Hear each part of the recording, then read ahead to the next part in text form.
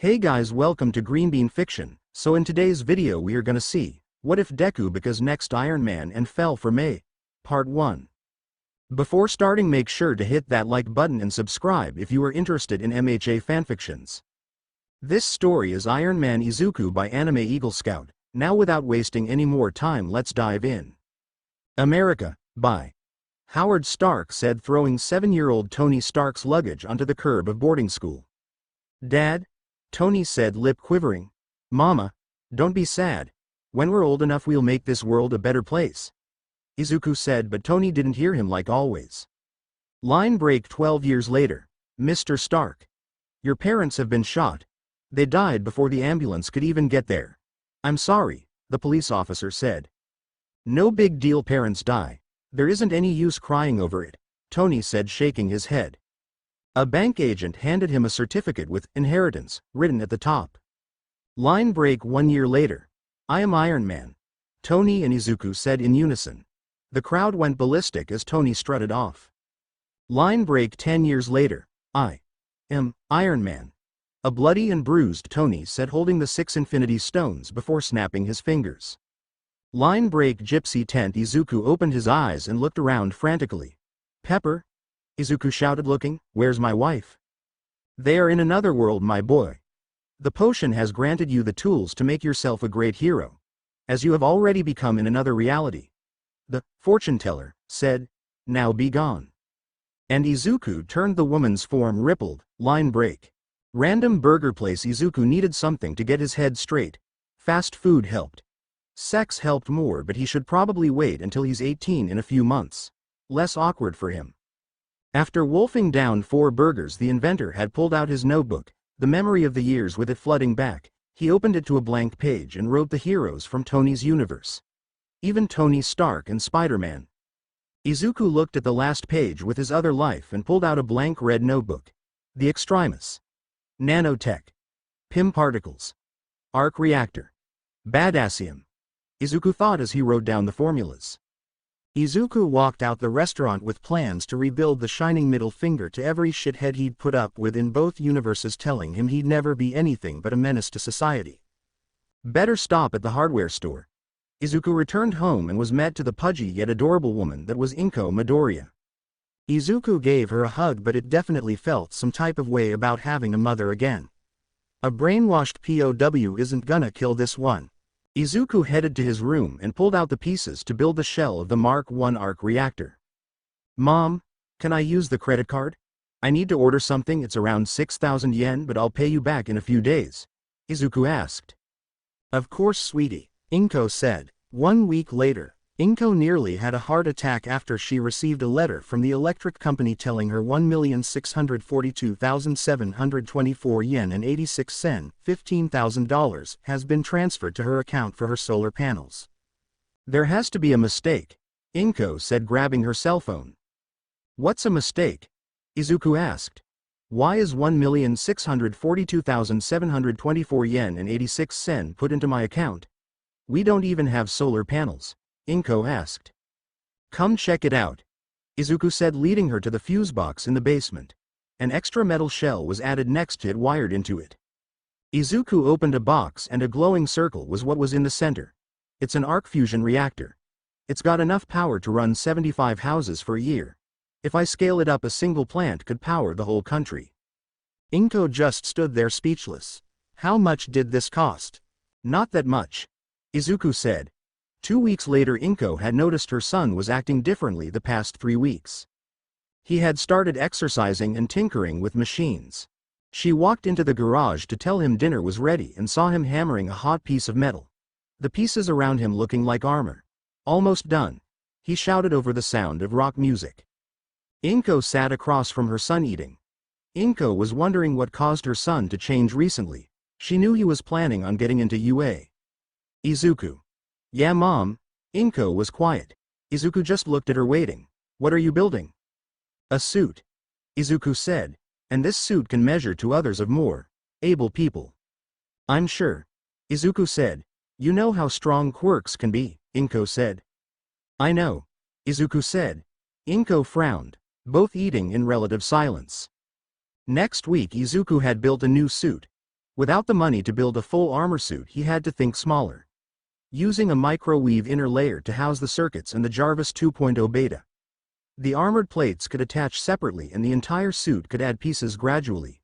If he wanted to build the nanoparticles, he'd need enough power first, and a particle accelerator wasn't something he should be building in his backyard yet. Izuku had looked into getting the necessary pieces to create the Extremis serum. He was kicking himself for not using it in his rematch against Thanos. "I am Iron Man." Izuku answered his phone and heard the news. His mother was in the hospital. That night Izuku marched into the hospital with the Extremis 2 virus in a metal case. Inko Midoriya. He slammed a hand on the counter. "Room B5. She's not awake." Izuku entered the room and saw his mother, bandaged and unconscious on the bed. After reading the report, Izuku blew his nose on the paper.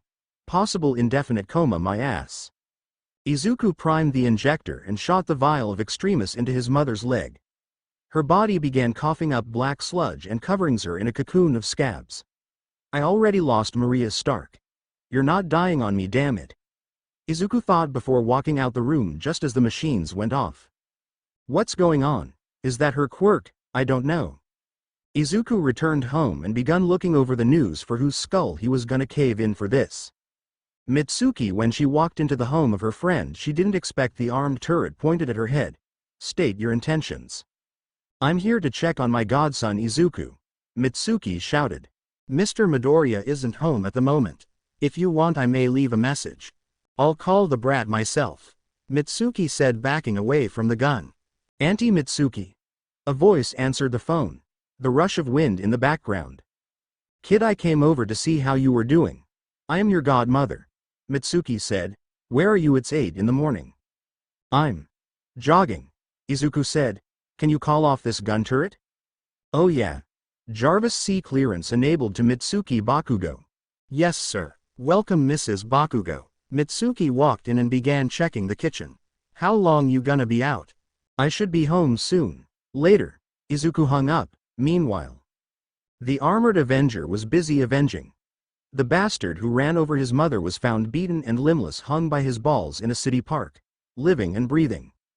"Follow traffic rules," the modulated voice said before flying off. Izuku landed in the backyard and unloaded his suit into the shed before changing into his exercise clothes. "Hey auntie," Izuku said, walking in. "How you holdin' up, runt?" she asked, petting his hair. "I'm fine," Izuku said. Mitsuki put 2 plates of breakfast on the counter and Izuku ate. "So you enjoy your break?" "Yeah," Izuku said. "You ready for the last year of high school?" "Totally," Izuku said, smirking behind his breakfast. "So chasing any skirt?" Mitsuki asked. "Not yet," Izuku said. "What's your plan after then hero?" Izuku said. Mitsuki snickered and said, "You sure got balls, kid." "Damn straight," Izuku said. "Well, since you got it handled here. Later, runt. Call if you need anything," Mitsuki said. 3 days later, Inko had regained consciousness to find herself in some kind of cocoon of black scabs. Looking around, she found a call button, and when she pressed it, her hand started burning. The feeling was minimal, but the button started to melt. The doctors rushed in to check her over. "What happened to me?" Inko asked. "You were in a hit-and-run accident. It's a miracle you're somehow not dead," the doctor said. "Your body seemed to be accelerating its own healing."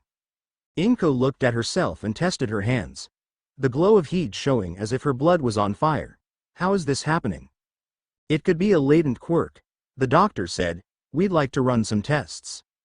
Izuku, the Iron Avenger, was working on the Extremis 3.0.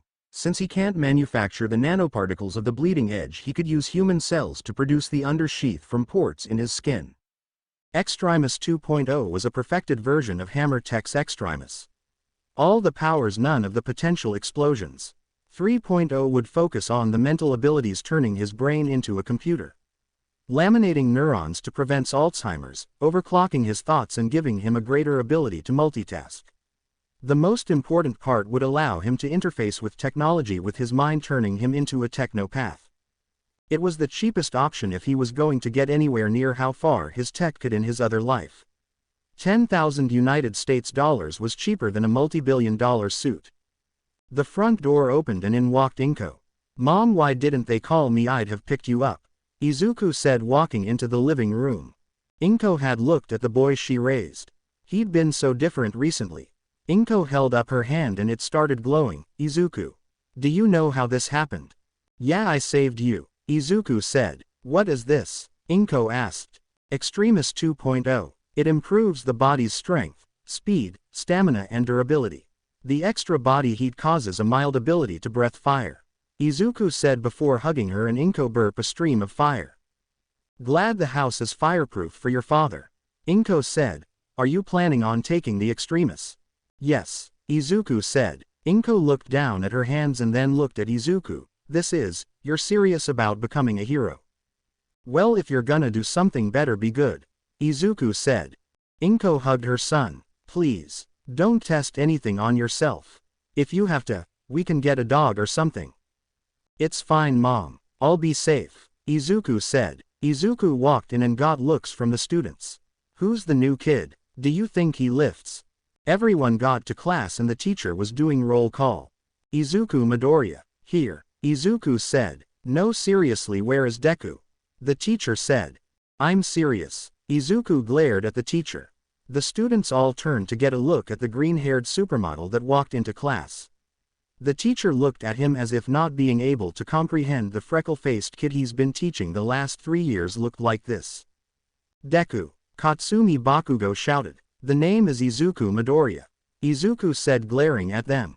The teacher moved on and the class was handed papers for career assessments. After class, Katsumi had been sneaking glances at the quirkless boy all day. This wasn't Deku. No way could the annoying loser turn into this. Kachan, Izuku said. When the Spitfire had heard the slice of hunk shout her name, she had only been able to back away.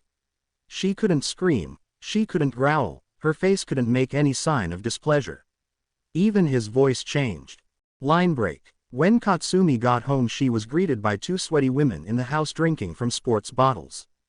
Hey brat, Mitsuki said.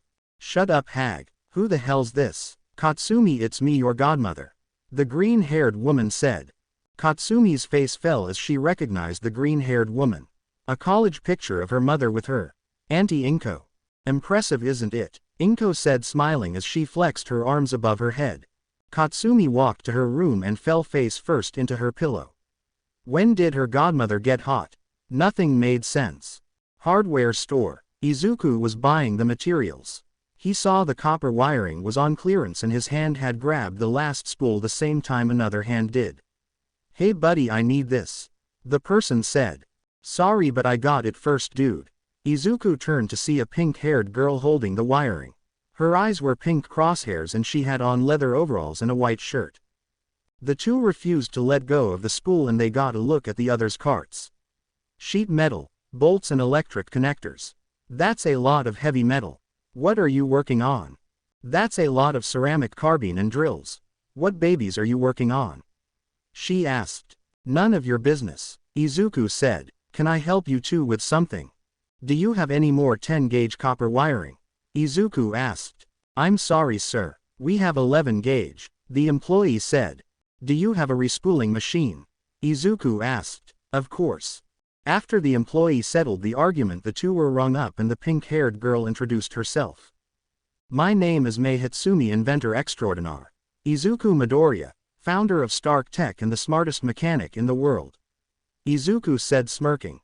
Oh really? Mei asked, smiling. Wanna test that claim? Oh, and how do you plan to do that? Come check out my babies and you can show me yours, Mei said. You're on, Izuku said. Mei workshop. A shed behind an average household had many new inventions hanging up and laying around. Blueprints on a pegboard and incomplete prototypes on the workbench. Here are my flight boots, Mei said, revealing a pair of steampunk pair of boots. Kinda clunky. Fan propulsion is a little slow. No way they'd reach higher than a few meters before burning out, Izuku said. Oh yeah, well check out my wrist-mounted rope launcher, Mei said. Again clunky. Limited rope storage, and judging how thin it is, I'm guessing it's got a weight limit of around 200 pounds. Izuku said. Oh yeah, smart guy. Here's my solid-state lithium-ion battery pack. 600 kilojoules of power per gram. May said, showing the battery and looking smug. Impressive. Oh yay, really? May said, smiling. Except it's again clunky and too big to install in anything other than heavy machinery. Izuku grinned. May pouted and said, oh, let me see your inventions. Izuku pulled a wristband out of his pocket and put it on. He sprayed the ceiling and pulled himself up. Stark Tech Bio Cable is a synthetic spider silk reinforced with carbon nanotube. It's got a tensile strength in the hundreds of thousands. Izuku said, demonstrating by lifting May and bouncing on the string. A single pound could wrap around the planet, and a single cartridge holds about a liter of pressurized web fluid. May had tested the bio cable by pulling it and trying to cut it. Okay, that is definitely better. May said, I wanna see your other babies. Izuku garage. Wake up. Daddy's home. Izuku said, snapping his fingers. Izuku's dad's car was lowered into the floor and the walls opened up to see a bunch of gadgets on shelves. Not nearly as many as May. A hologram interface appeared at a desk with a chair. May's eyes had turned to hearts as she marveled at the inventions. This is your workshop, May exclaimed. Yeah, but most of my stuff is in my room. Can't have the samples getting temperature damage. May had been rushing around getting looks at the inventions. Are those flight boots? Stark Tech repulsors are a completely electric-based propulsion that is carbon neutral and cold enough that gasoline won't ignite under them. Izuku said, grabbing the raw metal prototypes and bolting them on along with the repulsor chest piece and flight stabilizers. May watched as Izuku floated before her, his glowing chest piece like a glow of a celestial being to her. Are you gonna join the support class? We could make so many babies together. I'm going hero, Izuku said, landing. But your babies could help so many heroes. May said. And I don't care. I'll design support gear when I'm bored, but my inventions are designed for me to use. Izuku said. May had looked ready to cry. You wanna take the flight boots for a spin? Izuku asked. May nodded. Give me a second, Izuku said, pulling a crate out of a compartment and pulling out a pair of red and gold boots and gloves. He unbolted himself from the raw metal ones and handed them to May, who happily put them on. The two ran out of the garage and Izuku hit a button on his phone, closing the garage. Izuku showed May how to take off and had to grab her to steady her for a few seconds. You're not even struggling with it. Your legs must be really strong. Damn straight. Now let's get a little altitude, Izuku said, grabbing her arm and shooting into the air. Mount Lady. When she was taking the night patrol, she didn't expect two flying teenagers being something she'd have to deal with. So you two don't have quirks? Not ones that fly, May said. Okay then Mount Lady was looking at her phone. Okay, so if you're flying in the city, keep it above 50 feet if that's possible and go slow, not to cause any damage.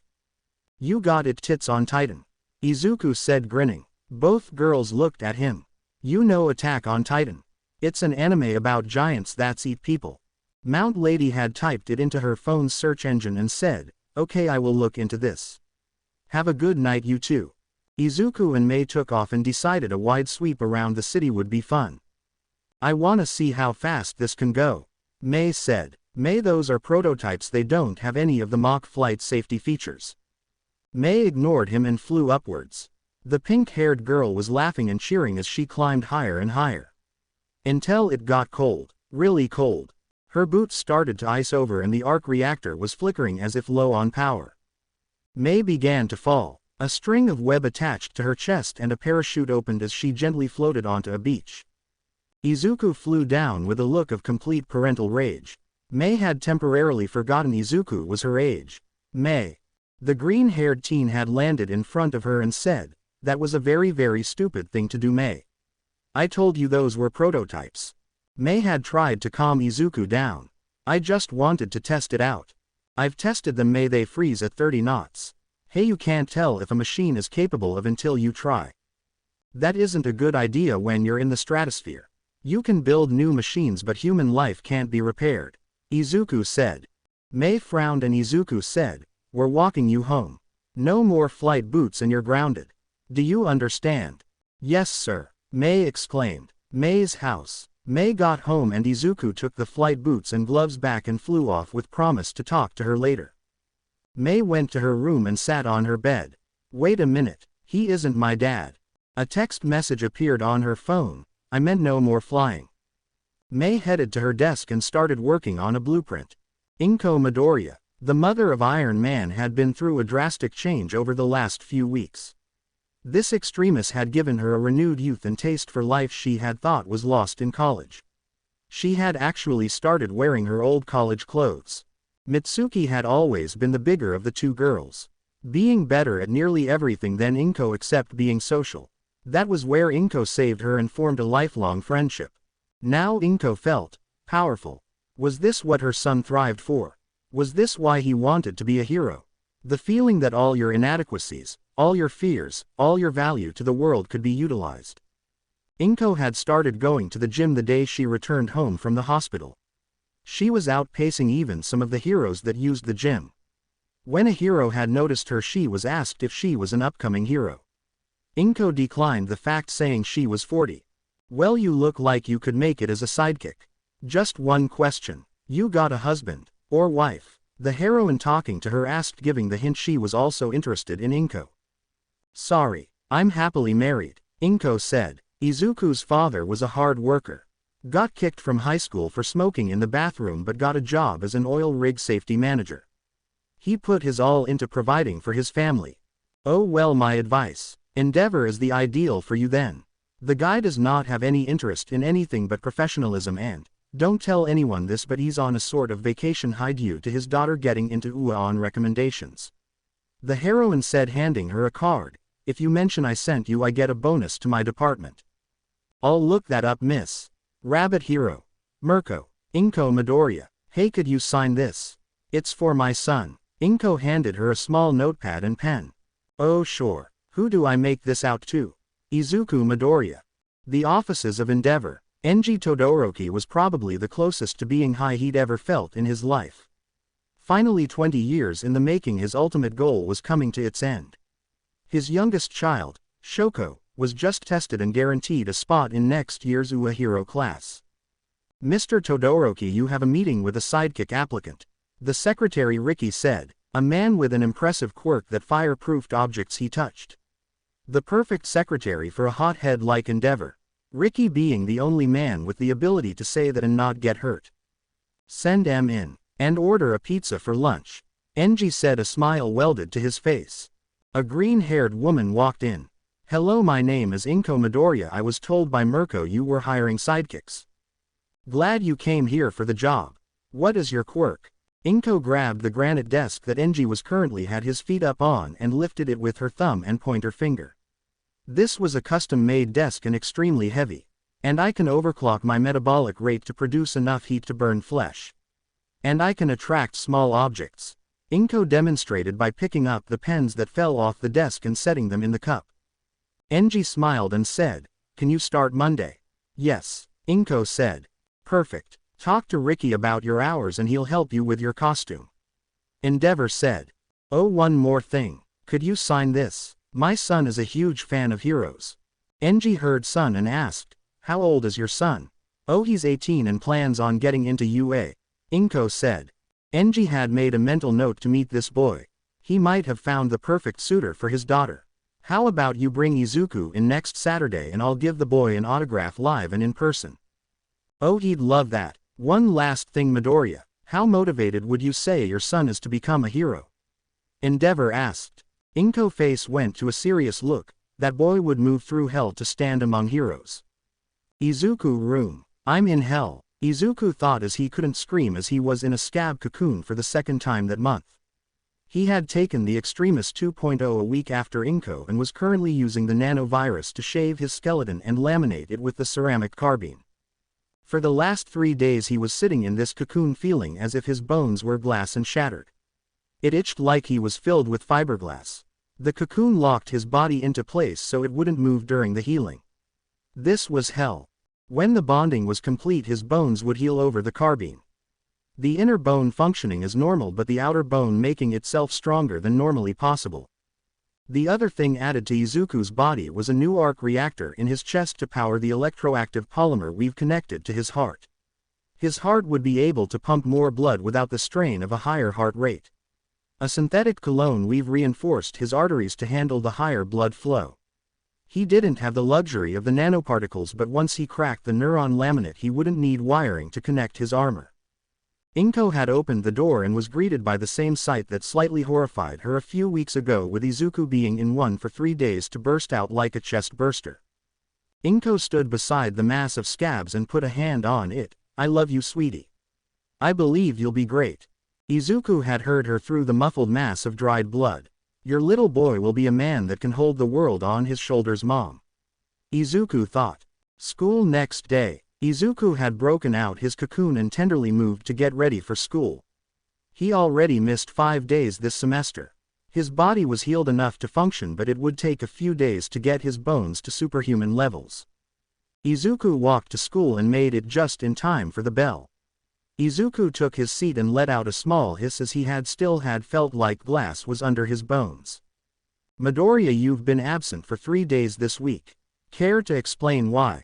"Family reasons. Here's my note," Izuku said. The teacher's hand extended out and grabbed it. "Okay then." The career assessments came back and, "Oh, for goodness sake, you all want to be heroes." The teacher threw the stack of papers. The class cheered, making shows of their various quirks. Izuku was joining in as well. Yes, you all have wonderful quirks." "No, they don't," Izuku said. Everyone got silent and turned to see the quirkless Avenger. "And you think a quirkless loser like you will get anywhere? I have 2 black belts, extensive knowledge on electrical engineering and design. I can build what I lack. Quirks are overrated," Izuku said, smirking. "Cheech, don't lump me in with these extras." "Oh, Bakugo, you applied to UA, correct?" The class began muttering about the exclusiveness of UA. Bakugo bragged about scoring high on the practice test.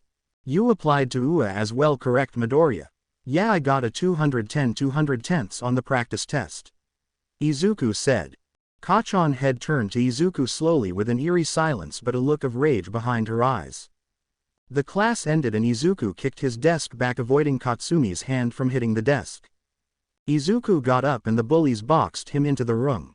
"So the useless loser thinks he could get into UA," a noodle-fingered boy said. Izuku looked at the 3. "You think you are lard ass over there could be heroes? Can you even fly anymore? Chub chub." The fat-winged kid grit his teeth and shouted it was a medical condition. "Yeah, it's called obesity. I can picture it now, Kentucky Fried Fuckhead. The perfect name for a villain like you," Izuku said, a shit-eating grin on his face.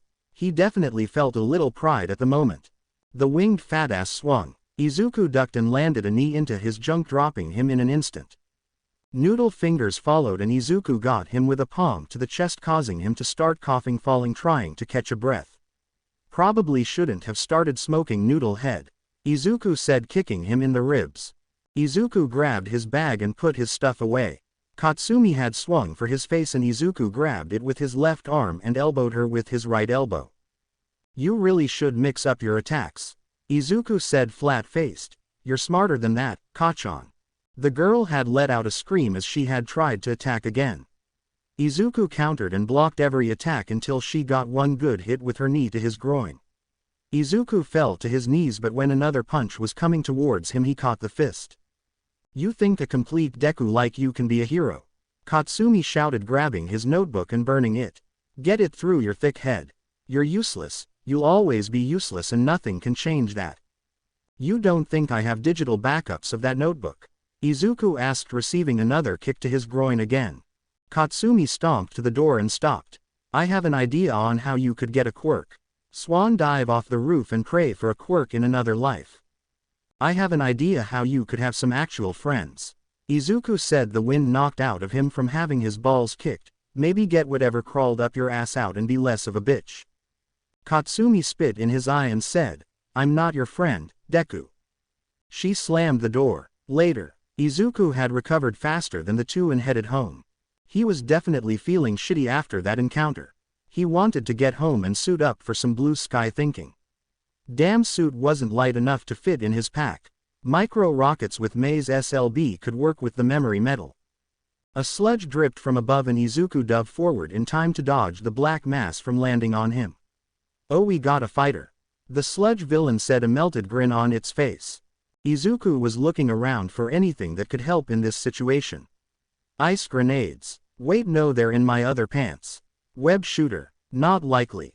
Izuku webbed to the bridge ledge and heard a voice. I am here. Izuku turned to see the symbol of hope himself. All Might. Izuku pulled himself to sit on the ledge and whip out a notebook. Detroit SSSMMMAAASSHH. All Might shouted as the sludge was stunned by the concussive force of the shockwave. All Might had downed a sports drink bottle. Izuku just noticed he had and started to scoop up the sludge villain. Izuku jumped down and started helping. Thanks for the save. All Might looked and saw the green-haired boy. I didn't see you there, young man. I jumped up to the ledge. Izuku pointed to the bridge. Pretty sure I just avoided getting tentacle hentai'd. All Might actually laughed at that one. I see you distracted it for me, young man. I had been chasing it all day. Damn sewers. Isn't there sewer heroes? The turtle ninjas and Jumpman the plumber hero. Izuku asked. Oh, you know of the subterranean squad. They're fixing a minor flooding problem north. All Might said as the sludge was being collected. Izuku had let his hyper fan off its chain with how he was asking All Might a bunch of questions while loading the bottle. All Might, being grateful he didn't have to collect the villain on his own due to his time limit, answered truthfully and had asked questions back. So how did you make it to the bridge? It's a little tall, isn't it? Izuku shot out a web and showed All Might. Bio cable. I could lift an elephant with this. All Might looked at the device and then at the boy's face. What do you think? An impressive invention, young man. I'm sure it could be a versatile innovation in support gear. Actually, I plan on being a hero. Izuku said. All Might looked a bit taken back. You wouldn't mind telling me what your quirk is, would you, Midoriya? Oh, I'm quirkless. Izuku said. All Might's eyes widened enough they were visible. Izuku snapped a picture. This is gonna get me so much money. Are you sure that's wise? If heroes were wise, they'd kill their enemies. A hero stands up for the innocent and protects the lives of those that can't. Izuku said. All Might covered his mouth to hide a cough. Izuku was smiling at him. Damn it, I'm running out of time. All Might jumped away and Izuku shot a web, getting pulled with the hero. Izuku held the web and created a hang glider out of webbing. Let go. I still need to talk. Izuku shouted over the wind. All Might landed on a roof and Izuku got flung forward, but he turned to correct the flight and wedded back to the building and pulled himself in. Izuku had pulled out his wallet and took out his prized possession. Please sign this. All Might deflated and Izuku's jaw fell. Before you say anything, your quirk expands your muscles to compensate for a huge energy spike, making you stronger. Izuku said. All Might raised an eyebrow. You always get bulkier during intense fights. I theorized about 4 years ago you were actually skinny, but everyone laughed and told me I was stupid. Well, you hit the nail on the head. All Might said. I inflate my muscles with energy to pack more of a punch. That's a good enough excuse for one for all. But I don't understand where the energy comes from. Izuku said. My Geiger counter doesn't register any gamma radiation and you're too bronzed to be solar powered. Your stomach could turn food into power, but that would mean you need to eat hundreds of thousands of calories just to throw a punch. You don't eat that much if creepystalker.com is correct. For fuck's sake, might as well tell him he's already figured it out. All Might screamed in his head. Alright kid, don't go spreading this around. I'm quirkless. I could tell people I saw you plowing midnight and have that on video and they'd just said I seed it. Your secret is safe, Izuku said. You wanna be a hero who? Toshinori said, leaning on the rail. You understand heroes get injured all the time, right? Izuku nodded. All Might lifted his shirt. 3 years ago a villain damaged half my respirator system. Izuku didn't even look remotely fazed. Tony had a heart surgery with chlorophyll as an anesthetic. Toxic chainsaw, right? Good memory, but this was a difficult villain. All Might said, putting his shirt down. Quirked individuals get beaten and sometimes killed. If you want to help people, I'd join the police. All Might signed the card, but when he looked up, Izuku was gliding off the side of the building using the web shooter to navigate. All Might sighed and looked at the card again as he walked down the stairs. Wait a minute, this is that talking chocolate bar card that got cancelled. How did the kid get this? I am here. The clear holographic card of All Might shouted. All Might knew he definitely needed to give this back to the kid eventually. Toshinori pocketed the card and reached for his phone when he realized he didn't button his cargo pocket. Shit, the deflated hero said. Katsumi. The girl was walking down the sidewalk kicking anything that was in her way. Damn Deku and his damn book. Why can't he just learn his place in this world? Katsumi thought. A small part of her brain, a 3.9-year-old girl, had said meekly, his place is supposed to be shoulder to shoulder with his best friend as the top hero. What did you say? Katsumi screamed in her mind. Nothing, ma'am. That's what I thought. Katsumi looked up just in time to get attacked by a wad of sludge she had just accidentally kicked open. Izuku. High above the city was a red and gold suit of armor. Izuku had forced the tears down as he suited up and rocketed out the house with a minimal, "Hi, I'm going out." To his mother. Izuku was getting flashbacks of every time in his childhood he got bullied and harassed. Izuku tried to focus on something, anything good. The only good was All Might or Tony Stark. And now all that's left is Tony. Izuku remembered the battle with Thanos on Titan. You throw one more moon at me, and I'm gonna lose it. Stark, you know me. I do. The genocidal grape said, you're not the only one cursed with knowledge. My only curse is you. Was Tony's response before a barrage of missiles popped out his back and fired at the Mad Titan. Tony didn't have powers, he did have gifts, he didn't even have any argumentation. But he stood up to Thor, Loki, the Hulk. He was the one who was first at the door when Thanos came knocking and fought with everything he had and had made a god bleed. And Izuku was there every step of the way. Izuku let a few tears fall as he had started laughing at his life before Tony. Every insult, every burn and bruise just melted away. He had scars, but he also had something that others could never have. The primal ambition that clawed humans up the million-year corpse pile of evolution. The need to exist in the world. The need and will to keep going. Izuku smiled and slowed his flight to just enjoy being in the clouds. This was cut short by the scanner going off and seeing a fire and that slime fucker. Guess stopping the fire is not against the law. The body inside the sludge was picked up and Izuku said, hero laws prepare to be ignored. Jarvis, prime the zero cannon. Wide spray, and keep the sonic pulse on standby. Right away, sir. Jarvis said. Izuku spun to head to the fire. Katsumi. This is it. Katsumi thought the hope for salvation slipping by the minute. Her quirk only made the problem worse. Izuku, we're sorry. The little girl said. No, we aren't. Katsumi said. A streak of red, gold and blue flew overhead, spraying the burning buildings with some kind of freeze quirk. The heavy armored figure landed and stood facing the sludge. Place picture here. You have 3 seconds to get off her before I turn your ass into dust. The voice of this robot said. And what are you gonna do, tin head? The sludge teased. I am Iron Man. His voice shouting the first 2 words caused the sludge to slightly liquefy before the final word was spoken normally as his hands raised and pulses of sound fired at her. The knight in red armor didn't give an inch in the assault. Freezing and punching the clumps. Switching to sonic attacks when the sludge got too close to her face. A round object was thrown at the sludge as a string had been fired out the machine's wrist to stick to her, pulling her out the sludge. A massive burst of cold blew her hair as a metal arm covered her from the blast. Katsumi saw the remaining pieces of slime in an ice block no bigger than a mini fridge. Katsumi had moved her hand to get a look at her metal hero. When her hand touched the gold part, it was like flesh. This was an actual person. The armored hero, her hero at least, had grabbed the ice block and drilled into it with a tool, pulled out some compartment in his side. The eyes and some sludge placed in the cylinder, and the rest was incinerated with his hand blasters. The cylinder was handed to the cops and he flew off. He's all yours. All Might. I watched useless and weak as an innocent teen was going to die because of my stupid self. I'm so pathetic. All Might thought. A burst of cold stopped the fires and All Might had a small hoped frost hero. Snowmaid was out of the hospital. An armored machine landed and demanded the girl be freed. When the pulse of sound had been fired, All Might was thinking, what is this thing? The sludge's ass was indeed turned to dust, leaving only the necessary parts to keep the villain alive, which was handed to the police. All Might nearly blew his cover when he saw the webbing save the girl. Midoriya. Toshinori watched him fly off and turned into All Might. I am here.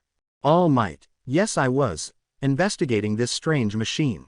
It is my assignment and I'd like to inform everyone it has not killed anyone, so if you see it, please do not attempt to apprehend it by force. All Might had thought up the quickest bluff he could to keep the media and other heroes off the green-haired boy. The girl was still in a state of shock. The heroes talking to her, but their words didn't seem to register. All Might had pulled the heroes to him and ordered them to just leave the machine alone. I need to fix a mistake. That thing. It said its name was Iron Man, Katsumi said. Izuku was flying around when something was approaching fast. All Might jumped up and said, "Pull over." Izuku landed and said, "What can I do for you, sir?" All Might deflated and said, "We need to talk." Izuku lifted the faceplate and the narrow glare was what greeted Toshinori. "I have nothing to say to you." "No, but I do," Toshi said. "I just watched a real hero work." Izuku just stared at him blankly. Toshi said, "There are stories of the pros of the first time they saved someone. Each having a little variation, but one thing stays the same. Their body moves before their brain. They run to preserve human life, even at risk to themselves. Look, if you," Izuku started, but Toshi cut him off. "But I also watched a pro at work there," Toshi said. "Usually a hero only has the tools to do one thing. Stop the fire or save the people. I witnessed a hero that was able to do both and limit property damage. I'm sorry I doubted you before." Izuku looked up at the man and said, "It was a valid opinion. You have the right to one, but that doesn't mean it's right. Is there anything else you wanted to say, or can I go home and eat my dinner?" "Yeah, I got one more thing," Toshi said.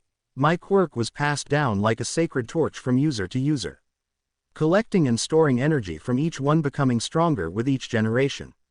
I was born quirkless until my mentor passed the quirk to me." Izuku's eyes widened before All Might transformed and said, "Izuku Midoriya, I choose you to be the next wielder of my quirk."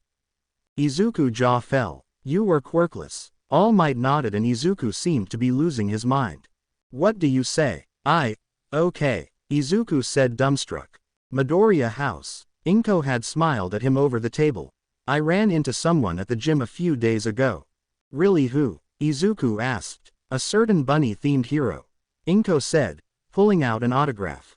"The rabbit hero, Mirko," Izuku shouted, looking at the paper. "Yep, she was impressed with my athletic skills and asked if I was going to become a hero.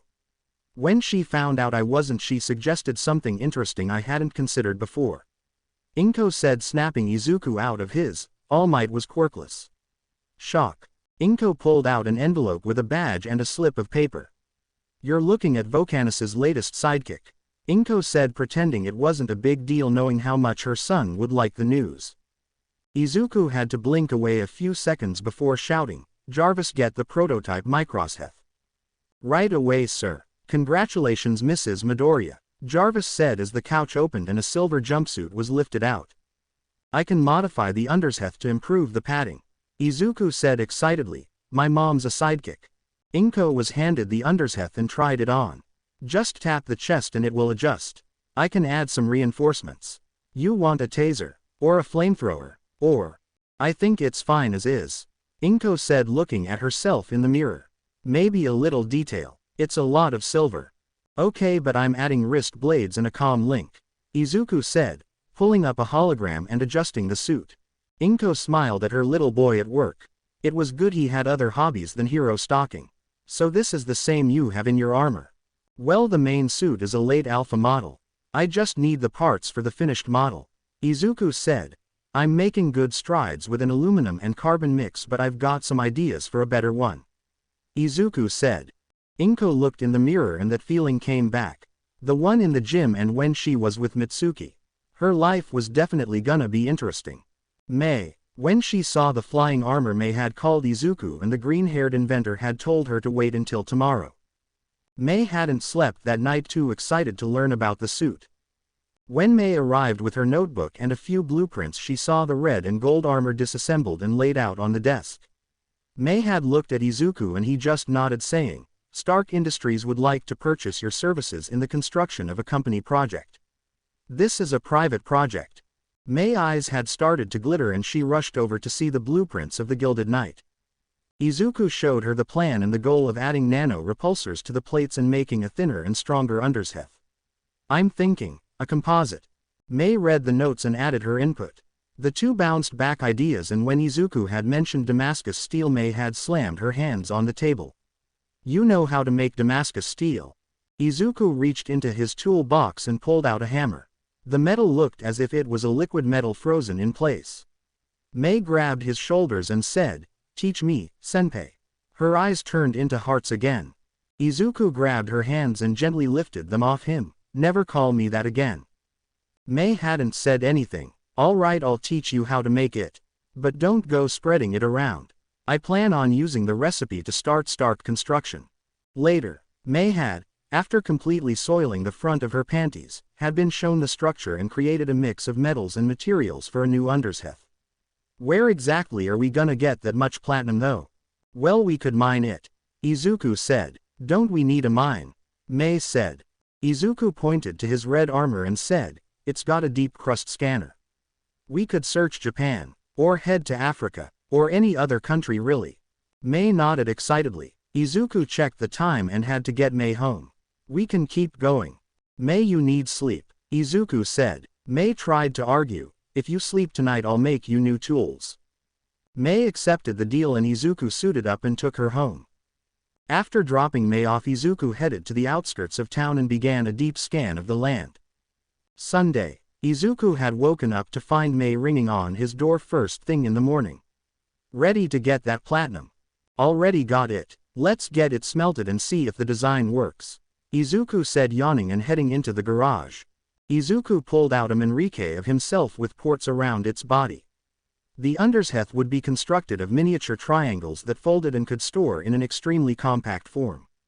The old sheath could fold into a softball-sized box, but if May's design and his new wiring plan worked, it could fit an entire sheath into a marble.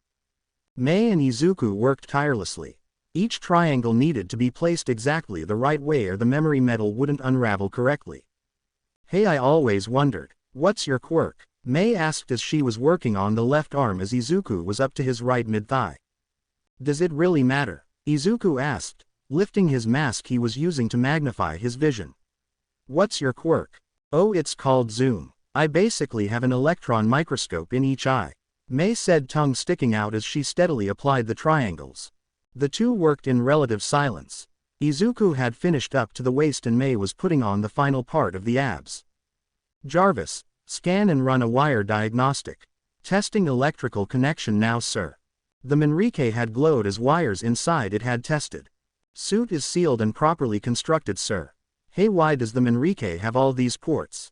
May asked. "You know how the other one is thicker and has a bunch of chips in it," Izuku said. "This one won't." May looked at it, then back to Izuku, and a quick zoom in she saw a few scars. "What did you need that ceramic carbine for again?" "A little biology project," Izuku said. May looked at him and his eyebrow raised. "Where is the carbine?" May asked. Izuku brought a hand to his face. "In here, and down here," pointing around his body. May covered her mouth and she looked horrified. "What's the problem?" Izuku asked. "Technology needs to go on. You won't get anywhere without pushing limits.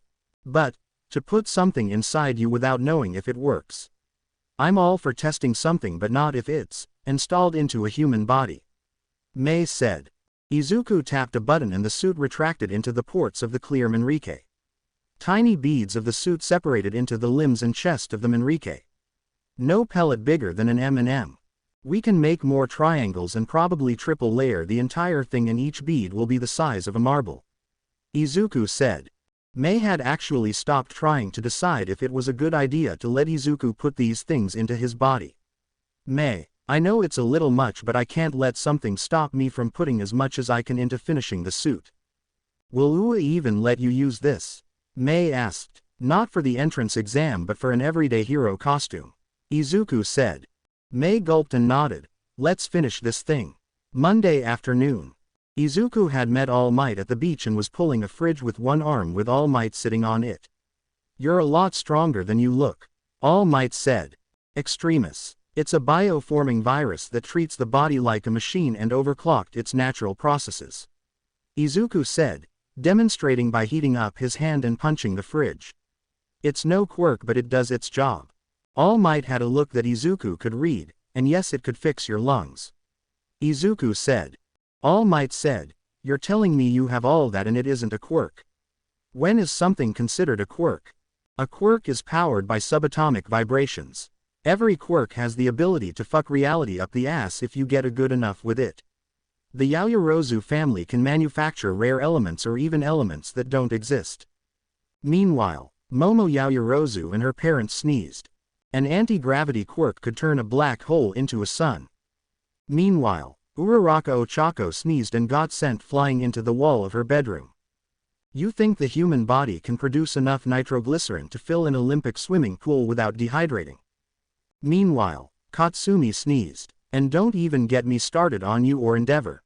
Izuku said, Frostmate is cold enough to create an atomic bomb if she tried. You have a nuclear plant's worth of energy in your cells. Endeavor creates flames that can't be extinguished by conventional methods. Meanwhile, Rei Todoroki sneezed and a nurse asked if she was okay. Elsewhere, Endeavor sneezed his morning paper to ashes. Ricky. He's on vacation, Endeavor, sir. A person on the intercom said. Oh right, how many vacation days does he have again? Endeavor asked. He has about 6 months saved. He's in the tropics for the next 2 weeks. Oh right, call him and tell him I want a shot glass. Right away, sir. Back at the beach. Quirks aren't mutation, they aren't something biological, they're metaphysical. They're forces of nature. Sure, genetics play a role in which one you have, but the quirk itself is the power of a god. All Might said. Imagines of his master and the one who passed the quirk down to him. The number one hero had gone through his teenage years feeling completely useless, and the world reinforced that notion. Mommy, I wanna go home. A little Toshinori with a bloody nose and a broken toy melted into slag. I miss America. I miss Dad. His mother could only hug her child. All Might had tried so hard to get Nana's autograph and he got jumped before he could get to the signing. The breaking point was his girlfriend in bed with another guy and laughing in his face at how he thought he'd ever be anything but a failure. Toshinori was sitting on a bridge, nearly 18 years old, a case of beer he snagged from his mother's fridge. He had planned to jump. Then his hero saved him. The number one hero had talked to him that whole night. Toshinori had bled his heart that night. His life, his pain, and Nana didn't give him pity or shit for it. She gave him a choice. Jump or something special from her. He chose the second. All Might watched as a 5'8" shrimp picked up a washer and ripped it open. Hey kid, that armor of yours, how strong is it? Wanna test it out? Izuku asked, grinning. All Might watched as Izuku pulled out his phone and pressed a button. The suit was in front of them in a few minutes. You up for a few rounds? Izuku asked. All Might decided to give the boy a fighting chance and stay in his thin form. He could start Midoriya's exercise plan after he actually had an idea how strong he was. That was his first mistake in that fight. Izuku had floated and burst forward, grabbing the arm. All Might was gonna block the strike and swing around, forcing Toshinori's body to spin, and got rocket slammed into a pile of junk. All Might took a shallow deep breath and transformed. Izuku had thrown everything he could at the number one hero. With his pointer finger charged with his quirk, All Might blocked the strikes, but Izuku followed with a chained kick or punch. All Might had caught his leg and Izuku launched himself over All Might's head with his repulsors. A burst from the chest piece has cracked All Might's arms. Oh, I've had a crick in my shoulder for a few days. All Might said, moving his arms. Izuku growled and advanced. All Might caught his arm with ease. You've got form, but you still lack strength. Izuku's eye slits turned red and a massive charge from his chest repulsor blasted All Might back. The number one hero brushed off his clothes. All Might laced his fingers and with a single crack a pulse of force staggered Izuku. Izuku opened his shoulder piece and a barrage of missiles flew towards All Might. The hero's eyes opened as he could grab 3 out the air but got hit by the other 17. Not a scratch. All Might reeled back a punch and shouted, Detroit SSSMMMAAASSHH. Izuku grabbed a fridge and chucked it at All Might and rushed forward using the kitchen appliances as a bullet monkey. The force of the punch sent Izuku flipping forward, but he followed with an axe kick to All Might, forearms blocking the hit. All Might grabbed Izuku's ankle and threw him into the ocean. A loud bang had been what All Might heard before another metal fist met his face. Just a fist. A gloveless Izuku had punched him in the back of the head and suplexed All Might into the ground. Why does this feel familiar? All Might thought as his head was partly in the sand. A scissor headlock and a little torque had Izuku pinned. Impressive young Midoriya, but it will take. Izuku's mask opened and he spit in Toshinori's eye. When Izuku was free, he grabbed a handful of sand and got it into All Might's face. This is why my eyes are narrowed when I fight. Gran Torino taught you this, year 1. All Might thought as he was focused on getting the sand out his eyes.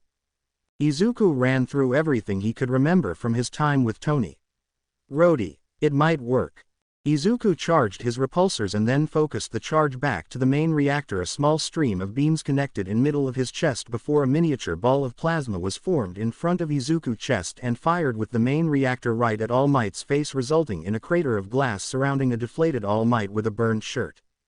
Izuku rushed forward and just started swinging. Toshinori was reacting to each attack. When the two got locked fist to palm, the two fought, sinking into the ground. All Might coughed up blood and Izuku's reactor started to smoke and power down. Shit, both thought as they had been completely drained. Izuku was on his knees. All Might had a hand on his head in what All Might meant as a comforting gesture, but Izuku was having Thanos flashbacks. You definitely have my respect, Midoriya. I can see you being a hero in the future. I can beat you without a quirk. Izuku said, breathing heavily. I don't want it until I can. A valid option. But you know how powerful my quirk is. Toshinori said, wiping the blood off his own mouth. That was the closest thing I've had to an even fight in the last few months. Izuku actually gave me a chance to actually take stock of my quirk. Rematch. Izuku said. His armor power cell charged the main reactor to a passive function level. Give me a week. Toshinori chuckled and said, how about we do this again next Sunday? Izuku nodded. 2 months later, Izuku had cleared the beach and the two had their weekly sparring match. More Izuku trying to make so much as a scratch on All Might, and each fight got the same results. Both getting completely stopped by their respective time clocks. Izuku was clenching his fist. Next week. I look forward to it. All Might said, having actually enjoyed the fights without the fear of death like every villain he's ever faced. Izuku grit his teeth. I have the ingredients for the extremis. I can have it done before our next fight. All Might was about to say he was thankful when Izuku stood and looked All Might in the eye. If you lose, I smash the vial of it and never make another. This is a fight for your life. All Might could feel a coming storm. On the opposite side. I'll get you next time, old man. A young adult Toshinori said to Gran Torino. The old hero just smirked over his tea. All Might nodded and transformed before jumping away. Izuku waited till All Might was gone before pulling out his phone. May get your butt to my garage. We're hunting a god. A squeal had Izuku pulling his phone from his ear. Izuku rubbed his ear before walking home. He had a suit to build. Next morning. Next morning. The mother had woken up to her son and his friend working on a project. Sweaty, greasy, and the look of walking death after working all night. Sweetie, the company Christmas party is next week. Izuku gave an okay before going back to a hologram of a gauntlet. Inko could see a fire burning in her son. This wasn't a contingency project, as he called a number of his projects. This was intended to be used, and due to his lack of sleep, Inko guessed very soon. I'm off to work. Stay safe, Izuku said. Endeavor. The second place hero had been planning the next Saturday event very carefully. If Inko could bring her son, he could introduce Shoko. The boy had the body of a wannabe hero. An unshaped piece of metal to become his son-in-law. And his quirk. What the heck kind of mutt was this boy's father? Ceramic bones, accelerated healing, enhanced physical abilities. Not to mention the boy's training. Mastery of 2 martial arts and boxing ability. Endeavor wasn't directly told what Izuku quirk was, but it definitely was impressive. Endeavor had found a few surprising things about Izuku. Most shocking was his quirk wasn't listed. Inko claimed Izuku was a late bloomer. Endeavor had seen pictures of Izuku's father, Inko's husband, and his only reaction was, why? A loving husband and a 10-inch, Inko was cut off by another sidekick spitting out her drink. Endeavor looked at the picture of his youngest daughter and thought, soon. Katsumi, she was busy training with her quirk, trying to stay in the air with her explosions. She was watching recordings of Iron Man rescuing her. The new posters she had custom ordered from pictures she found online hanging on her wall of her armored hero. Who was he? Where did he get so good? Was he single? Katsumi landed on her ass and growled. Damn it. Katsumi had stood and tried again. School. Katsumi saw Deku drawing in his goddamn book again. Katsumi saw it was a fresh one. She was considering burning it, like many before, but the beginning bell had the class sitting and listening to the teacher. Deku was still writing. Does he really think anything he writes in there will be of any use? He is nothing, and that's what he'll always be. He's supposed to be our friend. You're supposed to be his. The little girl in her head said. Bitch, I said shut up. Katsumi thought. You know he will get into UA, right? No, he won't. The little girl sat in her corner and huffed. I wonder what's Izuku's angel up to. Izuku's head. A winged, horned Izuku sat on a throne in Izuku's head, tail flicking back and forth happily. Izuku did what many heroes and vigilantes had done. The angel and demon had merged as one. It wasn't a rare thing. People just had a mentality and morals that basically were a waste of mental energy arguing, so the angel and demon just kinda fade into one another. Mei was spot on with that kinetic bleeder design. The horned angel thought as he was busy working. A hand came chopping down and Izuku grabbed the wrist, completely ignoring the teacher. Outside Izuku's brain, Izuku looked up from his book to the teacher, surprised at his hand being blocked and in a surprisingly strong grip. You're a lot more interested in that notebook than class today, Midoriya. Well, unlike the class, what's in this book is something that is interesting. Oh, and how about you read it to the class? The teacher said, trying to embarrass the usually socially awkward boy.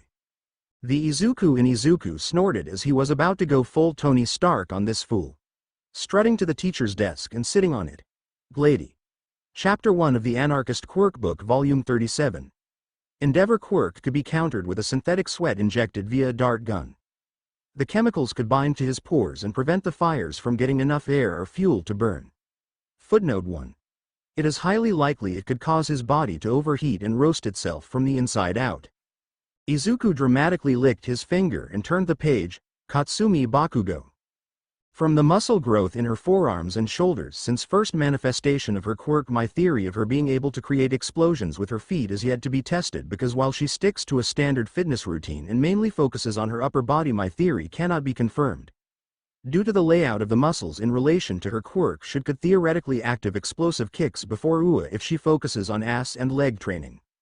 Izuku read on until the bell rang and the class just sat there as Izuku exposed chinks in the armor of 20 heroes and suggested half the class ways to improve themselves. Katsumi looked down at her feet. I've tried creating exploding kicks, Katsumi thought. You haven't tried actually working out like Izuku said, the young angel said. Katsumi left, and when she got home she saw her mother getting ready for a trip to the gym.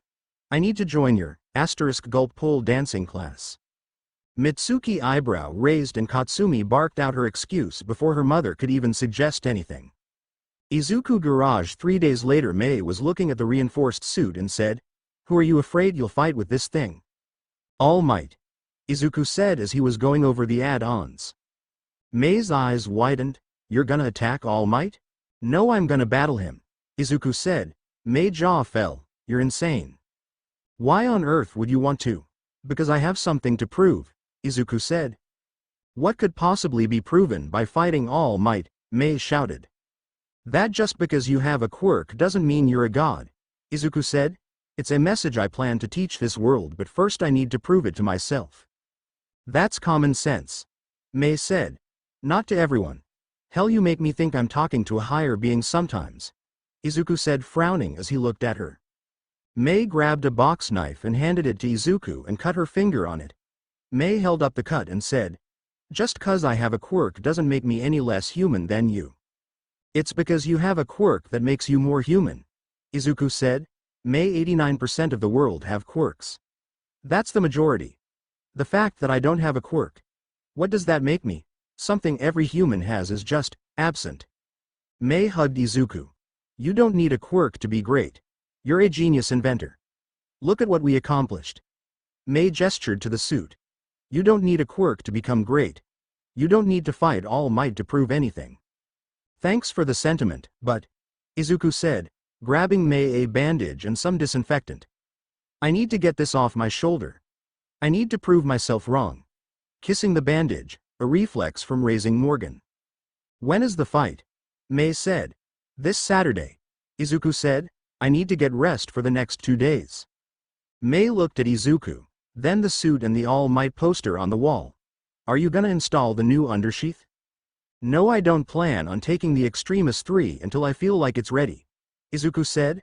I figured out a way to flip the photoreceptors in the eye to remove the blind spot and increase reaction time. Mei had been given an explanation of the Extremis, and when Izuku explained how his mother and him were already on Extremis 2, she was tempted to accept some Extremis 3 when Izuku finished it. Mei was a mechanic. Izuku was an all-around jack of all fields inventions. Mei was definitely smart enough to build his suit eventually, but she'd never come close to his advancement in biology or other fields of science. Izuku was a jack of all trades, master of none. Mei had often suggested he'd be a master if he focused on building only, but Izuku had told her his drive was in hero work. He'd probably resort to selling nukes or becoming a merchant of death without his hero personally. Mei didn't get his logic, but Izuku had refused to tell her anything more. I'm coming to watch the fight, Mei said. I need to make sure the upgrades survive. Izuku nodded, looking at the suit. The new reinforced plates were green instead of Izuku red ones, and instead of solid pieces they were leafed metal. Mei had been working on improving Izuku outer plates while Izuku was busy with something he called PIM particles, another secret in that brain of his. He had shrunk her SSL battery to become commercially viable and started selling them through his company, with her permission of course. Izuku had more knowledge about running a business than she did. Him giving her a fair 40%, with the other 40 going to manufacturing and 20 to Stark Industries. Mei had gotten a look at Izuku's notebook and had to rub her eyes at the details and inventions that the only thing stopping him from making was a money wall. It blew her notebook out of the water, yet had she been in the reverse she'd have tried to hold it over his head. A lot of kids in her high school had called her annoying or weird for her inventions. Izuku had a humbleness that Mei didn't think her ego would allow. The suit is ready for the fight. Let's work on something else tonight, Izuku said. You got any projects you want to complete? I'm working on a rocket idea, Mei said, pulling out her notebook. Izuku took it and pulled out a pen, crossing out a few things and adding a few things. Here, we can get a prototype done before morning. Mei looked at it and smiled. Oh, imagine the babies we could get into space with this. Toshinori, as I sat on the remaining junk piled high in the bed of an old pickup, I can't help but think of what was about to go down. Young Midoriya wasn't someone to expect a different outcome when doing the same thing. He definitely had a plan, and as much as All Might wanted that in his apprentice, he also wanted his lungs and stomach back. When Izuku arrived, he was already in full armor, but also had a large container under his left arm and a briefcase in his right hand. A pink-haired girl was with him, carrying a wooden box and a cooler. Young Midoriya. Who is this? Mei Hatsume, CEO of Mei Hatsume Inc. and head junior mechanic of Stark Industries. Izuku said, this battle is classified as a field test of the Hulkbuster Exosuit Mark 2.5. She is here to help make sure all systems are primed and ready for the fight. I also brought drinks and a second aid kit. Don't you mean first aid? All Might said. No, Mei said, putting a backpack on the sand, causing a large amount to disperse. Izuku pressed a button on the container and pieces of metal plates floated around him. Mei helped with checking the extra cores and primed the armor. Izuku removed his main arc reactor and swapped out the core. Izuku held up a metal briefcase. In this is a single dose of Extremis 2.0 in an injector. This is a fight till the other falls. No nutshots, no executions. Everything else is fair game. The ocean is fair game. Let's try to avoid the pier. Agreed? Toshinori nodded. Izuku handed Mei the prize and the Hulkbuster linked up. Call it. Mei moved a safe distance and pulled out a work rag out her back pocket. Ready? Fight. Waving it like a certain 18+ hero would.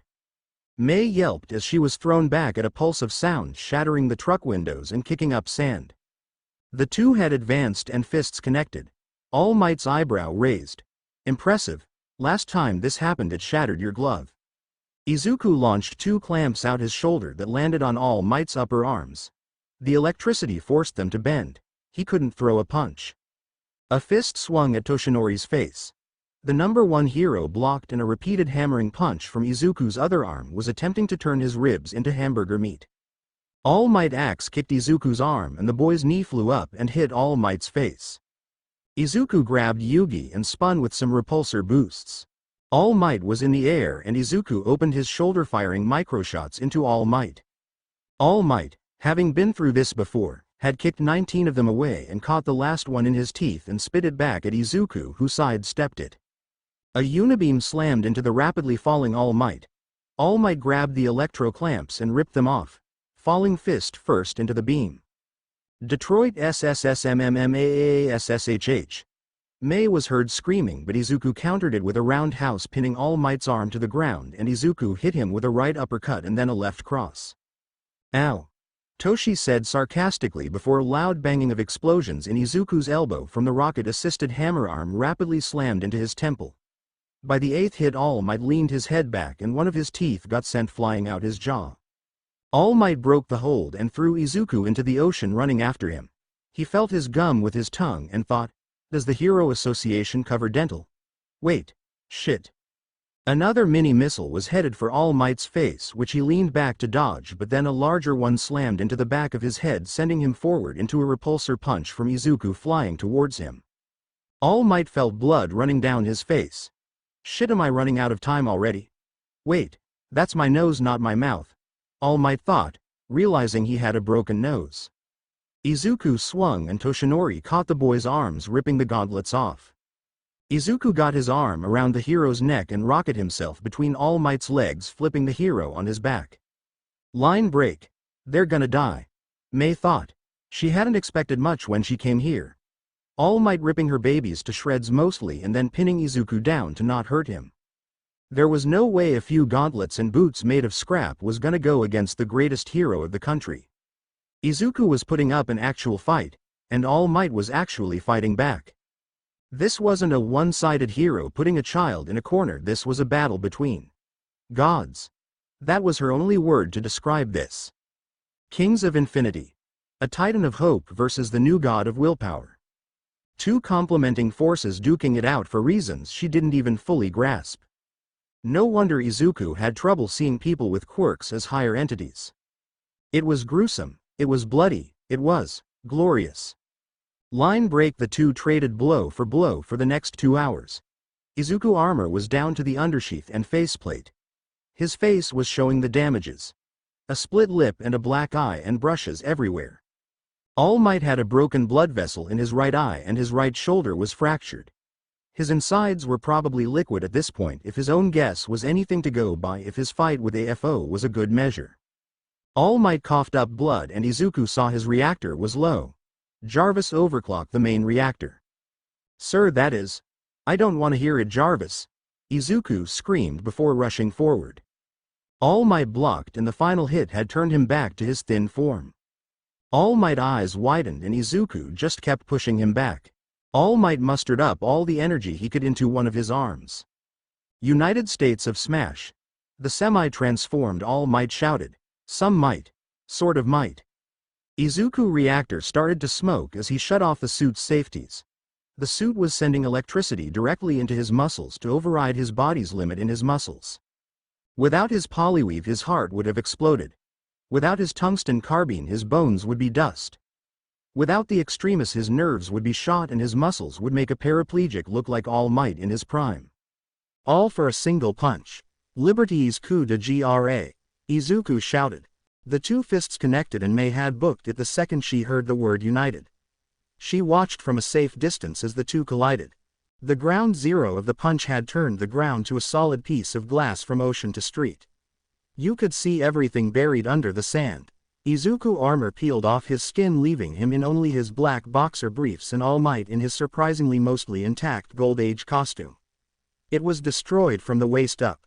The sudden wardrobe malfunction showed Mei the level of damage these two had left one another in. And they were still fighting. The last 5 minutes of the fight was a heartless Izuku and a deflated Toshinori. Iron Man outlasted All Might, but Izuku and Toshinori were still fighting. Both bruised, beaten, broken and shirtless. And with equal savagery and equal smiles, missing a few teeth. Left, right, left, right. A loud ringing echoed through the beach as both landed an uppercut on the other, dropping them both out cold. Both bodies hit the ground at the same time. Mei rushed over with a spare palladium core and a glove to get the still smoking reactor. Mei put in the new core and replaced the arc reactor. Mei treated All Might injuries as best she could. She knew enough to stop the external bleeding. Izuku's body was regenerating the muscles that got fucking exploded off his body. All Might's phone started beeping and Mei answered it. Mei Hatsume speaking. Oh hi dear, I was just calling because a hero did something stupid, senses tingling. Is All Might in any danger or injured? A voice asked. Mei looked at the two and said, you know, I think you might want to get some kind of transportation here. I can't really explain what I just saw. What's the closest you can describe it? She asked. She sounded as if she was already moving. Mei looked at the part of the beach turned glass. God can bleed, Mei said. We're on our way. Mei watched as the two were loaded into an ambulance. She had managed to get the scraps of Izuku's armor to keep others from finding it. The emergency vehicles arrived just in time for the fans to swarm. Mei hadn't heard if anyone found out Izuku's identity. A well-dressed dog, mouse, panda, and an old woman with a cane had met her at the entrance of Ua College. Izuku and Mei had the same excitement to see it for the first time, but Izuku was brought in unconscious and Mei was actually afraid for their lives. The babies born here will be glorious, Mei thought, but her focus was on her friend, Miss Hatsume. The principal said, I wish this meeting was under better circumstances. I have no idea how this started, Mei said. I got a call from Izuku saying he was fighting a god and went with it.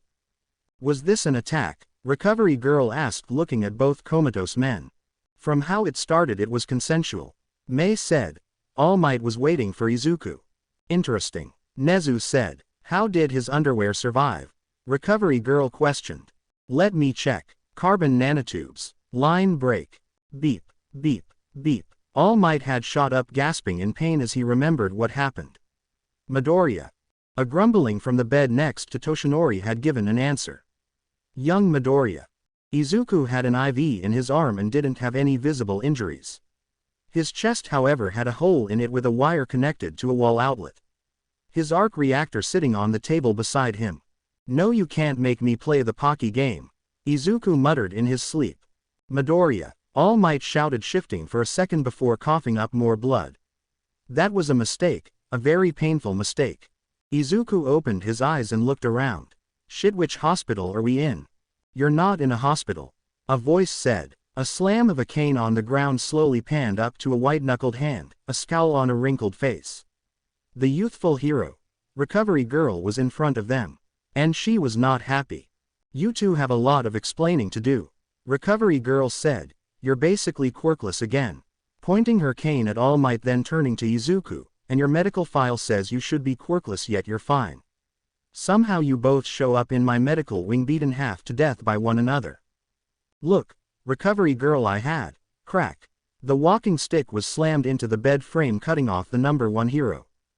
What is it? You insist you want to keep going as a hero even with half a respiratory system, and then I find out you're in a death match with a 17-year-old. Recovery Girl said, glaring at All Might. Technically it wasn't a death match and Izuku was also cut off by another crack. Silence, she said, a dark aura over her. You are so lucky that, unlike you, I took an oath to do no harm. Chio. I had to, Toshinori said. It was the only way to fix me. How was beating a child in a fight gonna fix you? Recovery Girl screamed. Extremis. Both said simply. Pardon. Izuku got up and staggered for a moment. Slow down, boy. Your body was breaking down the painkillers faster than we could give it to you. When we took out that thing in your chest, you nearly OD'd. If that girl hadn't connected you to the wall, you'd be dead. Izuku waved her off as he pulled out the wire and popped in his reactor. Woo baby, Izuku shouted as his heart kicked up again. Izuku pounded his chest a few times and letting out a howl. Izuku grabbed the case from the table. He opened it and pulled out the injector. He primed it and approached All Might. Okay, this is gonna hurt like shit for the next few days. Recovery Girl had hooked her cane on Izuku's arm. You are not injecting All Might with that until I know what the fuck is in it. Extremis. Izuku said. Once injected, All Might's body will be completely repaired. How? Recovery Girl shouted. You know how caterpillars turn into butterflies. It's basically that. Izuku said. All Might's body will be liquid for a few days at most, then he'll be up and kicking villain ass before we know it. Izuku moved to inject it and Recovery Girl tried to stop him, but Toshinori stopped her. Please, let him do this. The look of a man with nothing to lose was what looked at Recovery Girl. He saved his mother from a deep coma. She's now a sidekick for Endeavor. It could fix me. Recovery Girl huffed and said, fine, but I want a complete explanation of that serum. Midoriya, before I go under, you defeated All Might, Toshinori said. But you got up first. You won. No, Toshinori won. All Might was out of that fight the second I deflated. Iron Man beat All Might. Toshinori plucked a hair from his head and Izuku shook his head. You're gonna need that, Izuku said. Probably not a good idea to lose what is keeping you alive right now until after you're fixed. Okay. All Might smiled. I'd suggest an IV drip. He's got a lot of repairs to be done, Izuku said. Recovery Girl hooked All Might up and Izuku held the injector to Toshinori's neck. Plus Ultra, Toshinori said. Plus Ultra, Izuku said before hitting the button. All Might started coughing up a black sludge that encased his body. A massive cocoon of liquid covered the bed with the tube sticking out of it to feed All Might directly. Izuku had explained everything about the Extremis except where he first learned how to make it. Recovery Girl jaw had fallen. Are you sure you don't have some kind of mind quirk? Izuku pulled out an X-ray out his wallet and showed her. Extra toe joint and all. Izuku checked his phone and got a text from his mother. Where are you? Hanging with May. Okay, be home before 10. Izuku checked his clock and cursed. 9:30, I gotta be home. He got up and a mouse, dog, panda appeared. Allow me to give you a ride, young man. Wouldn't want your parents to worry. Principal Nezu. Izuku Midoriya. Izuku said, shaking his paw. Nice to meet a chimera who values the intellectual dominance that got the human race where it is today. Nezu's jaw fell. What did you call me? Chimera. That's your species, isn't it? Izuku asked. Nezu saw a slack-jawed Recovery Girl staring at the boy. We've been looking for a title for his species for years. Smart boy, Nezu thought as he led Izuku to his car. So do you play chess? 4D or hexagonal? Yojiku asked. Line break. Izuku house. When Izuku got dropped off, he had agreed to swing by the school to talk with Nezu about the armor and Izuku notebooks. Izuku saw his mother sleeping on the couch and put a blanket over her before going to the garage. Inside were the scraps of the destroyed suit and the arc reactors lined up on the desk neatly. Izuku sat at his workbench and logged in. A bit late, isn't it, sir? Jarvis said. Yeah, Izuku said. Hey Jarvis, pull up an internet search. Chernobyl. Accessing now. Chernobyl, or Chornobyl, is the name of a city situated in northern Ukraine near the border with Belarus. Ukraine was part of the USSR, Union of Soviet Socialist Republics, on the 26th of April 1986 when the disaster occurred. The city is now within the 30 kilometers exclusion zone that surrounds the nuclear power plant. Okay, so that's the same in this world, Izuku said, pulling up a document and plugging in a few things. Jarvis, render this suit design. Yes, sir, Jarvis said before a model of a reflective black suit with inner orange parts. Sir, am I to assume these are radiation absorption panels? Yeah, time to do some hero work the old-fashioned way, Izuku said. Mark this suit hazmat and run a material cost. Estimated cost of material 5,475,749 yen and 55 cents, $50,000. Delivery an additional 2,737,874 yen and 77 cents, $25,000 if we wish to avoid any flags. Jarvis said. Save this project and close it. Look for any buildings available for sale in Tokyo. Izuku said. Cheaper is better, but I need enough wiggle room. Am I to assume close to a Krispy Kreme, sir? Jarvis asked before a few property listing appeared. How's my bank account doing? Calculating the breakdown of your recent Dagoba Municipal Beach Park cleaning. 235,128 yen and 69 sen. Adding that to your existing saving, your liquid wealth totals to 4,583,530 yen and 92 sen, $41,853 currently in your possession. Monthly spending 3,000 yen. Izuku clicked a page and said, "This one. Scheduling an appointment with the realtor." Jarvis said. Izuku looked over to the scrap and said, "Pull up Project America's ass." A red and blue shield appeared. Izuku tapped it and cut the image and started designing an internal system. Next Saturday, Izuku adjusted his tie and suit. Web launcher, repulsor gauntlets, autograph book. Inko in a modest cocktail dress had interrupted his freakout as he got ready for the party. "Sweetie, it's just a formal endeavor throws." Izuku stepped into his flight boots and clicked on a leather cover so they looked like regular shoes. "Mom, it's literally the second biggest party of heroes in the country after the Yaoyorozu pool party. I need to make a good impression. How's the fireproof dress?" "Fits wonderfully, sweetie," Inko said. "Thank you for not going overboard with it. Bulletproof and auto cleaning is enough," Izuku said, "for tonight." The employees usually had to take the back entrance for the party, but Endeavor, unknown to the Midoriya clan, wanted Inko and Izuku in the mood to bargain, so they were picked up in a limo. Mei had arrived in a dress and her goggles on her head. Izuku had been allowed a +1, and after drilling Mei on how to chameleon her way in these places took her. A lot of heroes were here and a lot of inventors. Hatsume Inc. was still in the business of support gear even if Stark Industries wasn't. Izuku actually got the patents for both companies and would handle the business side of Mei's company since she had minimal knowledge at best on dealing with it. They loaded into the limo and Izuku spoke. "May I mean it, anything you and me built using my tech can't be shown off. Stark tech can't be seen in the hands of anyone unless it's for something important. Why don't you wanna make support gear?" Mei asked. "Come on, think of the babies we could make with it.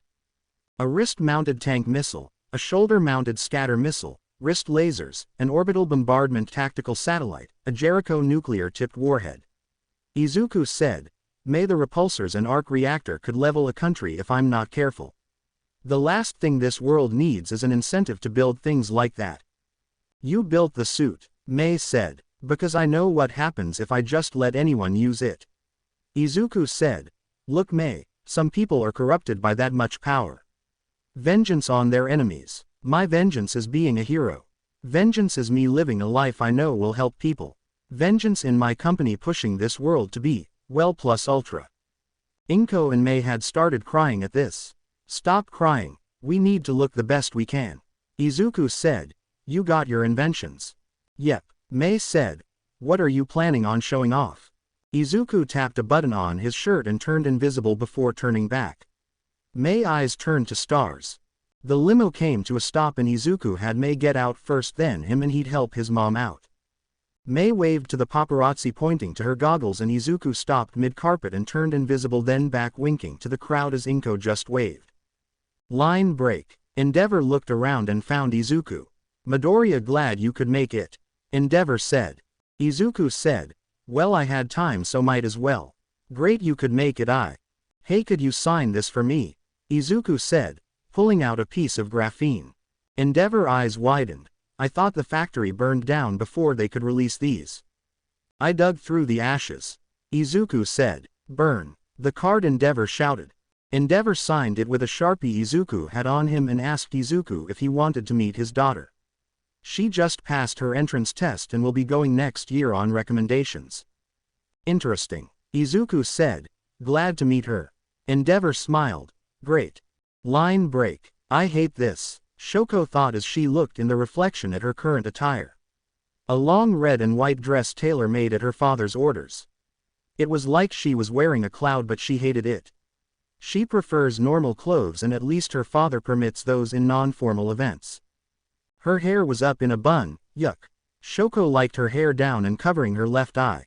She didn't even attempt to cover her burn with makeup. It made her eye looks weird. She was the spitting image of a princess, but she definitely felt like one, from the 1800s. A toy for her father to bargain with or turn her to what he wants her to be. Her father had spoken of a boy planning on getting into UA and most likely going to be in her class. Probably some pompous overweight prick with 100 years of inbreeding on his holy fucking shit. Who was that? Shoko looked at the person her father was leading into the room. Everything screamed average except his hair and eyes. Green locks that didn't look like any gel could hold. Eyes like emeralds in the light of the chandelier. Shoko watched as he walked over to her with her father speaking. This is my youngest daughter and my greatest creation. Shoko, this is Izuku Midoriya. Izuku said, introducing himself. I heard you're getting into UA. Shoko responded in the same flat tone like she did for every person her father introduced to her. Yeah. Izuku's face went to a bored expression and said, cool. Endeavor told the two to sit here and talk for a while. I'm here to get autographs from the heroes. Izuku said. 10 minutes tops. Endeavor nodded and left. Izuku tapped his phone and said, Jarvis, check for any listening devices in the area. Scanning now, sir. The phone responded. 5 cameras, 12 auto recorders and 1 heat sensor. Set them to a video loop with the audio cut. Izuku said. A circle appeared on Izuku's phone and the person on the phone confirmed they were shut off. Sorry, I don't like people recording me. Izuku said, taking a seat on the couch. Shoko sat down and looked at the boy. So, she said. What goes into the entrance test? Izuku said. Well, I had to fill out papers with my quirk and abilities. Shoko said. Well, that should be easy since I don't have one. Izuku said, smiling. Shoko's eyes widened and her mouth fell. You're quirkless. And my father let you within arm's reach of me. Izuku smirked and said, I know I'm the best. That was when he officially had her interest. Izuku and her talked about training and what levels Izuku was going to become a hero. Izuku demonstrated his enhanced strength and explained his bone plating. Wow, when you put it like that, what I went through seems so pathetic. Shoko said, putting a hand to her eye. Izuku grinned and said, hey, you can either cry about it or learn from it. I got my ass handed to me by nearly everyone in my life and look where I am now. Sitting in front of the daughter of the Hero Association's 2nd place and the future 3rd best hero. 3rd, Shoko said, narrowing her eyes. Well, I am gonna be number 1. Then, someone I know will be a top hero. But hey, 3rd place is still good. Izuku said. Shoko pouted and her hand started icing. Izuku popped out his repulsor and charged it. Easy girl. Shoko immediately remembered what she was looking at. You're Iron Man. Shoko's eyes stopped. Glad to meet a fan. Izuku said, grinning. Shoko's eyes were glittering as she looked at the greenette. An alarm on his phone beeped and Izuku said, well, time's up. I'd love to keep up this talk, but I came for a reason and one reason only. I'm getting those autographs. Izuku saw Shoko frown and he handed her a card. Stark Industries with a number at the bottom. Call if you ever wanna talk. But not tonight. Shoko looked down at the card and looked up to see Izuku left already. Line break. Izuku had gotten 157 autographs that night with the party winding down. Izuku saw Shoto in a corner and decided to tip the DJ to play something he could at least lighten her mood. Izuku shot out a web, pulling her up into the dance floor. One dance won't kill me, Izuku said, smirked. Shoko had started moving with him leading. A few times she stepped on his foot and he didn't even seem to notice.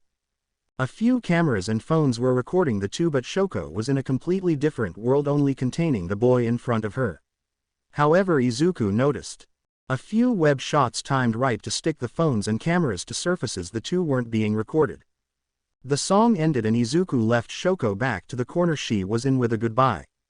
Line break. The girl had gotten home and headed to her room happy for the first time in a while. Random junkyard. Do you believe aliens exist? Mei asked. I don't believe I know. Izuku said, helping Mei get a few pieces for one of her projects. And they're completely willing to stomp us like a bug. Are you sure about that? Mei asked. Do you think there are? Izuku asked, eyes glazing over. I really don't know. I mean, what are the chances they're out there? Mei asked. What are the chances a lab rat mistakenly got out and created the Q factor? Izuku asked. I mean, Mei actually stopped to ponder that. Quirks started with one person. It wasn't the glowing boy. Izuku said, "It was intentional. And the reason there are no aliens is they intentionally ignore us. We stopped our astrology programs and the only reason we have satellites is people want cell phones. So what do you think about the quirk thing? The human race would be seeding other planets had quirks not been discovered. I think the reason we don't see any is they don't give two shits about us." Izuku said, "Them showing up would mean the Earth is fucked. Come on, what's the chance every alien we meet would be here to kill us all?" "I'd say pretty likely," Izuku said. "Come on. Not one is friendly. I think it's not a good idea to invite them." Izuku said, "I want to explore the stars. I want to build creations that would make the pyramids look like an IKEA coffee table." May had started thinking. Izuku thought on his own ideas. "I know this sounds weird, but what faith do you hold?" May asked. "Neural physics," Izuku said, "the belief of living time." May blinked. "It's not something people preach. Think of the universe as one entity. The past, present and future all encompassed as one thing. You were born, living and dead at this very moment. The Big Bang isn't in the past, it's still happening and will continue to happen." May sat down and looked at Izuku as he explained. "All good and evil in the world is merely the universe experiencing itself. This is why I believe in letting the villains live. Good can't exist without evil, and to attempt to destroy either will result in tragedy." "So is the universe like an egg?" May asked. "A rather good comparison, but that would imply it's waiting to hatch. The universe isn't a fetus, it's a fetus, baby, child, teen, adult, elderly and dead all at once. We all are the neurons of the universe experiencing itself. What we're doing right now is simply two neurons firing off. Life, souls, spirit, all this, metabolic energy of the universe is what I can describe it as." "Whoa," May said. "Yeah," Izuku said, looking up. "Do you think we'll live in space one day?" May asked. "Stark Industries space habitats," Izuku said. "Not that difficult to do when I have fusion reactors the size of a brick that can run a suit of power armor for years." Why do you constantly switch out cores?" May asked. "'Cause I lack a specific element that I lack the funding to create," Izuku said. "Normally an arc reactor should last for decades before replacing a core, but normal people don't get into a fist fight with All Might." May nodded. "So what metal is that?" "Number 119. Potassium," Izuku said, smirking. "You made a new element?" May asked. "I have a plan to make one. But again I don't have the money to build a particle accelerator." He took a sip of his sports drink. "Yet. So if you make that, what's your plans for it?" May asked. "Powering the world," Izuku said, smiling. May and Izuku looked up at the night sky. "So you really think aliens are out there planning to destroy us?" "Meanwhile, I'm sure I'm just being a little paranoid," Izuku said. Meanwhile, in another galaxy, Asgard, Odin stood before his two sons. "Do you know what you have started? Ow, my ass is killing me," Katsumi thought as she was getting dressed for school. She had been aggressively training her legs to try and unlock an explosive kick. Doubling her gym time, joining a kickboxing class when she wasn't in her Muay Thai classes, plus the Hag's pole dancing class has definitely made a difference. But nothing yet of her kicks. A notification on her phone interrupted her. A media post about a green-haired boy with the ability to turn invisible had danced with the daughter of Endeavor. Katsumi's eyes widened when she saw pictures of Izuku on a red carpet and a brief video of Deku in a black suit dancing with a red and white-haired girl. "Is this boy the future husband of Endeavor's perfect daughter?" the post read. Katsumi blasted her phone apart in absolute fury. "Deku can turn invisible. Deku was with that bitch. Deku had a quirk. Deku danced with that cunt. Deku had a quirk." Katsumi got dressed and Mitsuki shouted she wasn't replacing Katsumi's phone again. Line break. Katsumi had been glaring at Deku all day. When class ended, Izuku was already out the door when Katsumi rushed and slammed him into the locker. "Talk," she demanded. Izuku's eyebrow raised. "You're gonna need to be more specific." "Endeavor's party," Katsumi said, setting off a few explosions. "I made a suit that displaces light, allowing me to become transparent," Izuku said. "Still in the testing phase, but good enough for a demo in a fancy party." Katsumi's face was still contorted in rage. "So you're still quirkless?" "Why would I want one?" Izuku asked. Katsumi had huffed and said, "Who was that bitch? If you found out from the same news media I frequent then you should know." Izuku said, "I want to hear it from you." Katsumi said, "Shoko Todoroki. She's one of the students that got into UA on recommendations. She's my mother's boss's daughter." Izuku said, "Recommendations?" Katsumi said weakly, "Yeah, she already has a place in Class 1A when our school year starts." Izuku said, "Already has a." Katsumi let go of Izuku and started to process that bitch didn't even need to get in with the entrance test. "Ain't that kick in the ego?" Angel Katsumi said to the devil Katsumi. "Shut up," the devil blonde shouted, sparking. Katsumi had been distracted, so Izuku snuck away and slipped into the alley behind the school. Line break. Stark Industries. Izuku arrived at the warehouse and began working. By the time Mei got there, Jarvis was wired into the entire building. "This is so cool," Mei screamed, voice echoing through the empty building. "Jarvis, construct a virtual walk around of the building." "At once, sir," Jarvis said as a blue scanner swept the building. Virtual landscape constructed. Izuku handed Mei a pair of goggles and put on his helmet. "Pull up the schematics for Project Big Daddy." Large-scale arc reactor pieces rendered. Izuku started a simulated construction of the reactor and moved the massive thing around, finding out where to put it. "Right in the middle of the factory would work," Mei said. "No, then we wouldn't have a rift through the building." Izuku said. "Oh Jarvis, knock down that wall," Mei said. "You heard the lady," Izuku said. The simulator showed the wall being knocked down and Izuku added a dome skylight and expanded the building. Visible from the front entrance and out of the way of any projects. "Perfect." Jarvis, connect the water main and estimate the full-sized model and a running cost. Power output estimated 56,376,900 gigajoules. Water bill at 10,000 USD. Mei blinked. Weight 56,376,900 thats. That could power a fourth of Japan. "Seems enough for now," Izuku said, grinning. "Once I get a skyscraper and fit the Mark II reactor we can really start powering the world." Mei felt a shiver down her back at the thought of something she helped build being used to power the world. "Sir, I've run the numbers and renting the necessary equipment would cost too much to not cause some flags to go up," Jarvis said. "Pull up the most broke construction company currently with an official record and zero mafia ties. Uraraka Construction. Estimated net value in the red. Get them on the phone and schedule a meeting at the bank." Izuku said. "And get me about 10% shares in Stark Industries ready for transfer." "Stark Construction is ready to begin." "So you got the name?" Mei asked. "Yep. Paperwork came in and I'm officially allowed to hire people legitimately," Izuku said, reaching into his pocket and handing Mei something attached to a lanyard. "This will get you into any Stark Industries building," Izuku said. We can collab on other pro-hoof." Mei had put him in a bone-crushing hug, attempting to lift him but realizing he's heavier than she originally thought. "Thank you.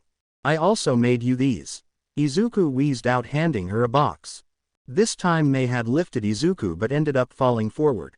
Thank you, thank you," Mei shouted. The two looked at one another and slowly. "Sir, I have scheduled an appointment with one Uraraka Grant." The two had realized where they were and Mei got off Izuku. "Thank you, Jarvis," Izuku said dryly. Line break. Next day. Uraraka Grant was a simple man. He loved his family, never cheated on his wife, didn't ruffle any feathers, followed every code in the book to begin his company. A company falling apart. His life's goal of starting his own business had been a nightmare from the start. Quirks. The death of his company. When a licensed hero started their own company, they could use quirks or hire people with them to do things much faster and cheaper. A government job could get you a limited use quirk license, but what job could zero gravity do for the government? Grant thought. Cementos could repair an entire city block in minutes. So with his dignity and integrity intact, he had responded to a request from a company to buy his life's work. Stark Industries. Waiting for him was a green-haired boy about my daughter's age, dressed in jeans and a muscle shirt with a weird light in his chest. "Mr. Uraraka," the young man said, shutting off his blowtorch and taking off his sunglasses. "Glad to meet you," he said, shaking my hand. American, Grant thought. The handshake was firm, This kid had arms that made most of his dwindling employees look like noodles. The eye contact had reminded him of those lectures about business dealings. American handshakes were firm with eye contact.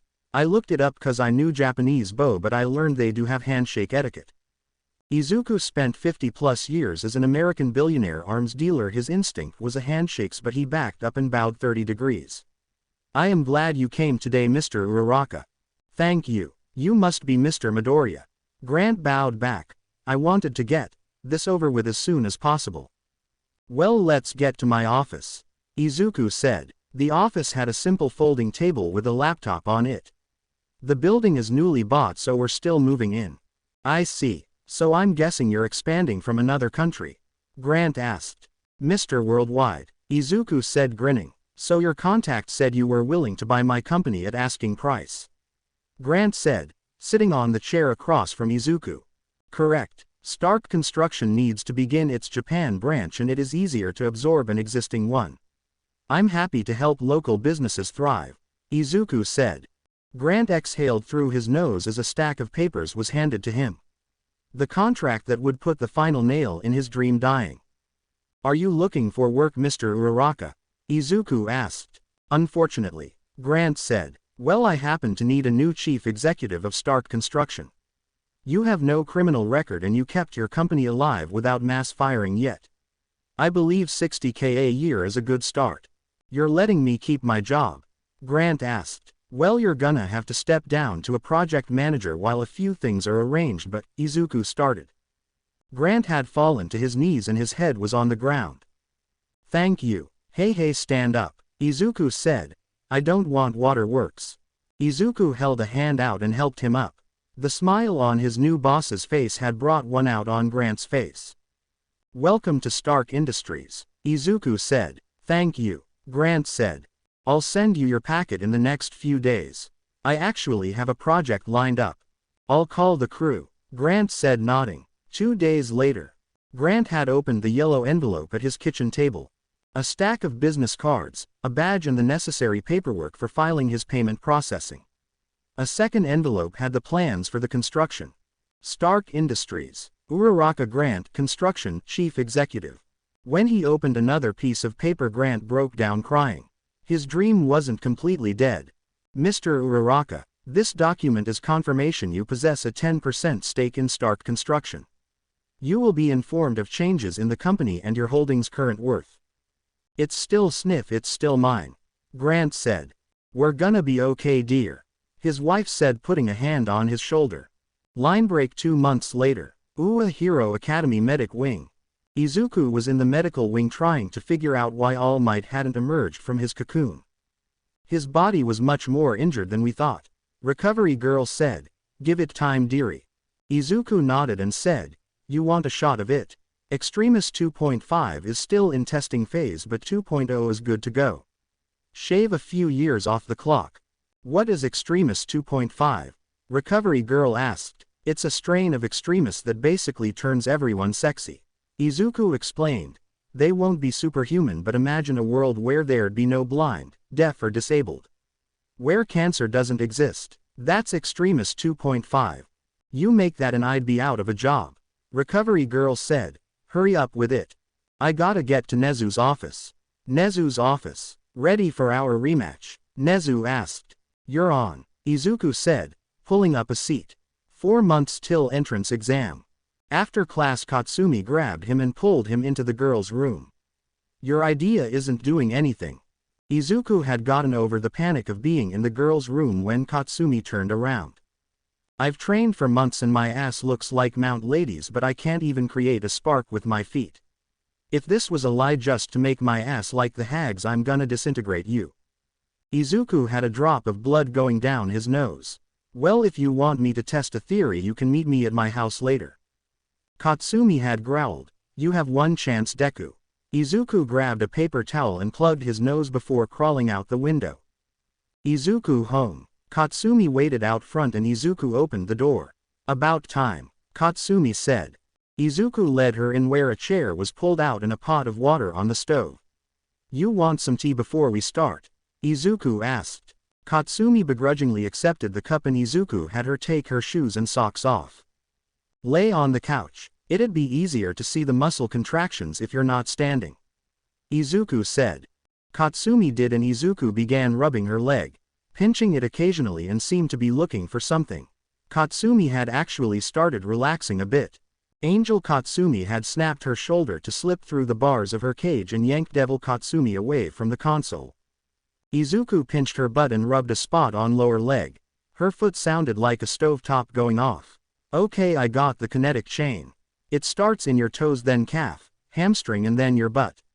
If you rocket the chain the other direction it gets a spark.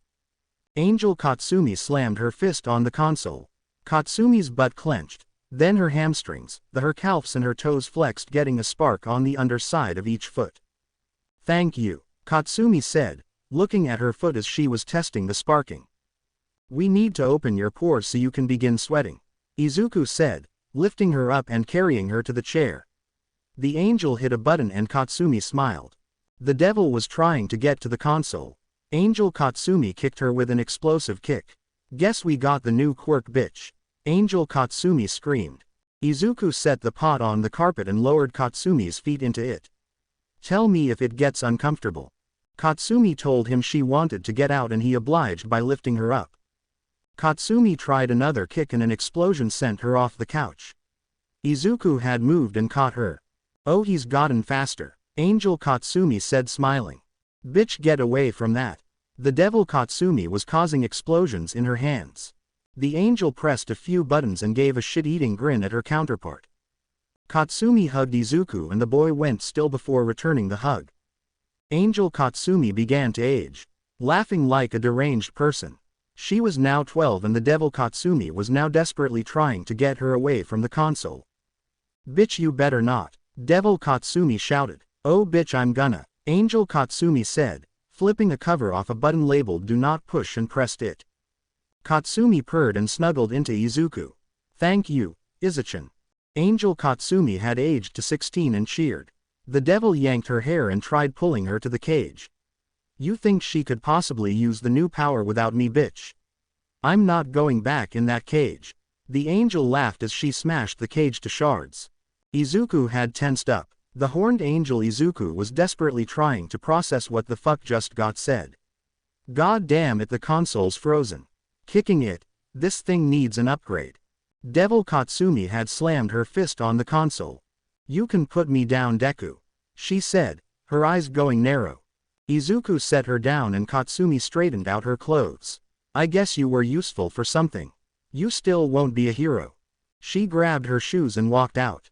Izuku blinked. The horned angel hit a few buttons and Izuku decided to just head to the garage. 3 months till entrance exam. Midoriya had invited her out to check out his new lab. Any excuse to get away from her father was enough for her. Endeavor had been happy to get the inventor and his perfect offspring together.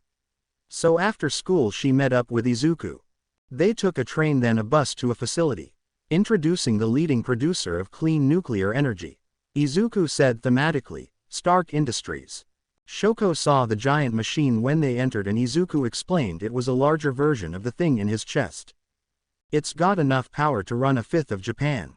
Izuku said, you're looking at the future power of the human race. And the source of the next #1 hero power. I could be #1. Shoko said, not with me and Kachan still breathing. We both evolve, Shoko. You've spent the last 4 years spinning your wheels. I just unlocked Katsumi's explosive kicks and my suit gets new upgrades all the time. Shoko was led around the mostly empty warehouse. A wall was lined with lab equipment and a clear wall was being built around it. This is the main lab. It's where most of the on-record projects will be worked on. And the off-record? Shoko asked. The less you know, Izuku said, as he grabbed an injector. Hey, over there is All Might. Where? Shoko shouted, turning and getting ambushed by Izuku jamming the injector into the left side of her face. Shoko screamed as the injected area started boiling and the external skin began peeling off. Shoko looked at a mirror on the table. Her face still had the mark but instead of red it was bleach white. Extremis 2.4 inches, Izuku said, grinning. Won't give you superpowers but it will handle anything skin deep. Shoko had looked at her face. Her eye wasn't completely fucked up anymore. It hurt like hell to touch. Izuku grabbed a light and a piece of scotch tape. We need to tan the new skin if you want to look normal. Normal, Shoko said, running a hand over her face. Sorry for not telling you, but I really didn't feel like asking permission. Izuku said, may I? Shoko nodded. Izuku tapped her left eye closed and began using the laser to tan her eyelids to match the face. You nervous about UA? Izuku asked. I got in on recommendations. Why would I be nervous? Getting in isn't what to be nervous about, Izuku said, holding the laser and stopping at occasional times to check consistently. School is school, Shoko said with the occasional winch at the heat.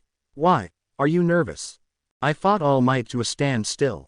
I think I can handle an entrance exam, Izuku said. Shoko shot up but Izuku grabbed her and held her down. Chill girl. You fought All Might, Shoko shouted. Well, Iron Man fought him, Izuku said. I'd love to see that, Shoko said. Well, I do have it recorded, Izuku said. Shoko nearly blinded herself when her head had turned and got an eyeful of laser. You have to show me. Izuku forced her head back and said, fine if you sit still. I have to make the tan look right. Shoko was silent as she was trying to figure out how Izuku could possibly have survived a fight with All Might.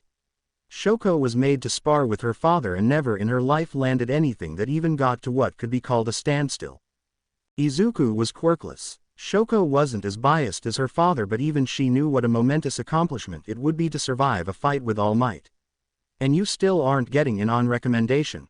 Wouldn't accept it if I was offered, Izuku said. I need to prove I'm more than a dick in a suit. Shoko felt the tape get removed and Izuku told her to open her eyes. What did you think? Shoko was looking at a girl before she was scared, before her mother's breakdown. The girl grew into a young woman. I'm beautiful, Shoko said. Yeah, well, here's a little doctor's tip. No rubbing, scratching or anything till I say so. We'll stop at a drug store and get you some cream for the burning. It's gonna itch like hell and might get red again for the time, but no scratching, Izuku said. You're not a dick, Shoko said. Thank you, Izuku said. They decided to watch the fight on his laptop. Shoko had screamed around the parts May did and watched as her hero and her friend were in a fight that looked ready to kill each other. How did this happen? Shoko screamed. What could cause All Might to even agree to this? Let's just say it's something only I know the recipe to and he was in need of it, Izuku said. I wanted a full fight and I got it. Why did it cut out when you overclocked your reactor? Shoko said. I needed the power, Izuku said, lying to cover All Might's secret. When we regained consciousness, All Might woke up first and I gave him his prize. You still beat him, right? Shoko asked. I beat the hero, but I still lost to the man, Izuku said.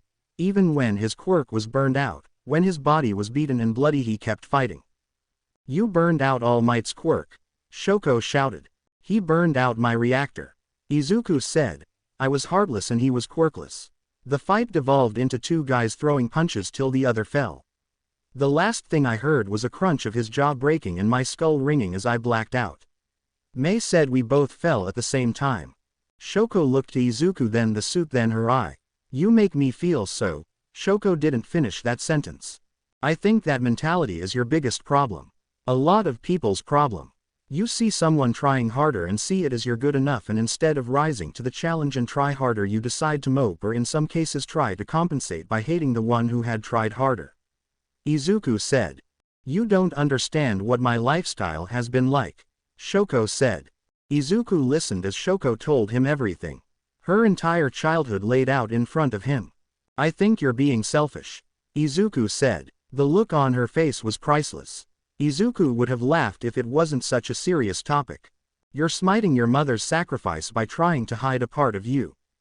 Shoko had started manifesting ice crystals. Endeavor is an asshole, but the one thing that man isn't is a rapist, Izuku said. Your mother chose to have another kid. He wouldn't have forced her. He'd try to persuade probably, but she chose to crank out another one. She chose not to divorce him. She chose to at least finish making the perfect offspring. She cared enough to actually try again, and only after she did was when she lost her mind. You couldn't. Shoko trailed off. The logic was sound but Shoko wasn't too sure. Ask your family. You've got older siblings, they would have to have heard something. If you can, maybe ask your mother. Izuku said. The two headed out and got Shoko the cream for her face and Izuku dropped her off. Fuyumi was cooking dinner and was just about to put it on the table when she got a look at Shoko's face and dropped the pan of dinner. Sis, Fuyumi said, rushing over. Don't touch it, it's still sore, Shoko said. Izuku was punching the beads of the underseth into his body. Izuku tapped the arc reactor on his chest, heated and tensed the muscles they were in and the beads unraveled and formed the platinum underseth. His suit formed around his body and Izuku tested his movement. Jarvis, run an inventory check on the platinum storage and tell me if we have enough for another underseth. We indeed have enough for another Mark III underseth. Pull up the Mark II. Izuku said as the red and gold suit. A flick had the suit fragments zoomed out and Izuku moved the gold sheath out.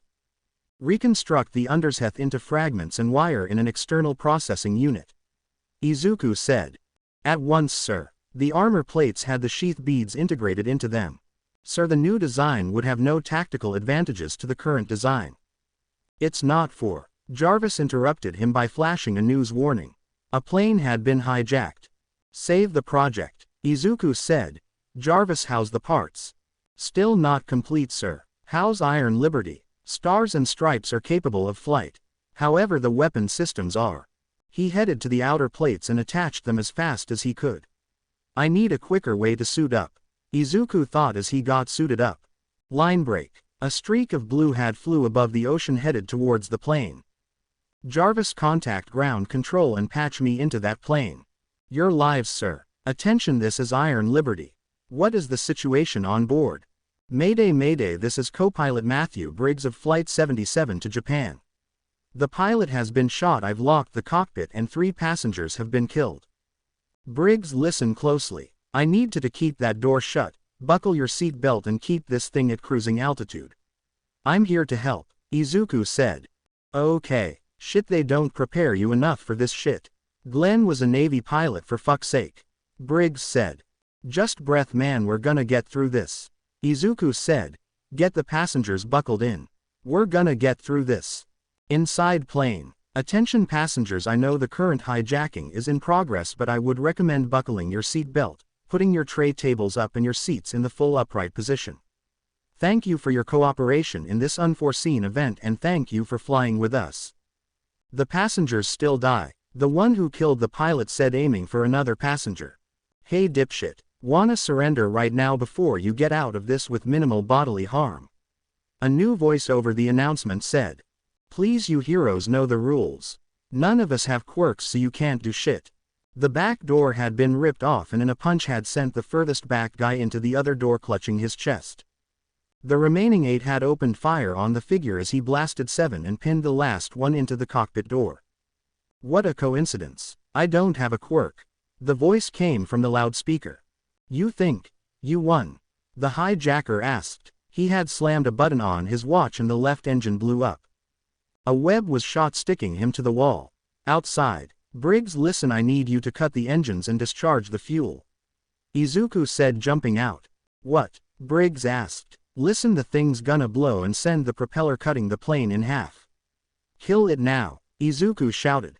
The engine stopped and Izuku had slowed down to get back in sync with the plane. Okay, we're gonna take this nice and slow. We're half an hour from the airport. That web will dissolve in 2 hours. If you can keep the ailerons down, let me control the speed. Izuku said. All right, Briggs said, breathing. Are you really quirkless? As far as you know, I'm just an AI piloting a flying drone. Izuku said.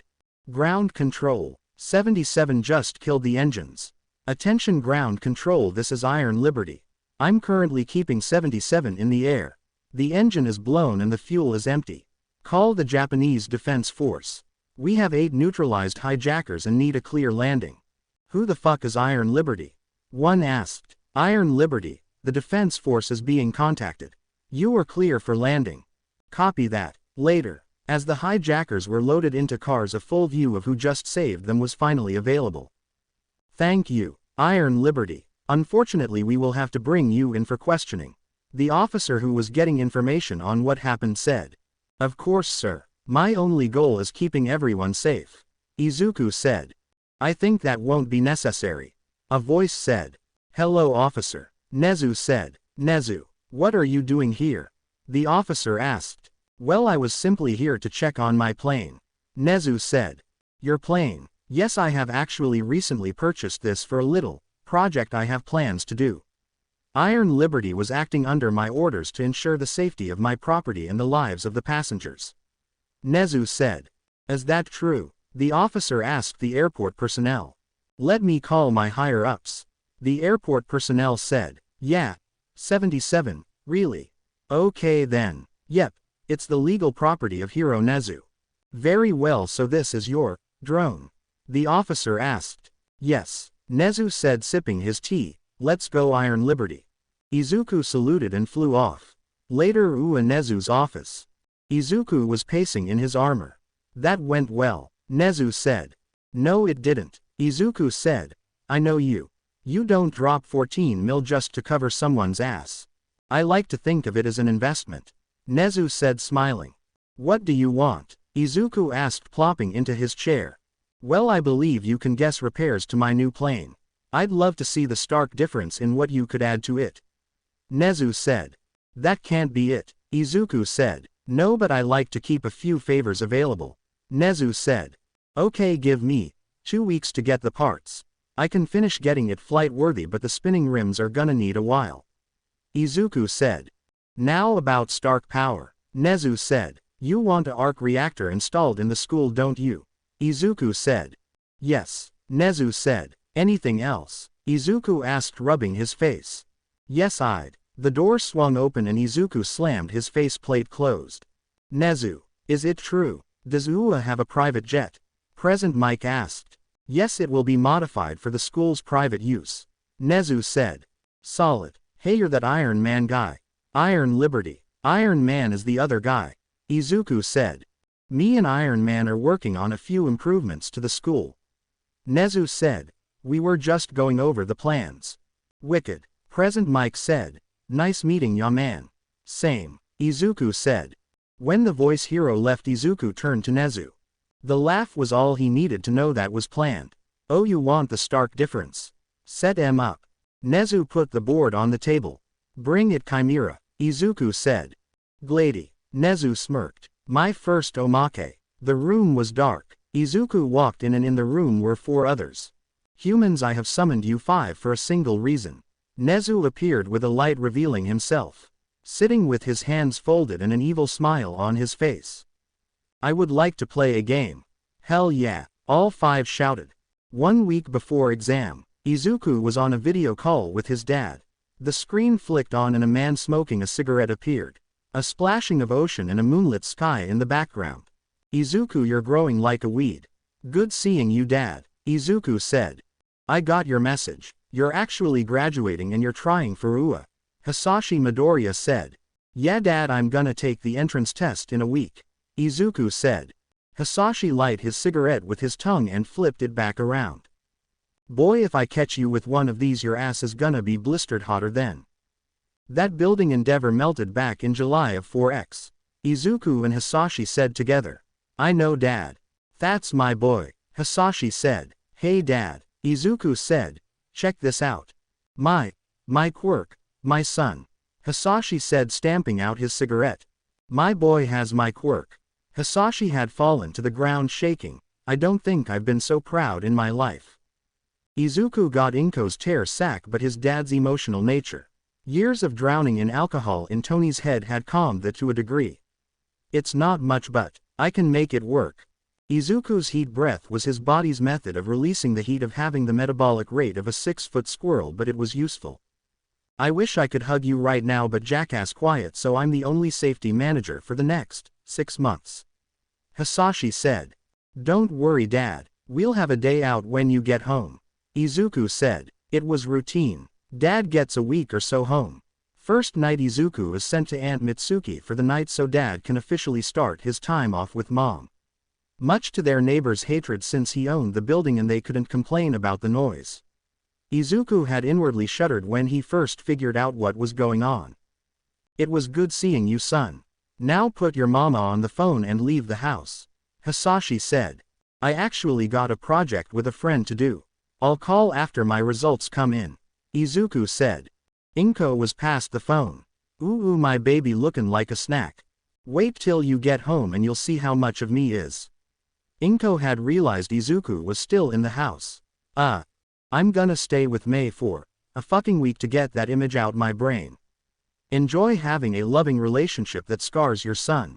I'm getting some eye bleach. Izuku said, slamming the door. Now how about you throw that ass in a circle? Hisashi said. Glady. Inko said, putting the camera on the table and pressing a button on her phone. Mei residence. Izuku had been invited to have dinner with Mei's family.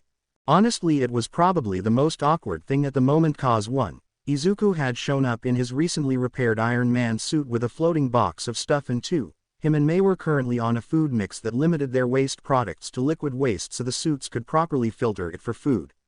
The suit's off-planet pack had an electrolysis machine that converted piss into both drinkable water, air, and recycled the ammonia into the arc reactor for extra fuel. So you're that Iron Man guy? Mei's younger brother asked. Yeah, Izuku said. So why are you hanging out with my sister? I'm helping her install a satellite in orbit. Izuku said. It's probably gonna explode. I can assure you it won't. Izuku said. Are you sure about that? Her younger sister asked. Cause if you didn't know, she has a talent for making shit that blows up. Don't curse. Mei father said. Not true. Mei shouted. It won't blow up. Izuku said. How do you know, tin head? Mei's older brother asked. Cause I have more to offer the world than making shit that blows up. Izuku said, drinking his dinner. Besides, we've been working on this baby for months. Mei said. How do you go to the bathroom in that suit? Izuku paused, looked the kid dead in the eye and said, like that. It filters pee, Mei said excitedly. It also separates the chemicals into fuel and oxygen. Izuku said. Cool, gross. The twins said. So how long are you gonna be away? Mei's mother asked. About 5 days. No more than a week. Izuku said. And you're sure you don't wanna eat before the trip? Suit's not built for solid waste yet. Izuku said. As much as shitting on the world at 10,000 kilometers sounds fun, the chance of your bowels getting sucked out is not worth it. The table chatter went to talk about what Mei's siblings were doing with their lives. Mei's older sister, was going into beauty school. Mike, the male twin, wasn't sure, while Melty had wanted to follow in her father's footsteps as a car mechanic. What's that thing in your chest? Mike asked. A fusion reactor, Izuku said. I got a big one running my factory. Are you a supervillain? Melty asked. I'm a hero, Izuku said. Mei finished her drink and got up. Okay, let's go. Jarvis, Izuku said. All systems have been scanned, sir. We are indeed space-worthy, Jarvis said from Izuku's phone. Mei rushed out to get the supplies. It was nice meeting you guys, Izuku said, getting up. Midoriya, Mei's dad said, putting a hand on his shoulder. Thank you. Mei doesn't have a very good social life. She talks about you a lot. She's got a bright future. I'm just making sure it doesn't blow up in her face, Izuku said. Let's head out, Mei. Mei garage. Mei had on the undershirt that got destroyed in the fight. Good job with the repairs, Izuku said. Couldn't help yourself on the steampunk, could you? You don't like it? Mei asked. No, it looks good. Just never gonna beat the original, Izuku said. The two had flown the beach since it was the closest place they could launch from. Alright, let's do this. The two lifted off with the satellite. Nezu office next day. In recent news, the robot the media are calling Iron Man has left the atmosphere with an unidentified package and a similar machine in a Stempake. I'm sorry, steampunk. The news person said on the morning show, with us as the voice hero, present Mike, with information from the principal of UA about this red and gold enigma. Thanks for being here, Mike. You're welcome, dude, present Mike said. Now what can you tell us about this Iron Man?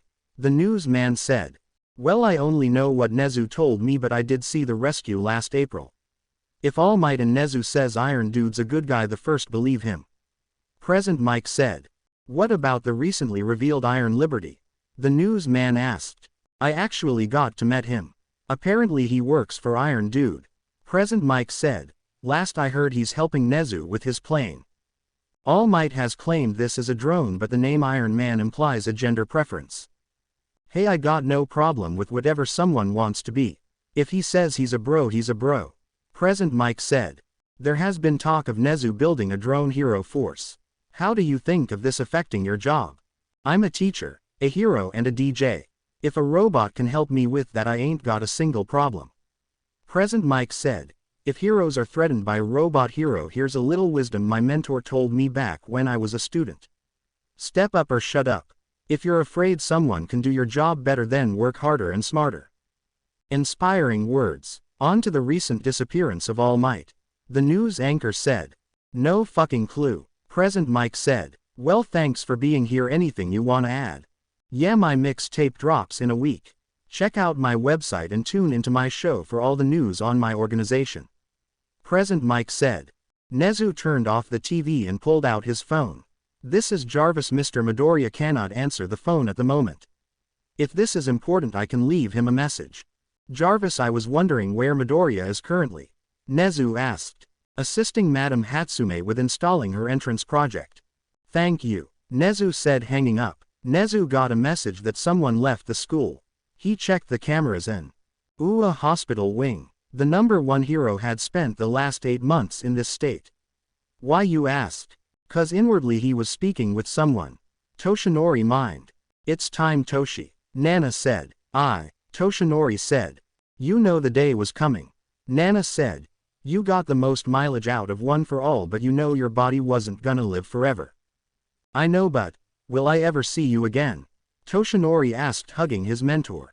I have no idea, but remember, you got a year of the quirk after you transfer it. Maybe more if you ration it. Nana said. Goodbye, Nana. Toshinori said. Hey, what I tell you?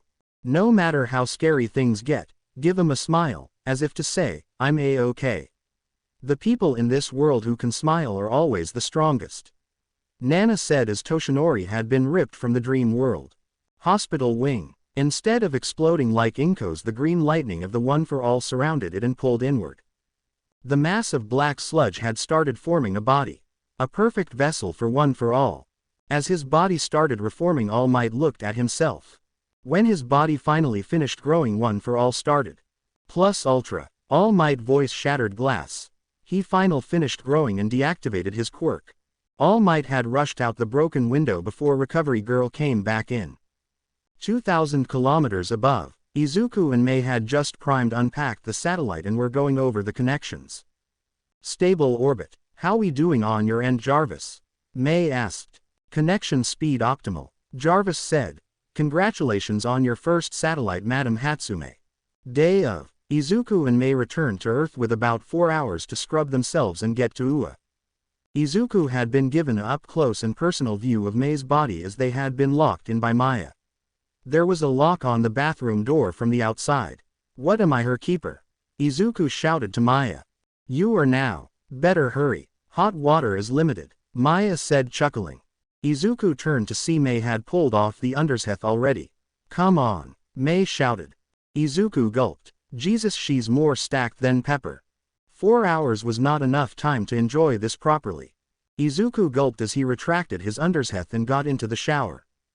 Can you get my back? Mei asked. Izuku closed his eyes and took a deep breath. Calm down, Midoriya. Remember your training. All Might had tried one last time to call Midoriya but got Jarvis again. Toshinori had to catch up on all the paperwork he missed from being in a flesh cocoon after his day back as a hero. 6 days age. Mount Lady was fighting a giant monkey just as tall as her and the area had been evaluated. Mount Lady was slammed into a skyscraper, knocking it over. When the building got near another skyscraper, it stopped. Mount Lady and Devil Monkey had watched as All Might had dug his heels in, vaulted over the building, moving it back into proper place and drop-kicking the monkey in the face. All Might, Mount Lady said. As he fell, All Might grabbed the ape's face and kicked the air, sending himself and the ape's upper half down. Minnesota Slam. All Might shouted as the giant ape was slammed onto its back. The monkey was unconscious and the villain that created it, who had already been captured, had handed over a vial of antidote to turn it back into a normal monkey. Thanks, All Might, Mount Lady said, holding the skyscraper as the repair team was fixing it. All Might saluted as he jumped away backwards. The rest of the day had been spent rushing around intercepting a lot of villain fights, including the sludge villain who got out again. Plus Ulta. All Might accidentally activated a technique he hadn't done since the lose of his other lung. The Houston Howl. When morning of the next day broke, he had finally stopped moving enough to bask in the morning light. He breathed with the enthusiasm of someone escaping drowning, his lungs filling with oxygen, a better high than any drug. No pain, no struggle, he could truly breathe again.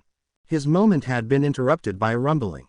"Oh stomach, I missed you buddy," All Might said, looking around and jumping off a skyscraper using float to land without a sound. He deflated and walked till he found an open restaurant. "What can I get you, sir?" the employee just opening asked. "Everything," Toshinori said. Sir, we have like 50. "Everything," Toshinori said, putting his card on the counter. "Get your asses in gear, we got a big order," the hostess shouted. "Right this way, sir," taking him to the biggest table they had. 1 hour later, as the final piece of food was placed, Toshinori took a deep breath, smelling the food. He takes one bite of orange chicken and starts tearing up. "Sir, it's the best thing I've had in a very, very long time. Can I be left alone please?" Toshinori said, rubbing his eyes. "Of course sir, please call if you need anything." She bowed and walked away. "Midoriya, thank you for the feast I am about to partake." Meanwhile, Izuku turned to look down at the earth. "What?" Mei asked. "I just felt something," Izuku said. Like 40 paychecks just cried out in cheers. "No wait, I think it was 20 paychecks cheering twice, and I think a hero is crying." Back at the restaurant, when the last morsel of food had been consumed, a waitress approached with the receipt. "There isn't even a stain on the plates," she thought. "Can I get you anything else, sir?" she asked. "Seconds," Toshinori said. She asked. "Everything." "Okay then." She crumpled the receipt and whistled for the rest of the staff to get back to work. After finishing his food, All Might got up and looked around. It was too early for anyone else to be there, and he had just realized he didn't have a shirt on. Toshinori walked into the kitchen and the staff started shaking. All Might transformed and grabbed the closest cook. "Thank you," pulling him into a hug. "Thank you, all of you. Who's your head chef?" Him. The one being hugged said, pointing to a man at the end of the room. "Hello Sir All Might," he said. All Might had picked him up and hugged him. "You're a beautiful man. Your food is beautiful. You're all amazing. Your culinary skills." "All Might likes my food. He called me beautiful," the fish-headed man said. "Forget get beauty. It's straight up plus ultra," All Might exclaimed. "I haven't eaten this good in years, my good man. Tell me your name."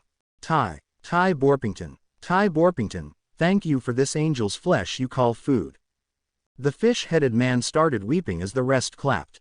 All Might had spent the next 30 minutes shaking hands, hugging everyone and signing whatever they asked him to. "One more thing before I go," All Might said, cause a bolt of fear to go though the kitchen crew. "Could I get some of that soup to go?" "Okay," Ty said. All Might had told them if he had not tipped them before leaving, he'd feel like he'd have spit in the face of an angel. The entire restaurant staff was 10,000 yen richer, $100, and had taken pictures with All Might. "He called my food plus ultra," Ty said. Later, All Might returned to Ua and was smacked down from his high of being in full health. Paperwork. Entrance exam. Mei had convinced Izuku to let her wear the undersheath under her clothes. He had told her she could but keep the hood down. She had her gloves on so it looked like she was wearing a gold shirt underneath. Izuku had his boots on under his pant legs and his repulsor gauntlets in standby mode under his shirt. "So are you gonna use your babies during the test?" Mei asked. Nezu said he'd approve it, but he also agreed to a bet I can't refuse.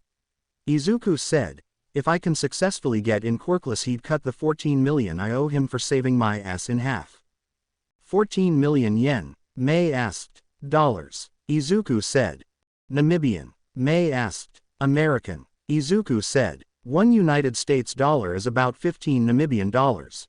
Namibia is a country in southwest Africa that is distinguished by the Namib Desert along its Atlantic Ocean coast. I learned that today researching other dollars in the world specifically for this skit. The more you know." Mei face bleached. That was a lot of money to just casually owe someone without your organs being threatened as collateral. Izuku didn't show any external signs of being fazed by it. How are you not broke? Mei asked. Your broke and my broke are very different. Izuku said. Stark Construction was going into a more residential repair service and renting out arc fusion-powered construction equipment, so even though the same people of the original company were still working, there was a noticeable profit. Flipping the employees to commission had allowed them to be on call for projects while having other work. Izuku's construction plans were on and off, so this prevented all of them from getting screwed out of a good job. Stark Power was already making him a fortune. Okay, I tried mathing this but I couldn't find info on the largest nuclear planet, so using Google Math and other info on standard nuclear reactors, here's my math. Japan's year's power usage is 3.41 exajoules or 3,410,000,000 gigajoules a year. Dividing that by 365 brings us to 9,342,465.7534247 gigajoules a day. Now Japan's power production is almost 30% in 2011. They plan to raise that to 40% in 2017 and 50% in 2030. Now, since the stagnation of Earth due to quirks, let's say it's 50 for simplicity. So 9,342,465.7534247 gigajoules divided by 2 gives us 4,671,232.8767124 gigajoules from nuclear power only. There are 39 nuclear reactors in Japan from what I could find. Only 9 in 5 nuclear plants are currently running. So if we divide our number by the currently running ones, so 4,671,232.8767124 divided by 9 equals 519,025.87519,027 gigajoules per day each. Rounding it up, they make 519,026 gigajoules per day. Tony says his arc reactor produces 3 gigajoules per second. That's the one in his chest. Given a day without fighting something, it would make. There are 86,400 seconds in a day, so 3 times 86,400 equals 259,200 gigajoules per day. So his mini reactor isn't as powerful as a standard reactor, but we're not comparing the WIMP pocket reactor, we're comparing it to this fucking thing. Let's be conservative that this thing makes at least 10 times the mini does. It's still producing 259,200,000 gigajoules per day. Hell, you wanna be stingy and say it makes 5 times as much as the mini, that's still 1,296,000 gigajoules per day. Even at twice as much, it's still 518,000 gigajoules per day. From what I could find, it said the massive one makes 8 gigajoules per second. Multiple that by 86,400 brings the Chad reactor to 691,200 gigajoules per second. This kinda spiraled, but this is for those that like this kinda thing. Back to the story. If you're not gonna use your babies, then why are you wearing them? Mei asked. 'Cause I can't find a more comfortable shoe. Izuku said. The boots were tailored to maximize the bounce of his forward momentum while absorbing any shock he takes from landing. They were nearly as flexible as wearing a pair of sneakers, but prevented twisting an ankle or breaking a foot from dropping something. The soles had an active feedback that recorded a foot landing on a surface, then created an antisound, so when running you wouldn't even hear his feet. He may have a red painted armor, but sometimes you had to hide, and if you turn behind a corner and it sounds like you were 20 feet away instead of right behind the corner, someone wouldn't see a repulsor blast coming. Hey, I've wanted to ask about your goggles. Izuku said, changing the subject. Could I see them? Sure, Mei said. Hey, Mei said. Why are they like this? Izuku said, pulling them from his face. They're from my doctor. I modified them to fit my style, but my quirk makes it hard to look around and I'm supposed to be wearing them all the time, so. Mei gestured to the current look. Gotta make 'em look good. No, I mean, why are they like this? Izuku gestured from his eyes to his out to his hands. You could just make a better lens system to compensate for the shake. You learn to cope, Mei said, waving it off. Izuku looked at her before shrugging it off. This is it. I'm officially walking in here to start my hero career, Izuku said, smiling. Mei had gone ahead of him and he took a deep breath. A grin on his face, he took his first step through. And started falling forward. Move, Deku. Katsumi pushed him over. That figures. Izuku things reaching his arms out, but instead of sending himself back up he flipped forward and was suspended in midair. Yeah, it would be. Thanks. Izuku said. Name's Izuku. I'm Ochako. Good luck in the exam, she said, walking into the building. Izuku smiled and continued walking in. Written test room. Izuku was burning through it, leaning back in his seat. His packet hit Ectoplasm's desk 10 minutes after it was passed out. Are you finished, Mr. Midoriya? Ectoplasm asked. Yep. Let's go check then, Ectoplasm's copy said, picking it up and leading Izuku out the room. Iida Tenya, the youngest of Iida family, the brother of the current rapid hero, Ingenium, graduate and valedictorian of Sume High, watched the green-haired boy walk out with a copy of Ectoplasm.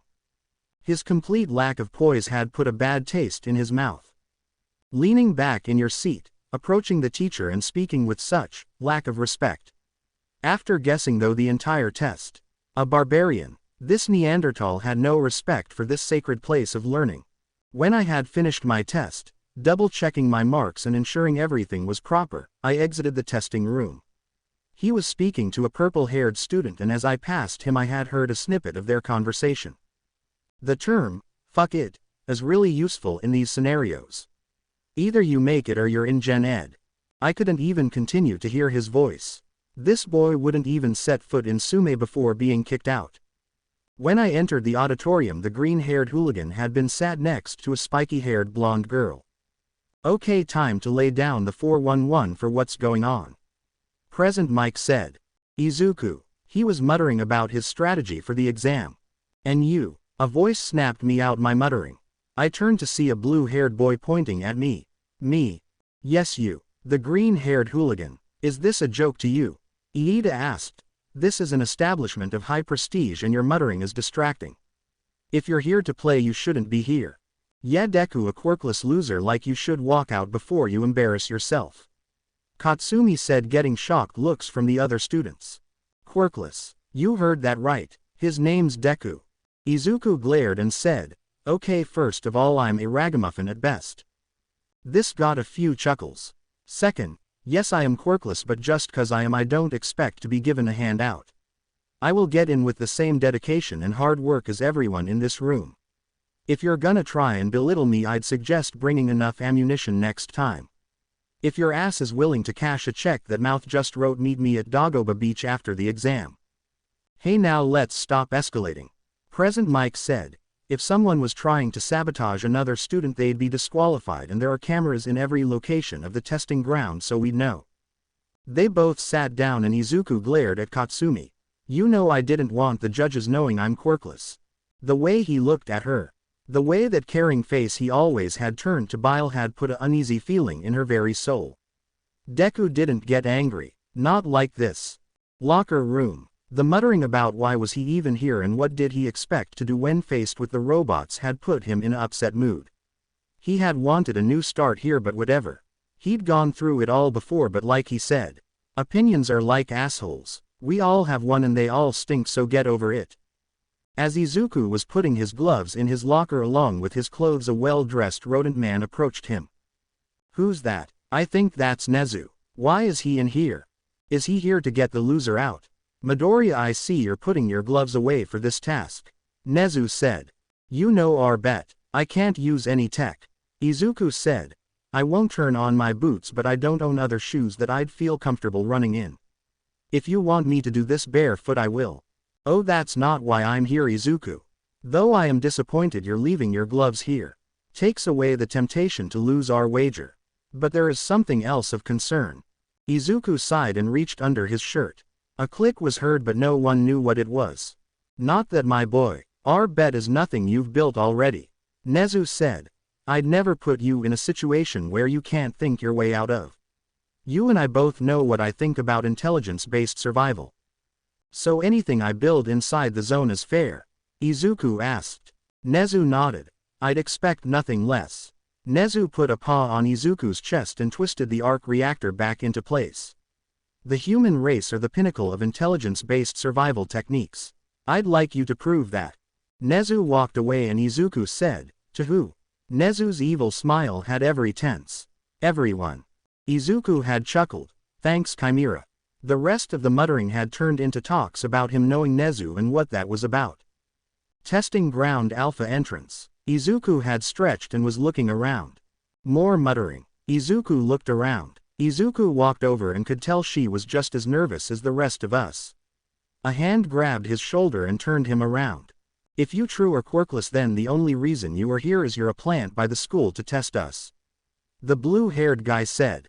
Dude, could you fuck off? We're all stressed. You're stressed. I'm stressed. She's stressed. Fuck man, just chill. If you think you're stressed, take a second to actually consider the rest of us aren't the fourth generation of the Iida clan. The boy backed off. How did you know? Your face is identical to Ingenium. So think about this, rich boy. The rest of us aren't here with 3 generations of hero advice. We're here with the clothes on our backs and whatever we could do to prepare for this shit. Izuku shouted, shoving Iida. I'd suggest you close your eyes, take a deep breath and think of the rest of us, you entitled piece of shit. We're here to prove we can be heroes. Heroes don't push other down to get ahead. They offer a hand to better themselves and the ones they help. Now please, fuck off and good luck in the exam. Izuku had stunned the crowd and just continued his approach to Ochako. Look, I know you're probably just as nervous as I am about this. I'm the first person in my family to try to be a hero. Izuku said. Me too, Ochako said. Look, if your quirk is as good as I could gauge from earlier, I full-heartedly believe you can do this. Izuku said. Ochako looked at him and matched that smile of his. Now take a deep breath. Put all your fears and insecurities into it and let it go. This is where the boys become men. This is where the little girls become women. This is where heroes are born. This is where legends are made. Ochako closed her eyes and took a deep breath. A weight on her soul lifted as she breathed out. You ready to prove how ultra we can get? Izuku asked, holding up a hand. Yes, Ochako said, high-fiving him. He started floating, and before Ochako could set him down, he asked her to hold his leg for a second. To the rest of you, keep this fact in mind.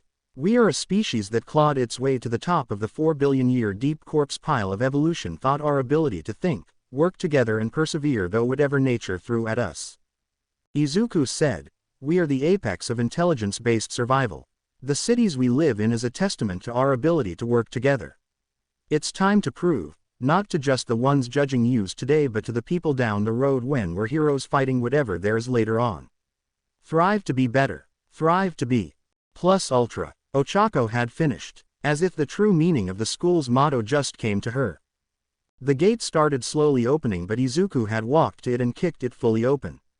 Ladies first. Ochako smiled and ran out with Izuku following. Go go. There aren't countdowns in a villain attack. Present, Mike said over the loudspeaker. Judge's room. Interesting speech. Midnight said. He's still quirkless. A tired, cynical voice said, leaning against a wall. Some cheap words won't stop a giant robot. Mine would. Present, Mike said cheekily. Plus you can already see the difference. The screen of testing ground beta showed a lower amount of teamwork. A screen of Izuku and Ochako running with one another in their first encounter. Izuku jumped over 2 and punched through the 3-pointer while Ochako had used her quirk on the other 2 and slammed them together. Izuku was ripping the one he hit and pulling parts out. Go ahead, Izuku said. Ochako nodded and bolted off. Izuku jumped into one and the sound of ripping metal and sparks flying was heard. What's he doing? One of the other teachers trying to get a better look but couldn't see inside the carcass. Iida. I had stopped and looked around.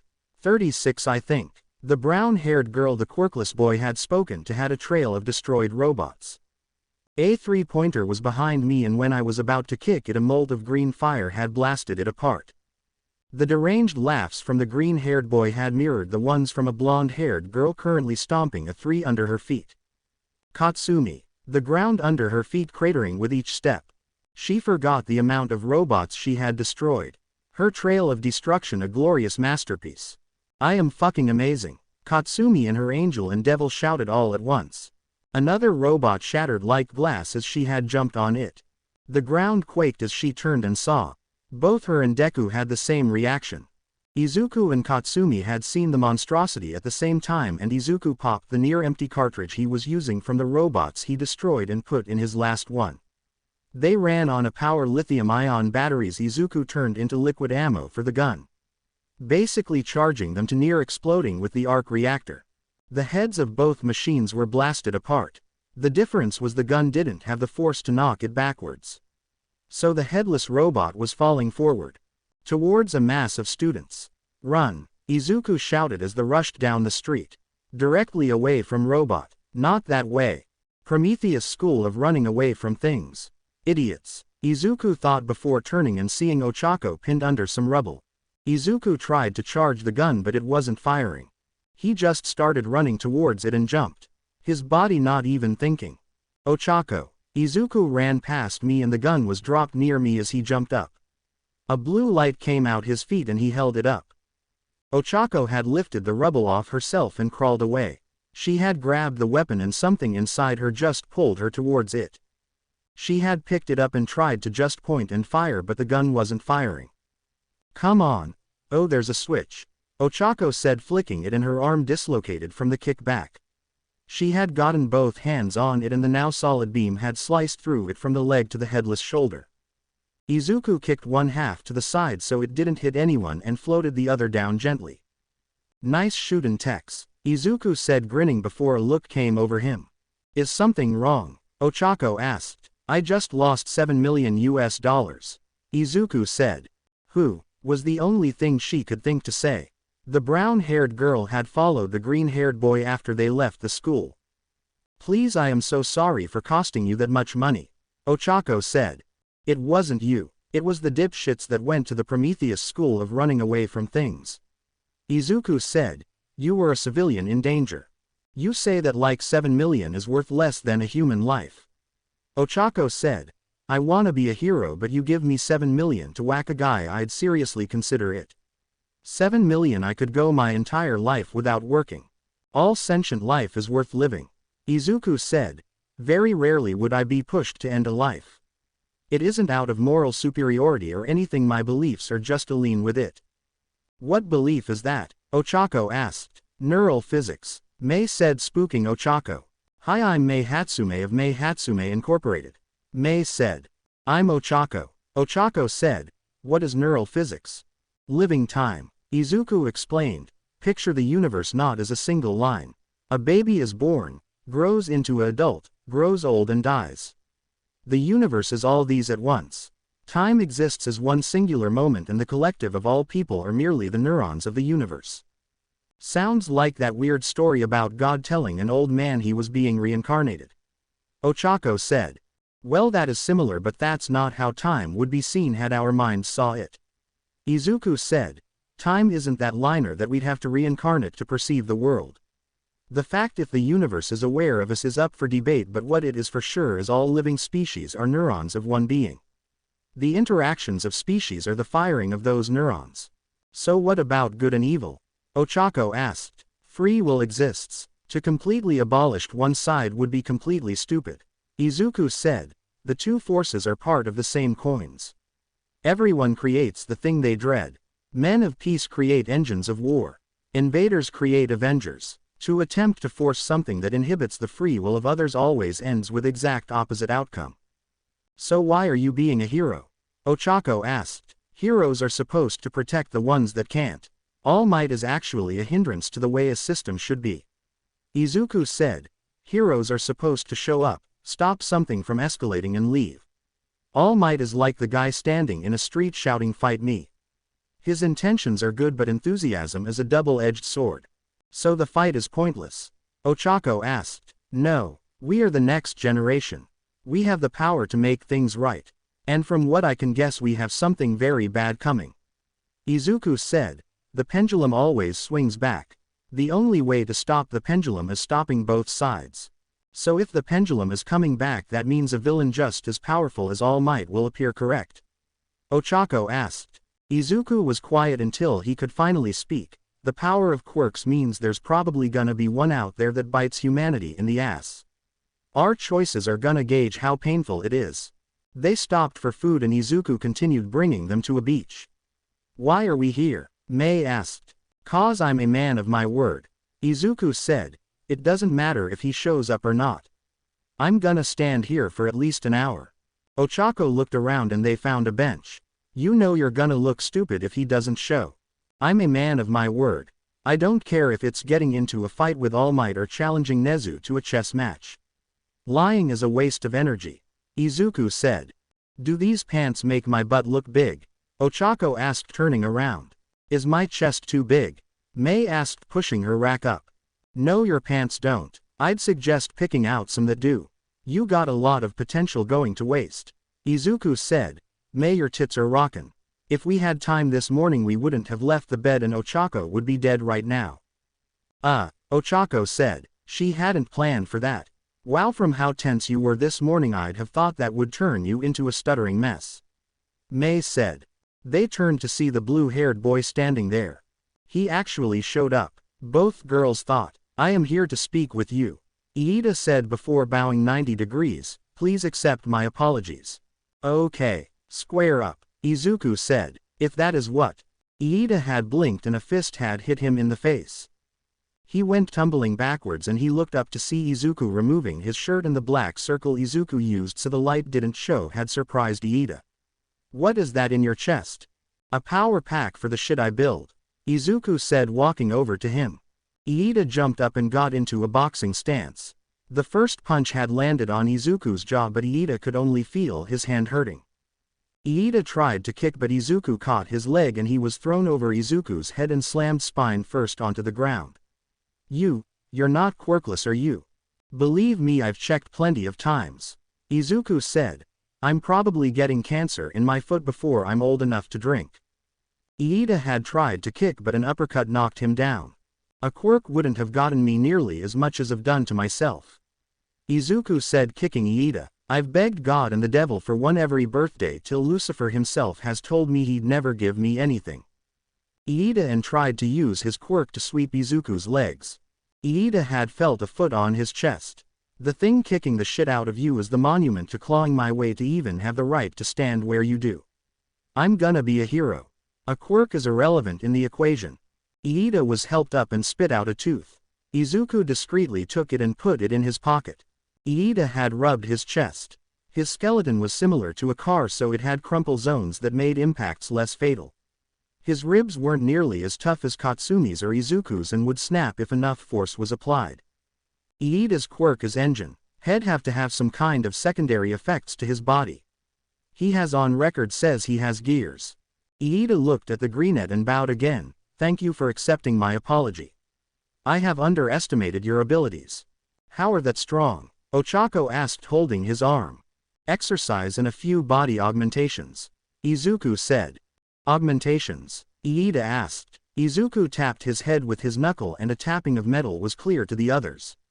You're a cyborg? Ochako asked. Kinda. Izuku said. Line break. Izuku had called Mei over to Stark Industries. I wanted to ask if you could help with the latest version of my external plates. Izuku said. Yes. Mei said. Great, first I need you to look over a few of my newest inventions. Izuku said.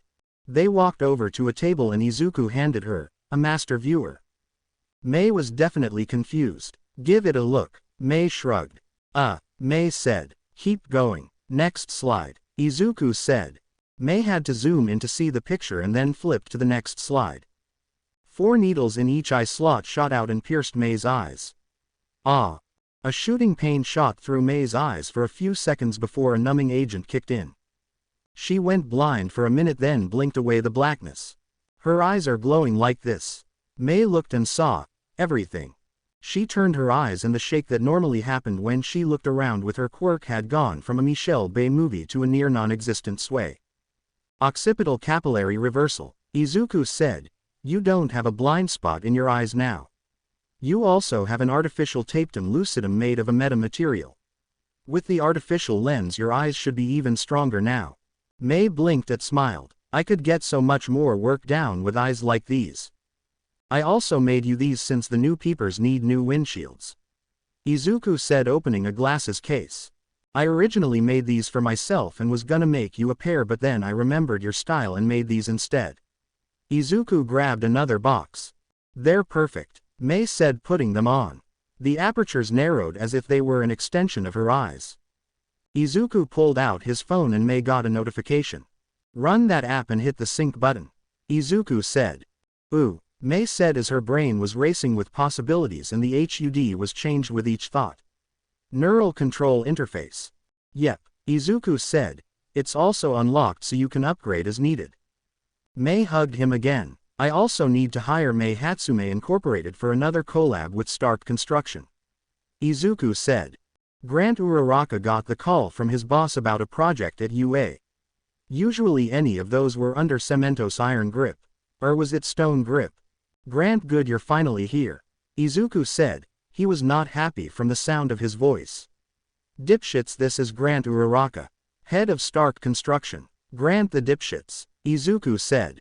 Hello Mr. Uraraka, Nezu said, completely ignoring the dipshit comment. What's going on? Grant asked. We're discussing the layout of the new dorms.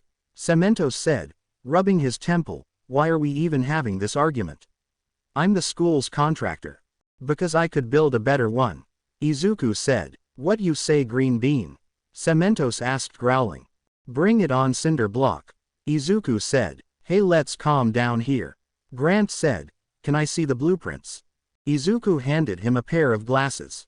Grant looked around before putting them on and the blueprints appeared on a hologram. I gotta get me one of these. Grant said as the blueprints appeared. How do I? Oh, it's brain controlled. Grant said. My design is better. Cementos shouted. Mine cost the same but could fit both classes. Izuku said. Mr. Uraraka, Nezu said politely, you are the deciding vote on them. How much room do you have? Grant asked. We already have the support class and Gen Ed buildings, so the only buildings left are the new first-year dorms. Nezu said. Ordinarily we'd have the two class dorms separate, but Izuku does bring up a good point about the size to tech ratio. We could add more junk in the trunk if we make one building. Izuku said. But the classes need their own spaces. Cementos said. Grant's sweat dropped as the bolt of lightning had flashed between the concrete hero and his boss. At risk of losing my job. I pay you to design and build. You aren't gonna lose your job over an opinion. Izuku turned and pointed at Grant. I pay you to think. So think. I think the separation is a good idea. Grant said. I went to a college with low funding and I usually did my work in my room since the entire place was crowded.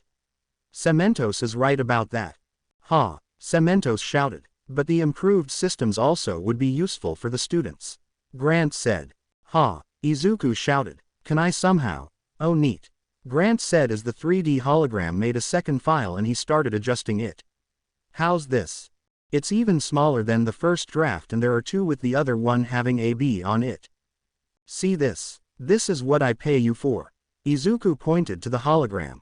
I like it. Cementos. Nezu said. Fine. Cementos said, crossing his arms. Mine was better anyway. Okay. Now onto the skeleton. Nezu said, snapping his paws, and the support beams appeared. My company will supply the spring steel I-beams. Cementos said. My company manufactures Damascus steel I-beams. We can get you better quality beams at the same price. Izuku said. You can get a face full of concrete, you jerk. Cementos shouted as his quirk was starting. I'll turn you into gravel, you square-headed dick. Izuku said as his food was heard charging. Now, Nezu said. I believe the Damascus beams would be preferable if they are equal price. Now let's talk windows. Polycarbonate. Cementos said. Aluminium oxynitride can be much cheaper and lighter. Izuku said. Grant and Nezu both sighed. This could take a while. Grant said. Gee, Nezu asked. Yes please. Grant said. Line break. After more discussion they settled on the materials which had lowered the cost. So how do you get this project? Grant asked. I owe Nezu about 14 million for reasons above your pay grade. Izuku said. If you owe him that way, are you trying to use less money for this? Grant asked. Grant, I'm gonna tell you this once about my company. Izuku said. We aren't gonna win by being fast. There are hundreds of quirks that can get our job done before we even get there. Stark Construction is about quality and price. Never forget this. You are selling people something and your job is to get them a price that justifies our customers choosing us, not the other jerks. We can mine and manufacture our own shit so everything Stark is as much savings as we can pass to our customers. The faint glow in his boss's eyes had put a bolt of fear in the man. You understood, boss. I'm not sorry for being abrasive, but you know what happens when you try to fight quirked businesses with speed. Izuku said, you get left in the dust. Ain't that the truth? Grant said. He had attempted to compete like every other company and failed miserably. They made it to the zone and Cementos already dug the hole using his quirk. The truck had arrived with the beams and Izuku walked over. Alright, let's get this done. A kid we might wanna. Cementos started, but Izuku had lifted it without much difficulty. Stark steel. Harder, better, cheaper and stronger than the competition. Izuku said, tossing the beam into the air and catching it. The beam still weighs about 500 pounds, but an equal beam of structural steel is about 2,000. He started kicking it like a hacky sack and the two had stood there with their jaws dropped. That's quite impressive, but we are on a schedule. Nezu said, not phased. Right, heads up, Izuku said, throwing it to Grant. He had screamed and immediately used his quirk when it had made contact. I'm sorry, Under the Quirk Labor Law 341-6, collaboration projects legalize quirk use if one party has a quirk license. Izuku said, smirking as he pointed to Cementos. Grant looked to the contractor hero and Cementos nodded. Grant smiled and said, throw me one more. Comin' up, Izuku said, kicking one up and palm thrusting it to him. Grant had gotten to 3 before a trickle of puke came out his mouth. Sorry boss, my limit is about 1.5 tons before I start puking. My daughter can lift 3 tons without breaking a sweat. No prob, man, Izuku said before his gauntlets activated. Let's build some shit. 3 hours later, the 6th, the 4 and 2 of the employees that brought the beams all got the frame done, with Grant floating the beams, Izuku holding them in place while flying. The 2 employees, one that had a heat quirk that was basically a arc welder in his fingers and was happy for the chance to do his job with it, and Nezu standing around observing and making conversation. Boss, I was wondering, if you're Iron Man, aren't you worried about vigilante laws? Grant asked. Iron Man has only ever acted in defense of his immediate loved ones. Nezu said. The girl attacked last year was his childhood friend, and putting out a fire falls under the Good Samaritan laws. What about that plane? Grant asked. Not me, Izuku said, holding up his hands. He lowered his voice. I think it's actually All Might in that Iron Liberty guy. How do you not know? Grant asked. I too am also curious. Cementos said. I made it for Nezu and told him give it to whoever the fuck he thought wouldn't use it for evil. Izuku said. You realize All Might hasn't been seen in what, almost a year? He was practicing with the suit. He probably has some kind of injury preventing him from using his quirk. Cementos said, raising a finger in a aha motion. Hey gentlemen, a voice said. Midnight walked out with a cooler.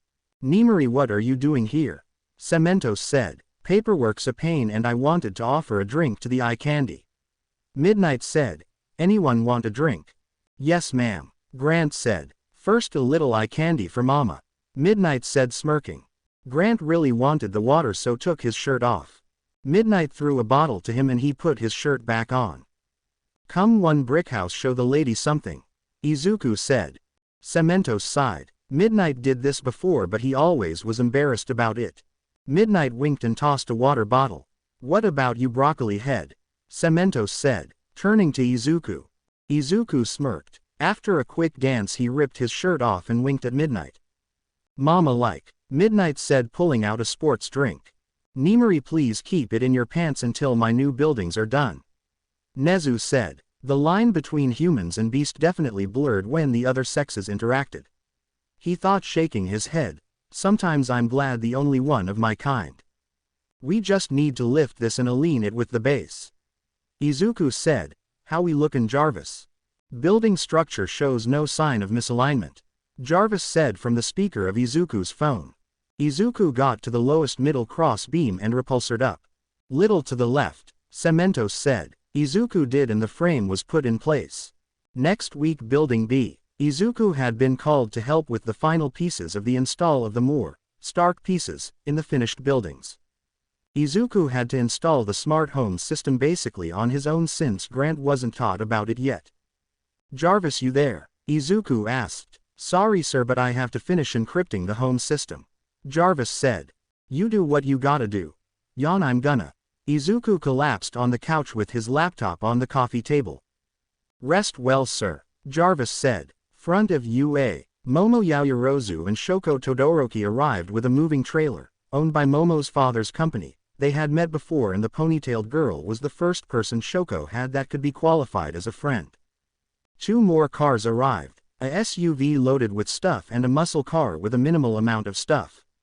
A green-haired girl stepped out the SUV and a bleach-blonde boy walked out the car. What's going on? The green-haired girl asked when the gate was closed. Greetings students, Nezu said, opening the gate. Sorry we haven't inputted your biometrics for the students in trance yet, so please forgive the inconvenience. It's fine, Juzo Honanuki said. Right this way please, Nezu said. The closest building was the B building. The parking is around back farther down, but the dorms are each a 5-minute walk from the main building. They entered the building and students all liked the room. This is Class 1B dorms. Each has a personal server and high bandwidth internet. The dorms are personal climate and are allowed to be customized to the students' liking. Sweet, Tokage Setsuna said, her head floating off and looking around before seeing a lump on the couch. Someone's on the couch. It appears our IT guy fell asleep. Sir has decided to rest while I internalized with the Stark Smart Home System. Jarvis said. The heck is that? Juzo asked. Hello, I am Jarvis. I will be your personal home interfere to assist you with your new smart home system. Jarvis said. We got a robot butler. Tokage exclaimed. No wonder this place doesn't allow students to buy their way in here. Momo said, putting a hand to her mouth. Hi Jarvis, Shoko said. Welcome Miss Todoroki. Jarvis said. You've met? Momo asked. Yeah, Midoriya made him. Todoroki said. Izuku. Time to wake up, Nezu said. Jarvis snooze. Izuku responded, turning over. Negative sir. Schedule doesn't have enough grace period for a longer nap. Jarvis said. Izuku rolled onto his back and his nose picked something up and he opened his eyes. In front of him was a floating head of a green-haired girl with pointed teeth. Hey, Tokage said. Izuku blinked and his hand started feeling around for the rest of her, mainly around his pelvic area. If you're looking for my ass, it's over there, she said, nodding her head towards the entrance. Izuku stood up and stretched. All right, Jarvis, you there? Fully integrated sir. Open house protocol ready, Jarvis said. Okay, let's start the tour, Izuku said. Before we do that, Tokage said, could you let me go? Izuku realized his hand was still on her head and it was currently being held by him. Oh sorry, he let her go. Man, your quirk would be awesome in bed. I could hit it from the back and make out at the same time. Yeah, it's also useful when I want to. A loud clearing of a throat interrupted them. I think we should actually get to the tour before anyone decides to get it on. Juzo said. I really don't feel like watching a XXX throwdown to be my first experience in this school. Your loss, Izuku and Tokage said at once. Line break. Izuku showed them to the dorms. Each dorm has a private bathroom with a full-body air dryer. Smart mirror with hygiene tracker and style router. What's a style router? Momo asked. Izuku waved her over and told her to tap the button. The mirror shuffled through a few hairstyles available with Momo's existing hair length. This could save so much time, Momo said. Usually I just put it up to save time. Wall dispenser for shampoo and body wash. Flip up space for your hair care products and a second one for anything else. Antibacterial water sealed to prevent mold and water damage. They entered the bedroom and Izuku snapped his fingers twice. The glass wall tinted black, then gray, then went full clear. The lights are voice activated and programmed to activate from dim to headlights so you can wake up without being blinded. Internal stereo speakers that connect to all your favorite devices. Kitchen. Dishwasher cupboard. Jarvis keeps track of food so you'll be notified of stuff about to go rotten. Izuku said. He lead them into the living room. And the Stark Smart sand table. It looks like this, but the light blue or sand-sized LEDs, not light. Wicked, Tokage said. How much did this cost? Shoko asked. The table or the building? Izuku asked. That table, Shoko said. No more than 10 grand for all of it. This is the higher-end version. Izuku said. The system uses my smart dust to build interactive shapes. Demonstrating with Lego bricks forming an Izuku building a tower. Welcome to UA and thank you for choosing Stark. Izuku said. Yes, please help the new students move in Izuku. You can go home afterwards. Nezu said. Juzo Honanuki and Tokage Setsuna are in 1B.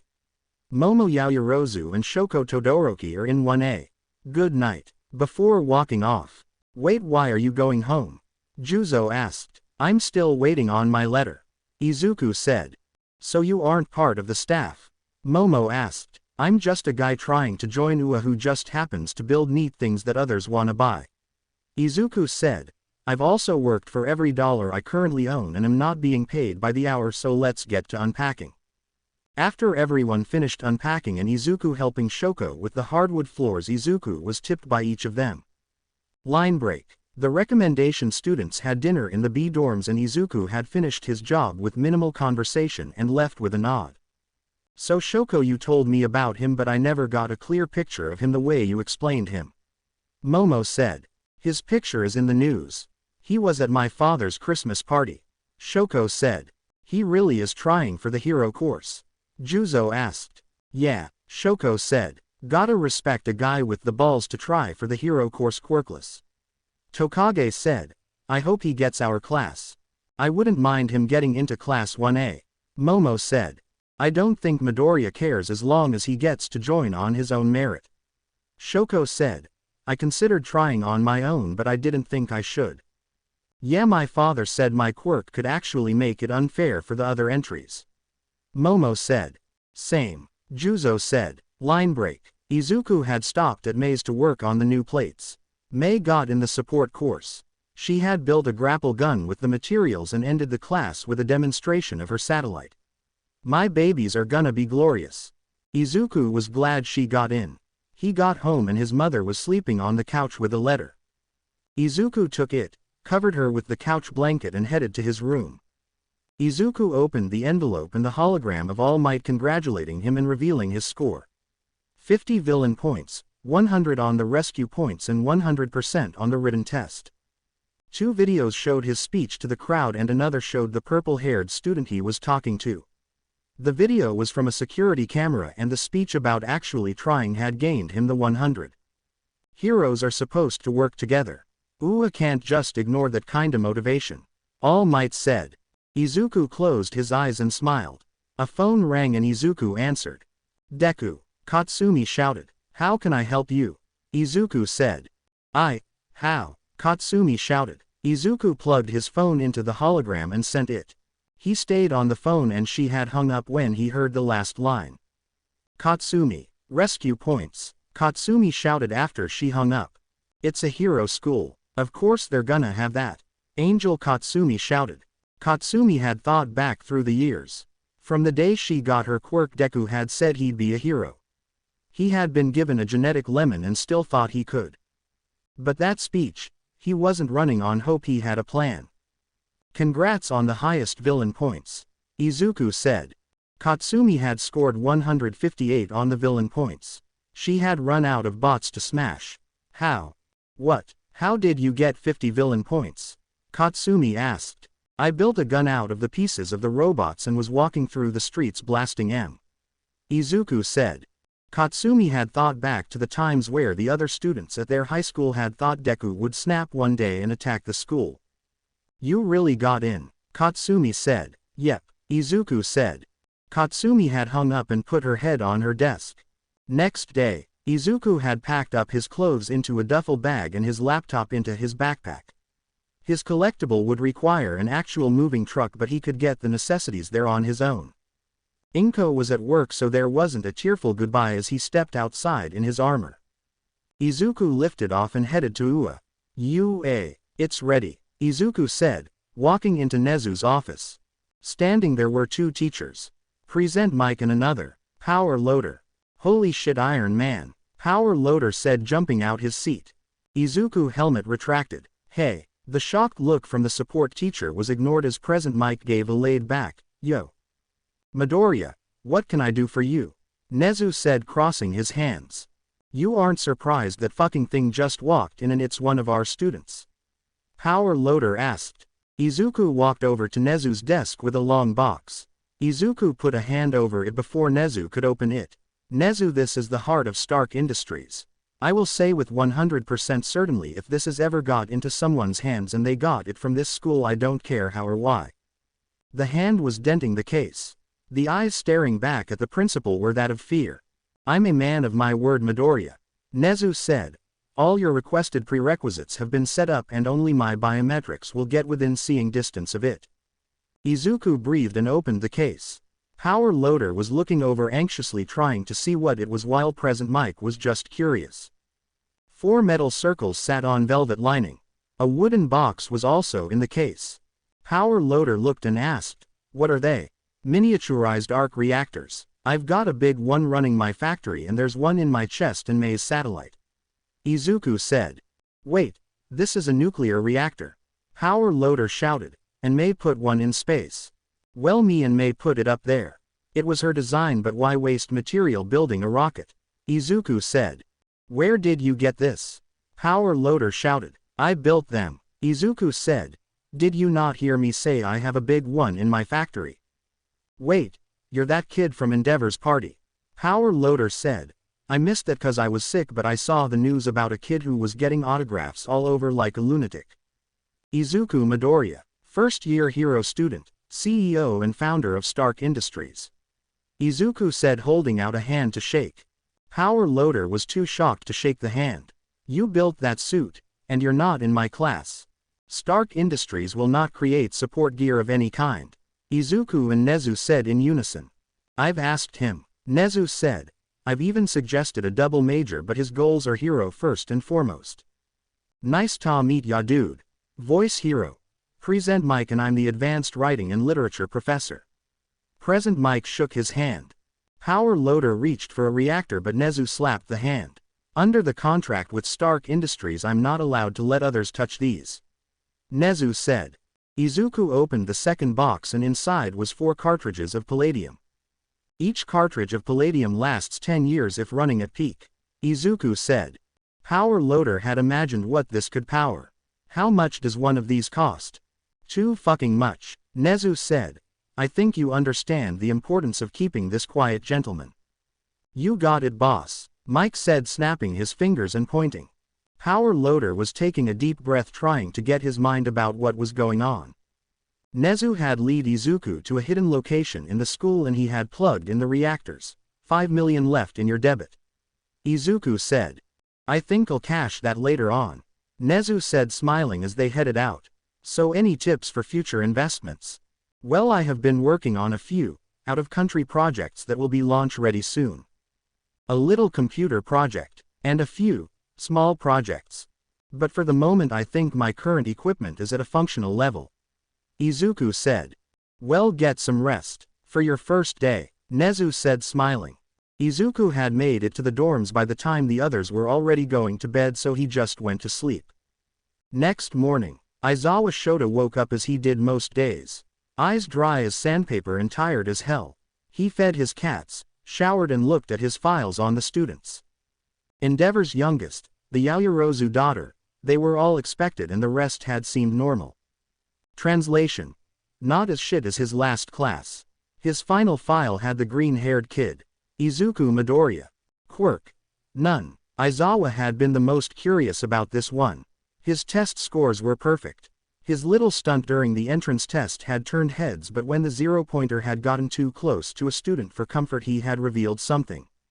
The boy had to have a quirk. He was probably just pretending to make himself look better. Aizawa planned to keep an eye on the kid. The fact Nezu had showed up to the testing ground to speak with him had set off a few flags. What is your game? Aizawa thought, sipping his jelly pouch. Aizawa decided to pull up the video feed from him moving in, and after a few tries found a perfect frame of Izuku that had him looking at the security camera for a second. This was taken a few days ago. Aizawa looked between the picture of Izuku and his cat laying on the cat tree. Both eyes glowing exactly the same. Cat eyes. Enhanced reflexes. Flight. Aizawa had started to go through security of the school and found Izuku had been to Ua with a surprising frequency. They had to bring him and All Might in an ambulance. No one seemed to have ever run into him when he came in. Only Nezu had access to his own cameras and Chio only allowed cameras for remote monitoring her patients. The security footage of Midoriya arguing with Cementos was definitely confusing.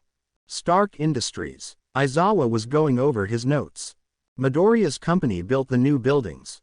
Stark Industries was actually an umbrella corp for other businesses. Is this kid a lab experiment? Aizawa asked. The dance for midnight had shown a bright light in his chest that Aizawa had blinked. Chest light. Aizawa ran a hand through his hair. All Might. The stench of the old jacket was a refreshing smell from the paperwork of the last 2 weeks. Good, since you have everything finished, I have one more thing for you. Nezu said. Is it more paperwork? Toshi asked. No, Nezu said. Praise the Lord, All Might said. Nezu tapped a button on a remote and his closet opened. A retirement present from our mutual friend. Nezu said. All Might jaw hit the floor. Is this? The world needs its number one, but since Midoriya is inheriting that mantle and All Might's ass is mine for 10 years minimum, Iron Liberty will be your new name in life. It's glorious, All Might said, putting a hand on it. The American half of his blood was crawling. All firearms are currently loaded with slam rounds since Midoriya hasn't trained you to pilot this yet. Nezu said. You want to take it for a test flight? Yes. Field A. Aizawa had looked at the lineup and said, Midoriya. Yes, sensei. Izuku asked. Your file says you're quirkless. Aizawa said. Yes it does, sir, but I don't expect any special treatment. Izuku said. Then do this barefoot. Aizawa said. Izuku nodded and headed to the bleachers. Bakugo, you got first in destruction. What was your record throw in high school? 140 yards. Bakugo said. Try it with your quirk. Aizawa said, throwing over a ball. I'll put a little heat on it and really drop their jaws. Katsumi thought. Aizawa held up the device. 2,000 yards. You're here to become the next heroes. You can't do that without knowing your limits. Aizawa said. We get to use our quirk. This is gonna be fun. You wanna have fun. Last place gets expelled. Aizawa said. What? That's not far. Life isn't far. A voice said. Izuku rejoined the group. It doesn't matter if you're born blind, without legs or quirkless. Life doesn't give a shit about you and you won't get anywhere unless you put some fucking effort into it. He said. Aizawa looked over and saw his shoes on the bleachers. So he's still going with this quirkless thing. Aizawa thought. Time skip. Izuku had done well. Better than a majority, but Aizawa was still not convinced. It came to the ball toss. Okay, I've seen enough. Aizawa said. Aizawa sent out the scarf and Izuku caught it. A yank toward the boy had brought the teacher into a headbutt.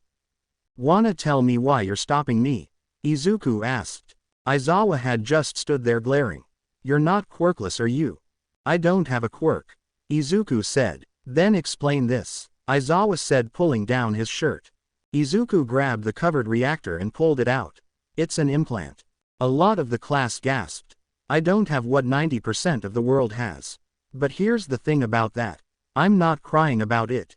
I've cried the river, I've built the bridge, and I won't cry about it again. Izuku said.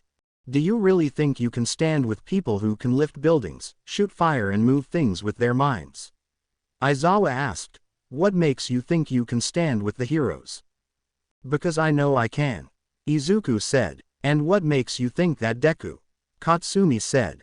Aizawa had realized that literally meant useless, and the file did say those two went to the same school. What makes you think you're good enough to stay here? Aizawa asked. I am a survivor of childhood abuse. I am a certified genius. I am a patriot, a teacher, a lover, a brother, a soulmate. I am loyal to my very core. I do not whine, pout or throw tantrums if I don't get my own way. I don't babble constantly. I am often still and quiet. However, I have suffered from my own demons and I have a habit of muttering which I try hard to keep in check. I don't cheat. I can take the L when I don't win. I am 100% committed to my convictions. I know how to fire a gun. I am fluent in several languages. I feel as much as the next person. If you cut me, I will bleed. I am not a cartoon cutout and I'm not made of stone. I am quirkless and I have had that fact hammered into me by many. Izuku's eyes shifted to Bakugo for a few seconds.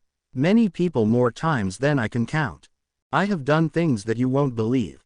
Seen things you can't begin to comprehend. I don't need to be protected. I have been swimming with sharks since I was a child. I am a brilliant tactician and I know my faults to the depth of my soul. I will protect my family and those loved to my last breath. My name Izuku Midoriya. I am founder of Stark Industries. A student of Ua College of Heroes. I've done things to myself just to stand before you. Izuku said. I deserve to stand here and prove I belong. I don't want an easy pass. I don't expect things to always go my way. I've been kicked my entire life and I can respond in kind. So sir, yes, I deserve to stand here and I'd like to throw the ball now. Aizawa handed Izuku the ball and Izuku put the reactor in his hand. Later, the scores were totaled. Izuku scored high but not first. Oh, it was all a lie, Aizawa said. The rest of the class were freaking out. You really thought he'd kick someone out? Momo said. He booted his entire class last year cause he didn't think they had it in them. Izuku said. Midoriya is correct, Yaoyorozu. Don't ever take me for a joke. Aizawa said, taking a few eye drops. Midoriya, do you have any other augmentations? Yes, Izuku said. None that would count as more than a standard human. You're fast enough to keep up with Iida. Standard as them, not Deku's. Izuku pointed to the class. Also, why are you using that word? Aizawa asked. Cause somebody, Izuku said, figured out the kanji for my name could be shortened to Deku, useless just like the rest of the leftovers from the time the human race would better off forget. The red-eyed blonde was looking Midoriya, and I would add that to the file. Well, please refrain from calling quirkless people that. Better than what they call them other places. Izuku shrugged. What do they call them? Ochako asked. Organ farms. Izuku said, getting shocked looks. You guys do know I'm legally not a person in China, Mexico and Germany. Wait, what? Katsumi shouted. Yeah, Katsumi, you didn't know that quirkless homes are glorified organ farms. Why do you think your mother had a contract to adopt me if my parents die? Any orphanage that gets a quirkless are most likely black market organ harvesting. Izuku said. I didn't know people didn't like the quirkless that bad. The kid with a lightning bolt said. Don't Google quirkless in China if you want any sleep, Izuku said, walking to the locker room. Aizawa grabbed his phone and contacted his agency. He'd have to actually look into this. All Might had heard Aizawa talking about the investigation on the orphanages. Oh, you didn't know? All Might asked. Yeah, quirkless kids are basically treated as dogs till they're 14 or so, and then they're gutted for useful stuff, and then the bodies are disposed of. And we're not stopping this? Aizawa asked. Kinda difficult when they just pick themselves up, dust themselves off and do it again. All Might said. I remember kids mocking me about that's where'd I'd go if my mother died. You think the population got like this cause people with quirks fucked better?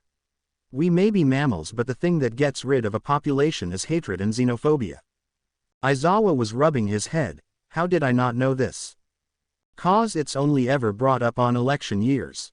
A politician claims they'll end this problem just like homelessness or poverty or another thing they have no control of. All Might said.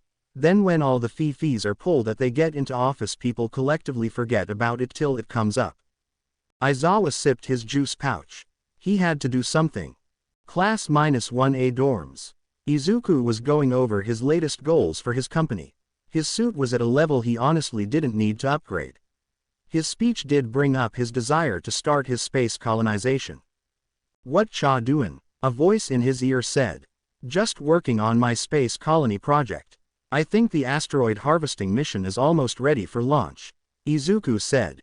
Like as in those giant rocks in space? She said. Yeah, Izuku said.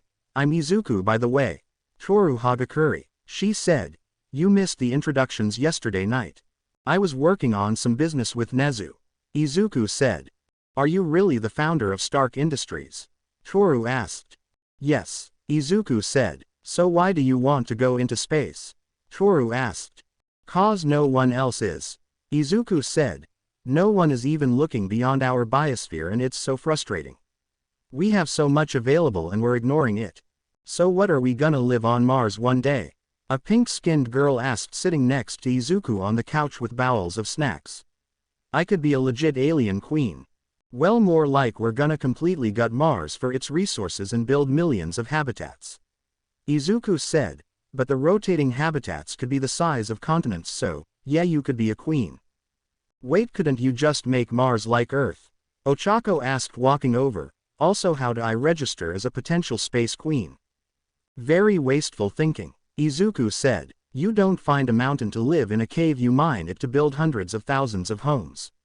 A planet isn't a home, it's a hardware store with supplies. So what would it be like in space? The pink girl asked. Izuku picked up a soda can. About this essentially. Izuku said, the first major one is gonna be floating at the L4 or L5 Lagrange point. Seriously, what should I be doing to get rich from your company? Ochako asked. I wanna be space royalty. Well, honestly, if you buy Stark stock is preparing to split. For a $1,000 you'd have about 10 shares if you buy right now. Izuku said, looking up using his glasses to check the current stock value. He looked down and saw Ochako pointing a fork at Momo. IKNOWWEJUSTMETBUTINEED1000DOLLARS. She shouted very quickly. Momo just looked at her and pulled out her phone. Sure, what's your banking number? I'll wire you 10 grand. Momo said, pulling out her cell phone. I might buy 500 shares myself. Ochako dropped her fork. You have enough to do that? Yeah, my parents had me learning to budget and invest to learn math when I was young. I've been saving half my allowance every day for 15 years. Momo said, showing her banking app. Mother said the stock market can be a puppet if you know what's gonna happen. Ochako had started whimpering. I don't have a smartphone. Ochako had said, falling to her knees. Izuku reached into his pocket and was holding out his phone at the same time Momo had pulled one out her hip with her quirk. What phone is that? Ochako asked, looking at the one Izuku had. The Stark Slate. This little baby drops near Christmas. Izuku said. I can get another if I need to. Momo asked to see it and Izuku explained what it was. Graphene carbon nanotube screen with titanium body and Stark's 6.01G antenna. 8K images and 2 terabytes of space. Momo tried to make a copy and Izuku took the copy, loading the OS from his phone and his stuff before giving Ochako the original. You're just giving this to me? Ochako asked. I have a factory full of making more every day. I'm giving a student discount to everyone anyway. Call it a PR giveaway. Izuku said. Ochako was flipping through loading the right things while the others sitting around the couch were busy on their phones trading stock. What's going on? Ribbit, a green-haired girl said, walking in.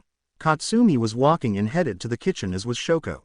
Buy Stark stock, Mina said. That's Deku's company, right? Katsumi said, walking over. Yeah, we're building our second nuclear reactor within the month and the new phone drops around Christmas. Izuku said. Ochako showed her and she looked at it.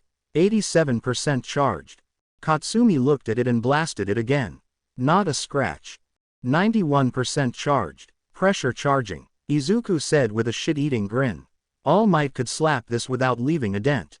Katsumi mouth opened. The hell is this made of? Pure willpower. Izuku said dramatically. Katsumi groaned and said, here's your damn phone. Throwing it with an explosion. 100% charged. And it bounced back and hit her in the nose. Ochako caught it while Izuku had got up to check if Katsumi was alright. It looks okay, Izuku said after checking it for a few minutes. Katsumi, that thing was made with you in particular. That thing can charge with kinetic impacts, fire, and electrical discharge. It's literally a phone that can charge with quirks or someone throwing a hiss fit. It's okay, sweetie. Ochako was talking to the phone. It was most likely the most expensive thing she owned. You got a lot of nerve, jerk. Katsumi, Izuku said sternly. What do you say? Katsumi had felt as if her mother was standing in the room, pissed as hell, but it was coming from Deku of all people. I'm sorry I blew up your shitty phone. Katsumi said. Apology accepted. Ochako said. When did you start a company? Katsumi asked. Around the time I started tinkering with machines. Izuku said. Katsumi looked at Izuku's chest and put a hand on it. The circle underneath was almost purring as it pulled. When did this get put in? Almost a year ago, Izuku said. Along with noise-dampening cochlea implants, a tungsten foam over my skeleton and an electropoly weave on my heart. Katsumi had raised her hand and felt his face, and her hand could feel some of the device. As she looked into his eyes, she had saw the reflected light. What happened to your eyes? I flipped the light recepting nerves in my eyes and added a film of metamaterial. I have no blind spot and I have the night vision of a cat. Including a high-tech artificial lens, I could see better than anyone without a vision-enhancing quirk. Izuku said. Katsumi's had moved to his shoulder and felt his arm. When did you get jacked? A red-haired boy with pointed teeth said, who had walked in a few minutes ago. Gene therapy, Izuku said, lying to prevent Extremis's full-body upgrade being revealed. The prions in my body, instead of making larger muscles, I have more in my they constrict faster than a regular human. Pair that with an electrode of body conduits, I can lift a tank unassisted. Katsumi eyes turned to pinholes. So, yeah, I think I've done a lot in these past few months. Izuku said. How exactly is that legal? Mina asked. I'm quirkless. We're literally faster and easier to be cleared for medical testing than lab monkeys. Izuku said. Katsumi had looked into it. Everything Izuku said about quirkless people in certain countries was true. Some countries even had quirkless sanctuary cities like Gotham City. Looking back, she thought about how she treated Deku. She started as just the way she usually treated him, but then when the rest of their, basically entire school life, everyone joined it. It was actually surprising when Katsumi looked back and was floored when she asked the extras why they acted like they did. He's quirkless, was the answer from everyone. She remembered when Deku fought back. Back during middle school, he had tried to defend himself, but the teachers always took the extras' side. I'm a jerk, Katsumi thought as Izuku had moved to start cooking dinner for everyone. Flashback. Izuku, Katsumi and the extras that followed her were all around 5 or so. Katsumi had gotten her quirk a few months ago. They had gotten bored of heroes and villains and moved to knights and princesses. Katsumi had made Izuku the prince and her and the others knights. She didn't want to be a princess. Deku was fine with being a prince, but some reason the way he just accepted it was some reason infuriating. Izuku was a knight to her. His personality and general attitude towards life, always smiling even when it hurt. It just got to her for some reason. When they were trespassing and crossing that bridge, she fell off, and when she looked up she saw Izuku offering his hand to her. I don't need your help, Deku. Katsumi screamed, slapping his hand away. You can have it if you want. Izuku responded. That smile on his face. That damn smile. Flashback end. Katsumi's room. When her quirk first started, Izuku was doing a bunch of weird shit for her. He gave her a headband with cat ears around the time her quirk started hurting her ears. The headband squeezed her head, but her mother had made her wear it for some reason. She always wore a headband out of habit. Izuku randomly one day started giving her a pair of sunglasses. She had wore them for a few months, but it just stopped. Izuku seemed to know something she didn't, and it annoyed her. Something changed when they came back for senior year. Izuku had just flipped. His personality was different. He was still smiling, but he wasn't just ducking when attacked, he was swinging back and knew how to. He had read his notebook to the class, and Katsumi realized he had to rewrite every notebook she burned from memory, so he basically had an encyclopedia of quirk facts and all the shit he wrote about. She had noticed it wasn't hero analysis for the future anymore, it was anarchist quirk book. With the anarchy symbol. This book was a multi-subject binder instead of a single. His entire life's work of notebooks was in a single book. Looking at the shit, he says it was scary. Izuku was a sleeping monster when it came to the things in that notebook. Why hadn't she ever read it again? Izuku had the ability to be a villain. Hell, half the anime and manga she read had the villain being someone from the hero's past. Katsumi hadn't realized until now Deku wasn't stupid. Well, she knew he was a nerd, but the fact he wanted to be a hero had kinda blinded her to the fact there were other methods to be a hero. What exactly was her goal with Deku? I mean, if he didn't get into UA, he'd try somewhere else. If he couldn't be a hero, he'd try to find a way to at least join something to help people. She vaguely remembered a plan to start a hero agency and let Deku join that, but some reason that kinda got buried under What was it exactly that got her so mad?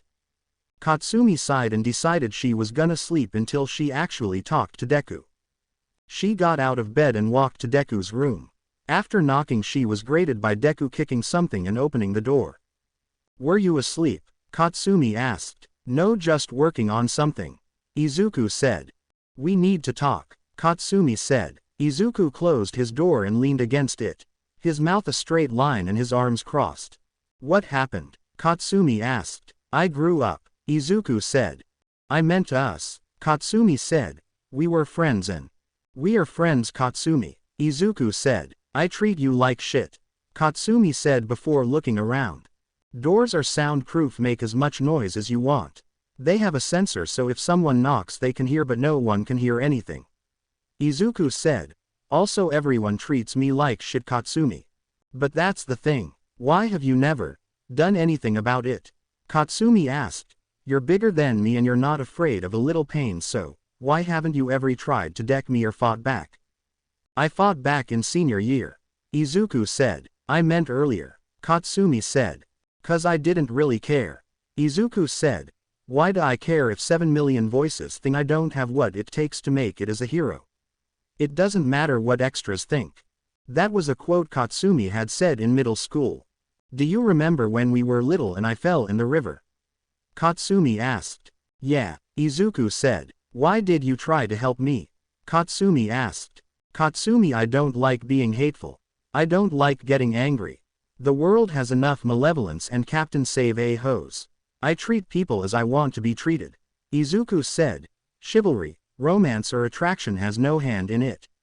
I've spent my life just shrugging off the pain and insults cause. I knew it didn't matter. I'd become a hero through training, studying and busting my ass to even stand a chance." "Why did you accept being a prince?" Katsumi asked. "You were always the villain or the prince when we played as kids."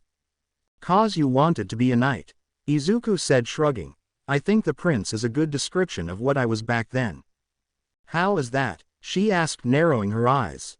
"'Cause everyone thinks the prince is a jackass riding the coattails of his parents and only gets what he has 'cause he was born the way he was, when in actuality they spend a majority of their time being trained to take the king's place," Izuku said. "I got kicked my entire life 'cause I was quirkless. I look like I didn't try much when in actuality I was spending all my time studying and preparing for UA. Princes become kings, Katsumi. And I finally got my crown and a castle. I'm standing in a castle I helped build with the knight currently standing in her underwear in front of me." "How could you? Should you have night vision?" Katsumi said, moving her arm to cover part of herself. "Yeah," Izuku said. "Speaking of that, how much have you done to yourself?" Katsumi asked. "A lot," Izuku said. "Does it, hurt?" Katsumi asked. She hadn't asked about someone's well-being. Okay, she never asked about someone's health before. "The muscle augmentations feel like my blood is filled with napalm for the first few days after the augmentation. The bone graft feels like your flesh is boiling while your bones are feeling like shattered glass," Izuku said. "I had to jam 5-6-inch needle into each of my eyes." "So," Katsumi had shuddered. She hated needles. "How exactly did you do all this?" "Self-surgery," Izuku said. Katsumi looked at him up and down. "I noticed your notebook changed," Katsumi said. "I changed," Izuku said. "I was thinking about your speech," Katsumi said. "It was all true," Izuku said. "I mean the one before the test. The whole intelligence-based survival thing, what was that about?" "Katsumi, the human race got where it is from thinking and building. Quirks have stalled the human race for so long and I want to prove you can become a hero without one," Izuku said. "I know I have what it takes to be a hero and I know I want to be the next number one." "I'm gonna—" "No, you aren't," Izuku said, getting close enough I could see his face. "Your little swan dive comment cost you that. I'd have been happy as a hero, but now you ain't getting number one until you rip it off my cold dead body." Katsumi had started getting angry, but Izuku had grabbed her shoulder. "I know you could be number one. I have no doubt about that, but that comment was the kick in the ass for me to finally decide, no, I'm getting number one. You would have been the next All Might, but let me tell you here and now. Your best is gonna be Endeavor. You lost that privilege when you tried to instigate my suicide." Katsumi had thought at that moment. Oh shit, if Deku had jumped, his suicide note would have had her name on it. She'd have been black booked from every hero school in the country. Katsumi started. You almost. Izuku corrected. You almost lost it all, but I'm not suicidal. I've thought, what if I had died? Then a voice in my head says, you've got a lot of fuckers to prove wrong. Katsumi bowed her head. I'm sorry. For what exactly? Everything. Katsumi said. I'm sorry for fucking up your childhood. I'm sorry for treating you like shit. I'm sorry for almost killing you. I don't forgive you. Izuku said. Wah. Katsumi started. I don't have anything to forgive. Izuku said. But I did so much. Katsumi shouted. I'm not built for being pissed about stuff. Izuku said. Anger is a weapon, Katsumi. It's a tool for when things are trying to kill you, and if it hasn't killed you, you go apathetic and, well, you don't have a reason to be angry. Katsumi was pulled into a hug. You want to be a hero, Katsumi, and I know you can, but I also know you're a big fish in a small pond.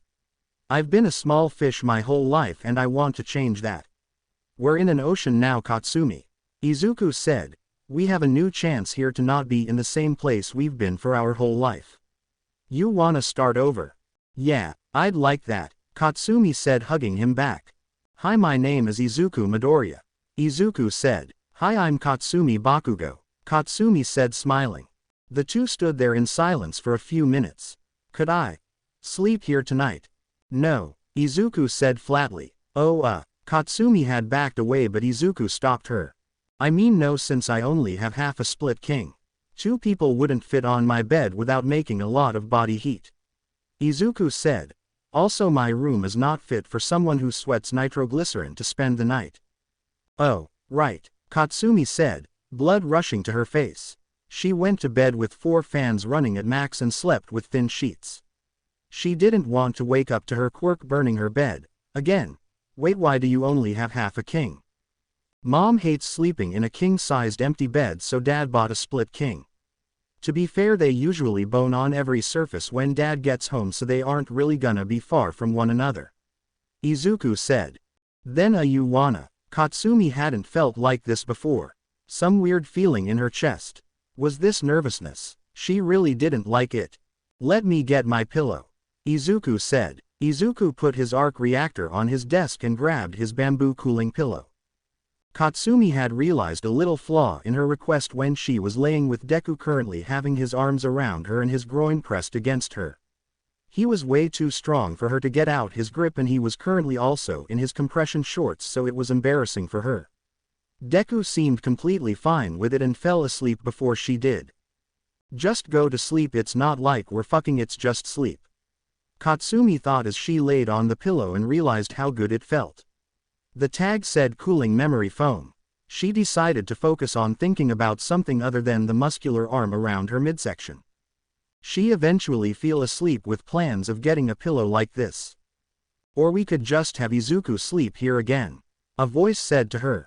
Katsumi's head. The console went dim, signaling sleep, and Angel Katsumi was cracking her knuckles and stretching. Devil Katsumi was glaring at the angel. You know, the second Deku does something stupid, I'm getting back in control.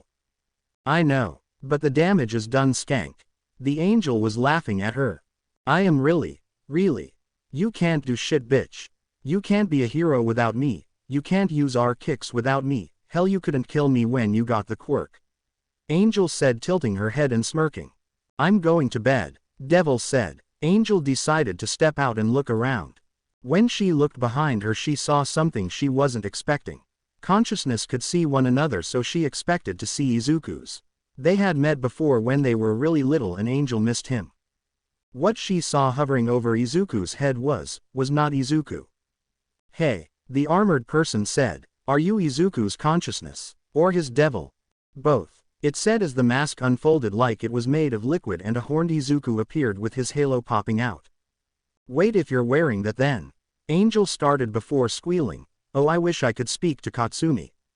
Devil is gonna be pissed, all the Iron Man fangirl is gonna reroute to Izuku. I noticed the poster, Horned Angel said, pointing to multiple posters that looked like second-hand photos.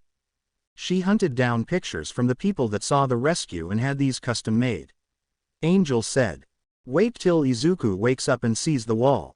He might make her a functional mini Iron Man collectible. Horned Angel said. So what happened? Last time we met you and Devil were different people. Angel said. Kinda pointless to waste the mental energy.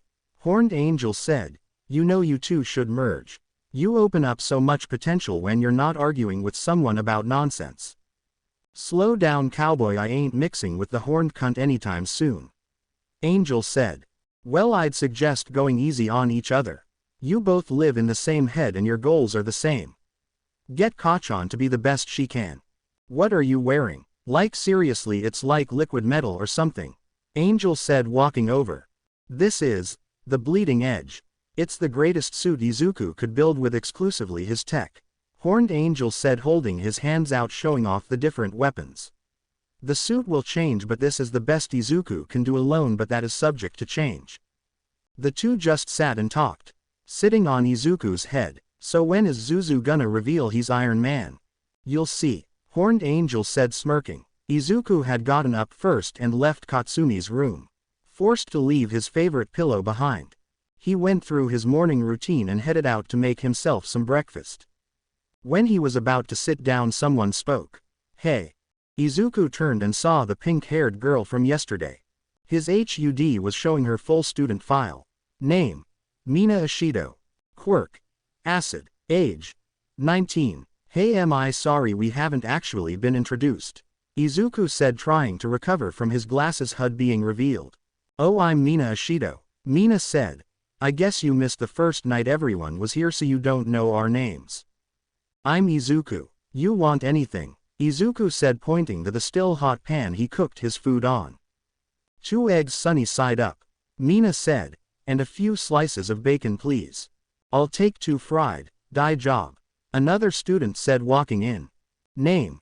Kyoka Juro. Quirk. Earphone jack. Age. 18. Who you callin' die job? This is my normal hair. Izuku and Mina both said. Him. She pointed her earphone jack at Izuku. Well, it isn't dye. Izuku said. So the carpet matches the drapes? Jiro asked, leaning in. I too am also curious. Mina said, leaning in, smiling. There's a theory about quirkless people I wanna confirm. I'm not pulling my pants down near a grease-filled frying pan. Izuku said. If you want proof, we can argue up close and personal view with your mouth around my. Oh, you think I wouldn't? How about I? Jiro started, jacks up like a snake ready to strike when someone walked in. What are we talking about? Toru asked, walking in. Name. Toru Hagakuri. Quirk. Invisibility. Age.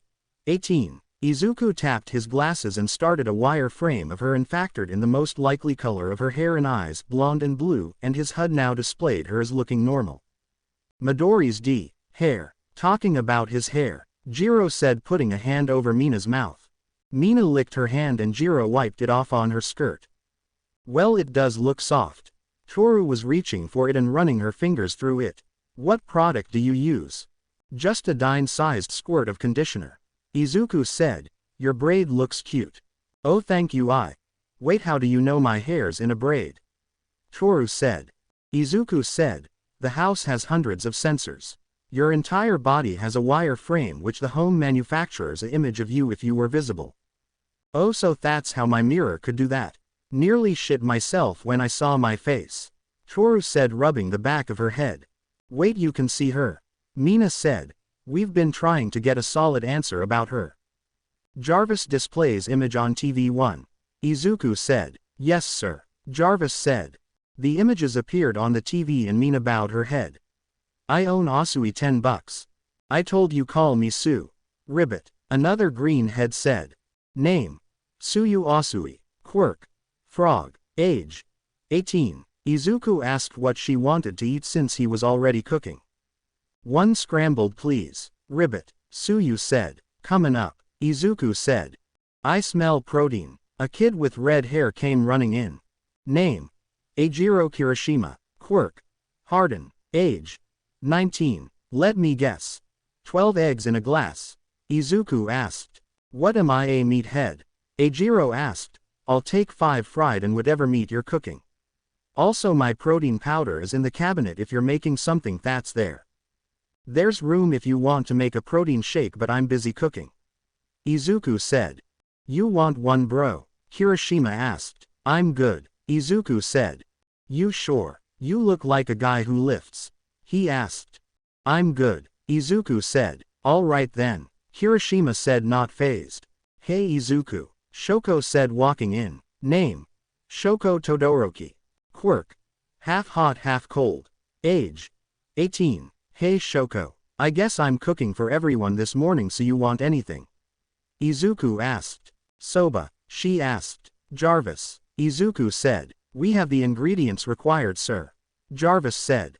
Soba coming up, Izuku said. Do you have the ingredients for pancakes? Another person walked in. Name: Yaoyorozu Momo. Quirk: creation. Age: 18. Izuku nodded and pulled out the bowl.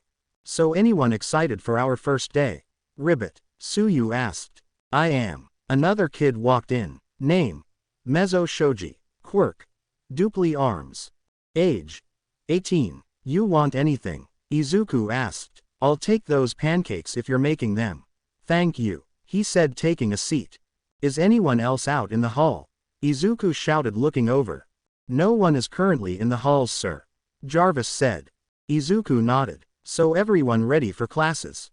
Suyu asked. Sure am, Kirishima said. Can't wait for the hero course. Not excited for the standard classes.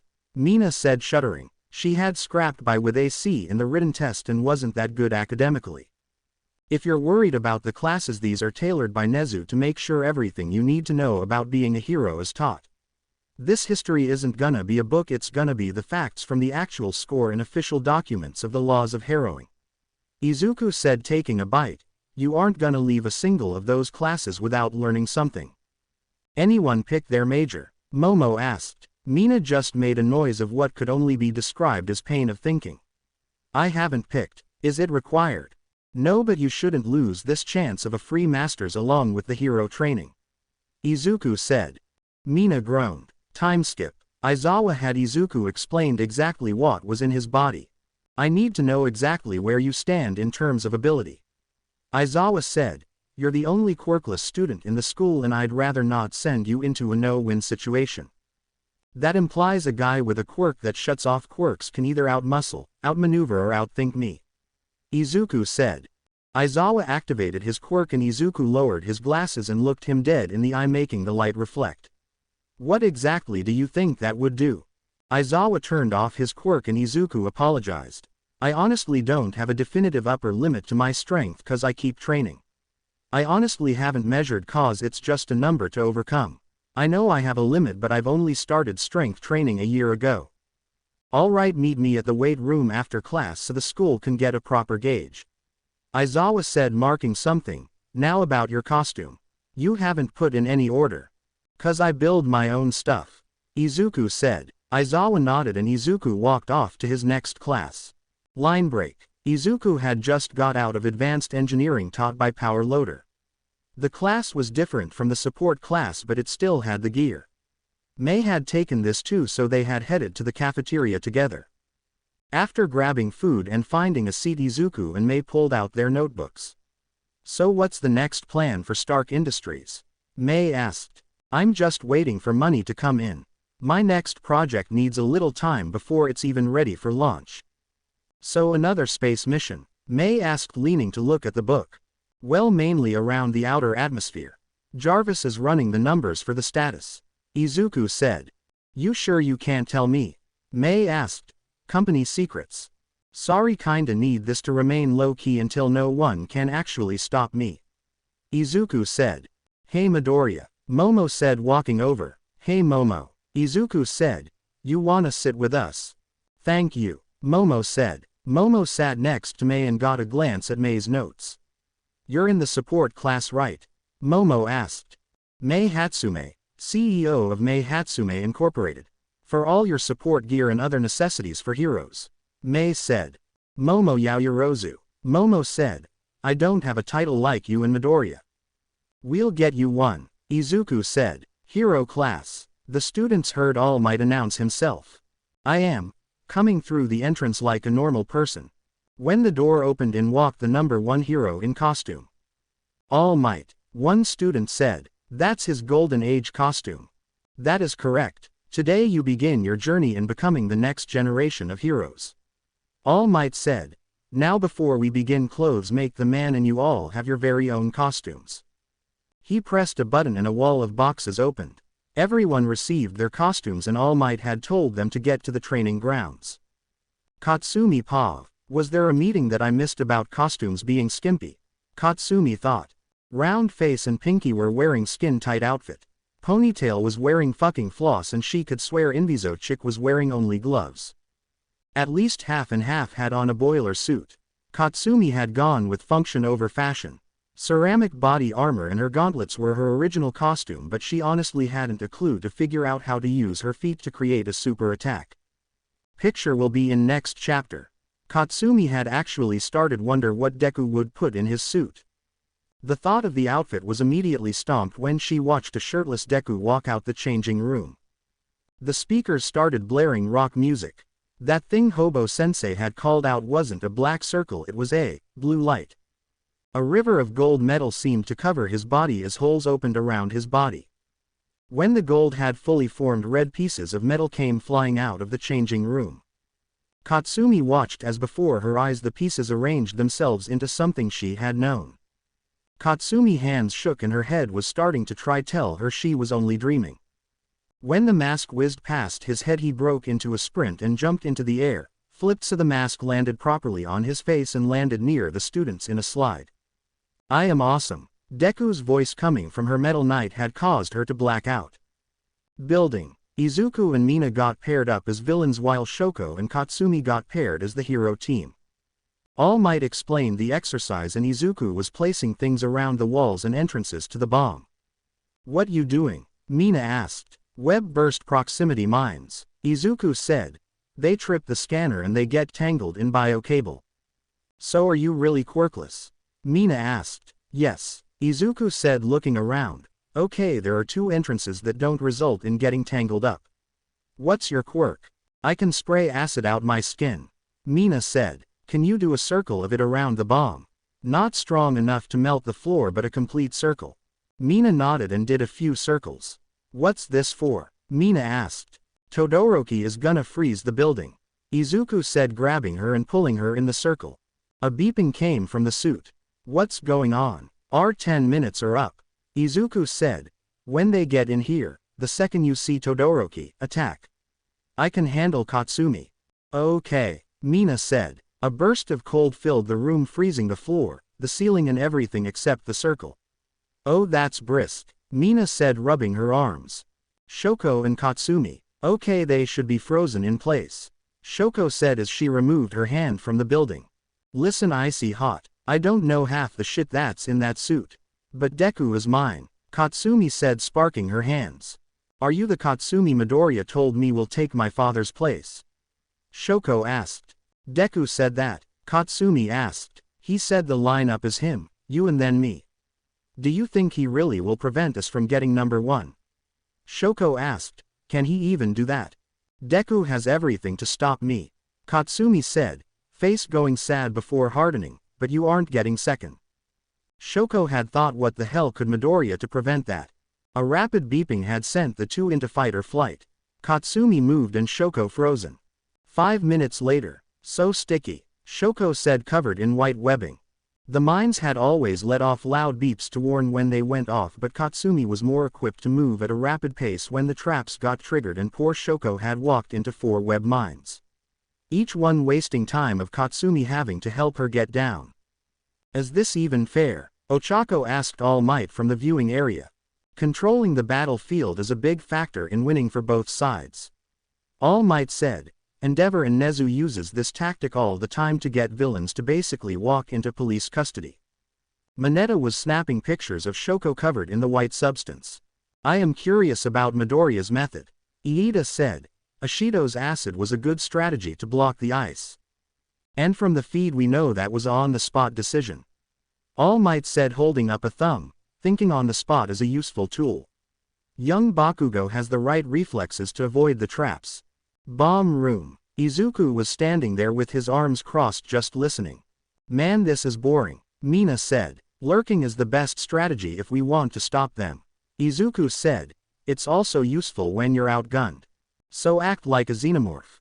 Sure, Mina said, thinking about a dream she often had. In her costume she had gotten a letter saying they won't make her damn costume board. Mina though. Get to cover. I hear Katsumi, Izuku said as he pressed himself against a wall near a doorframe. The sounds of explosions had reached Mina's ears and she dove for cover. Deku, Katsumi shouted. Shoko was riding on her back and the sudden stop sent her flying off, but she made a ramp or ice to land upright. That was your fault, half and half, Katsumi said. Now, Izuku shouted, shooting Katsumi with a repulsor beam, getting her away from the bomb. Mina jumped at Shoto and readied a palm of acid. Katsumi was dead set on Izuku and Todoroki was just sending ice at Mina, but the acid prevented it from sticking to her. I'm rubber, you're glue, Mina exclaimed, but Todoroki crouched down and touched the floor. A massive wave of ice spikes came towards her. Mina sent a burst of acid around her and she had barely dodged it. Todoroki had tried to glide over the ice to get the bomb, but Mina melted the spots on the floor and Shoko tripped. Meanwhile, the two others were throwing punches and kicks. Katsumi was surprisingly quiet during the entire thing. Come on, give me something here, Izuku said, kicking her back and opening his shoulder launcher. Katsumi had been slammed into the wall by the barrage. A spray of cold from the zero cannon was focused on Katsumi's midsection. She slapped him in the face with the goal of blasting the faceplate off. Heated suit. Nice touch, but I see you didn't add anything for those kicks of yours, Izuku said. Poorly designed gauntlets too, actually. Might wanna talk to. A explosive kick had sent him backwards. All, show you shit-tie design. Katsumi shivered. Her gauntlets had flashed red. These gauntlets aren't just for show. She pulled the gauntlet back and a pin came out. They store my sweat to use all at once for one monstrous blast. Is Midoriya gonna be able to survive that? All Might thought. Young Bakugo, don't do it. All Might said into the comm. You'll kill him. He'll be fine if he dodges. Katsumi shouted. Damn, I'm actually hurt. You said that, Toshi, Izuku said into his comm. Wait, Midoriya, this is a private comm. How can? The blast had engulfed Midoriya. The students were watching if fear when the cameras got whited out from the light. Katsumi was cackling, but when the smoke cleared, Deku was standing there, body smoking with a fully repaired armor. The fuck, was the collective shout from the class. Memory metal. Heat it up and it fixes all the dents, Midoriya said, lifting his helmet to see him grinning. Almost gotten through before the blast. Katsumi eyes widened and her face fell. As I said, poor design choices, Izuku said, smirking. Katsumi was shaking. She had just rushed forward, exploding into a knee strike to the face, then stomping on his chest and a hand blast in a quick succession. He was knocked down and she landed on him. Her legs were around his stomach and she was just throwing as many palm strikes as she could. You think that damn suit is anything to me? Katsumi shouted between blasts to Izuku's mask, a Deku cowering in a suit of armor. Take that away, what is left? Izuku grabbed her gauntlet by the handle and his helmet unfolded completely. A genius billionaire playboy with a particular set of skills. The gauntlet was moved to Izuku's face. You can take away my toys. The bar was slid back by Izuku. Knock me down. His thumb slipped into the pin. Beat me and shame me. Katsumi realized what he was doing and his other hand grabbed her free hand. But there's one thing you can't take from me. The pin was yanked out and a blast hit him dead in the face. Katsumi tried to move. She tried to get her arm away. Deku. Did I just? The metal still hot as his glasses, which were still on his face, prevented his eyes from getting melted. I am Iron Man, Izuku said as the flesh on his face had healed. Katsumi had decided to just use the capture rope and she had gotten Izuku, but All Might announced the villains won. Previously with Mina and Shoto. Mina had been dancing around Todoroki, having more skating experience and the fear of her opponent. Todoroki didn't expect much from Mina. She honestly hadn't gauged the whole thing actually. Bakugo had Midoriya, so her goal was the bomb. When the entire building shook from the Bakugo gauntlets, she was reaching for the bomb when Mina had gotten her around the ankle with the capture rope. Not today, and yanked her leg back and falling on her face. Time's up, All Might shouted. Line break. Okay, who wants to tell me who was the MVP of this match? All Might asked. Midoriya was the manliness on the field. Kirishima said. Kinda the default for that title in this match. Izuku said, crossing his arms. Yes, Midoriya had the best planning. He along with Bakugo refused to get input from their team. Momo said. Honestly, I had no idea what we should do. Mina said sheepishly. I didn't have anything beyond freeze the building and get to the bomb. Shoko said. I honestly thought we'd walk into a room with you two frozen in place. Always check your antifreeze. Izuku said. See, half and half. Not adding anything isn't my fault. Katsumi said. Midoriya also unnecessarily fired your gauntlet at himself. Momo said. Shock value. Izuku said. But the best of this is definitely Ishido. Momo said. She played her role and held a fear for her opponent. Excellent evaluation, young Yaoyorozu. Midoriya, I'd like to ask how you heard my conversation with young Bakugo. They're not special channel comms. You can get a set from any retail store. They have the same channels as walkie-talkies. I just checked the other channels with my helmet. Izuku said.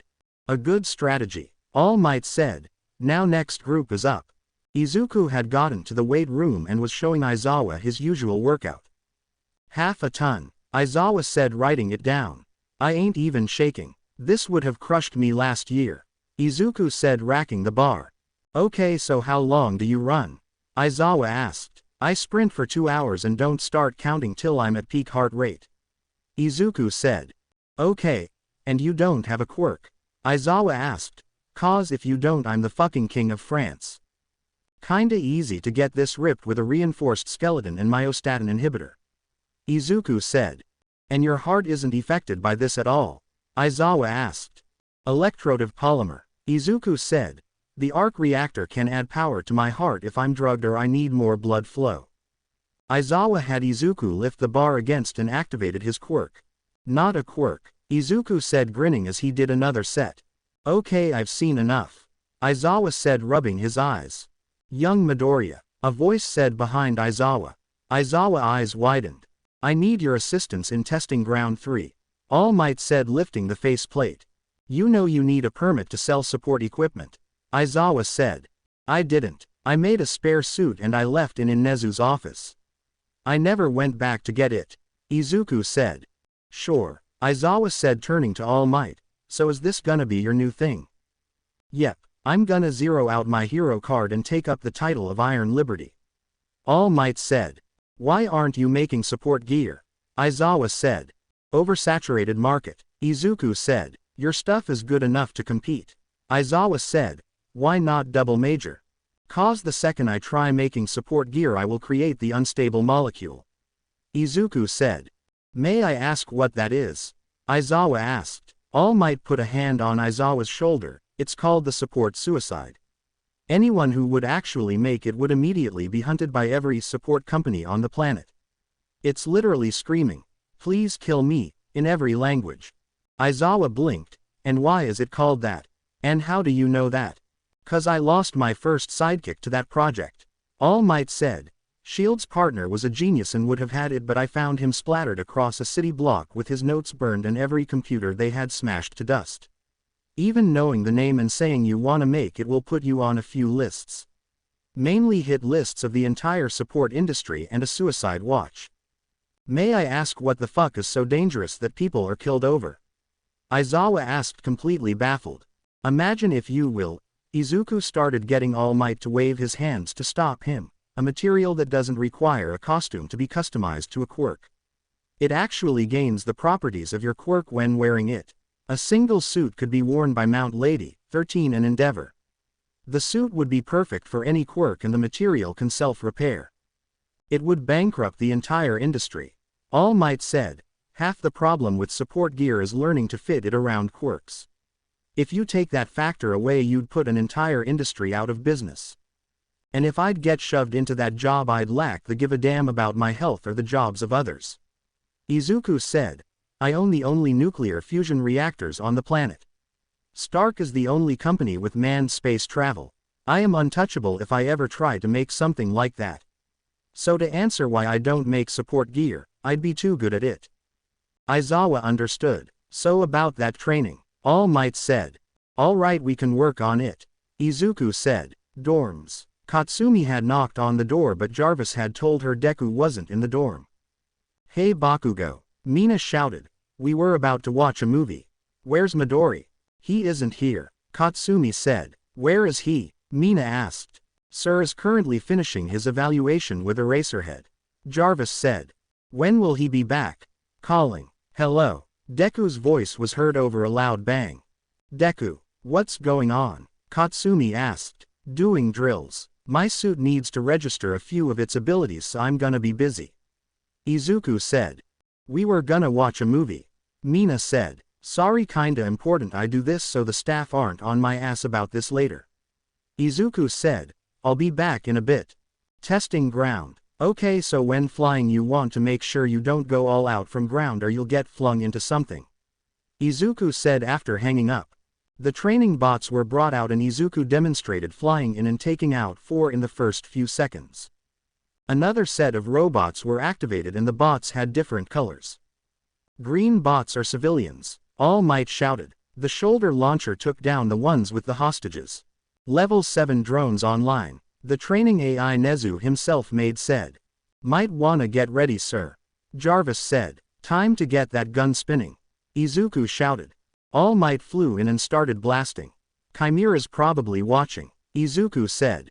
Always watching. Nezu said in his calm. All Might had puffed up from reflex, but Izuku reminded him this was to train him with the suit. On your 6. Izuku shouted. 3 o'clock. All Majit shouted as a projectile shot towards Izuku. Might wanna step it up, sir. Jarvis said. Hit the deck. Izuku shouted. The drones lay in pieces as Izuku popped the cartridge. All Might lifted his faceplate and smelled the air. This is fun. All Might said. I think we're good for tonight. Izuku said. Honey. The training AI said. The ground shook and in the distance a zero-pointer was marching towards them. I've got a movie to see. Izuku said, walking past All Might. We'll continue this later. Observation room. Aizawa turned to Nezu. Okay, seriously. Is he from the same lab we found you in? Nezu chuckled. No, he isn't from the same place I am. Aizawa looked down at the clipboard. He had remembered back when he was a student. He had gotten in through the Gen Ed course and remembered the amount of hatred he had back then. He hated he had to go through so many hoops to stand where he was. He's a problem child, Aizawa said, putting in a few drops. He says he wants to be treated like any other student. Then treat him as such. Nezu said. I let my teachers teach. You've seen what you working with. Aizawa nodded and walked off. Common room. Izuku walked in just in time to see the back half of the Alien movie. I wish I was a xenomorph. Mina said. I can make you into one. Izuku said offhandedly. Mina's head slowly turned, and while the rest turned to back up in fear. You know about A03959X91-15. I can make that, Izuku said. Deku, I will pay you not to do that. Katsumi said. She had seen the movie when they were younger and it still fucked her up. I mean, I wouldn't make the exact thing. Izuku said. Your quirk would make a perfect template for a few upgrades, but not as much as you think. Please don't. Toru said. When can we start? Mina asked, excited. Mina, no. Mina, yes. Mina responded. Let me get a scanner. I need to know what to work with.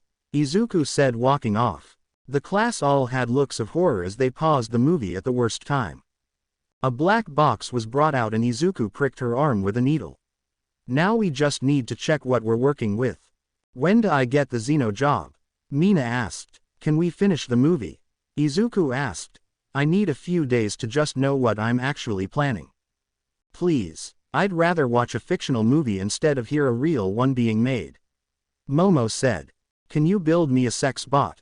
Mineta asked. For legal reasons I can't have my company making those. Izuku said. Face completely emotionless. I recommend not talking about making those again. Why not? Mineta shouted. 'Cause I can't have my company working in anything that will piss off a majority of the planet. Izuku said.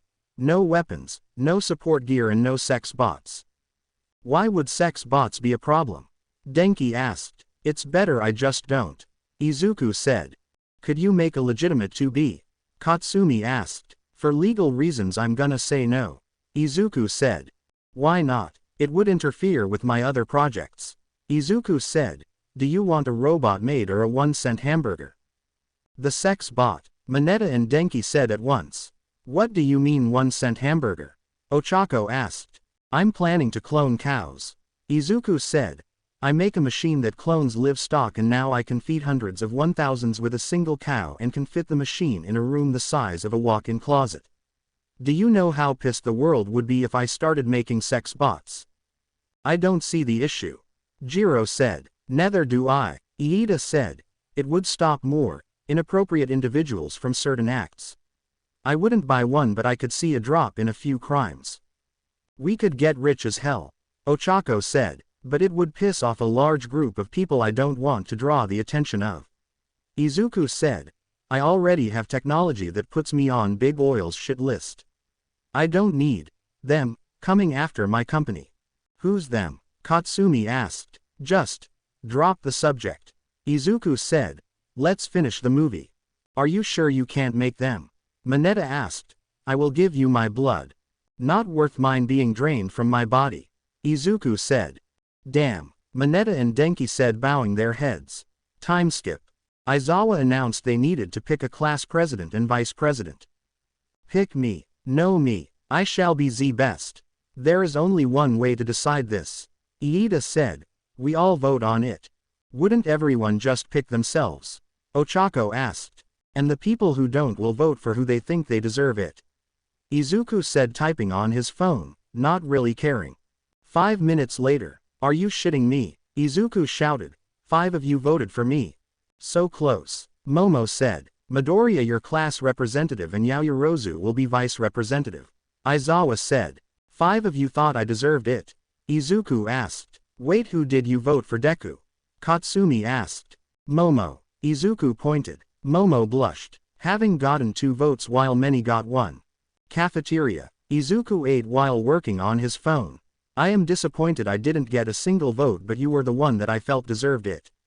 Iida said. You didn't want it, Iida. 0 votes mean even you didn't pick yourself. Ochako said. I followed my own judgment on the matter. Iida said, drinking from his glass. I still Momo deserved it more. Izuku said. Come on Midoriya, you got the glasses and everything. Mina said. Glasses don't make someone immediately smart. You have to fail a test to get them. Izuku said. These aren't even prescription. They just work as eye protection.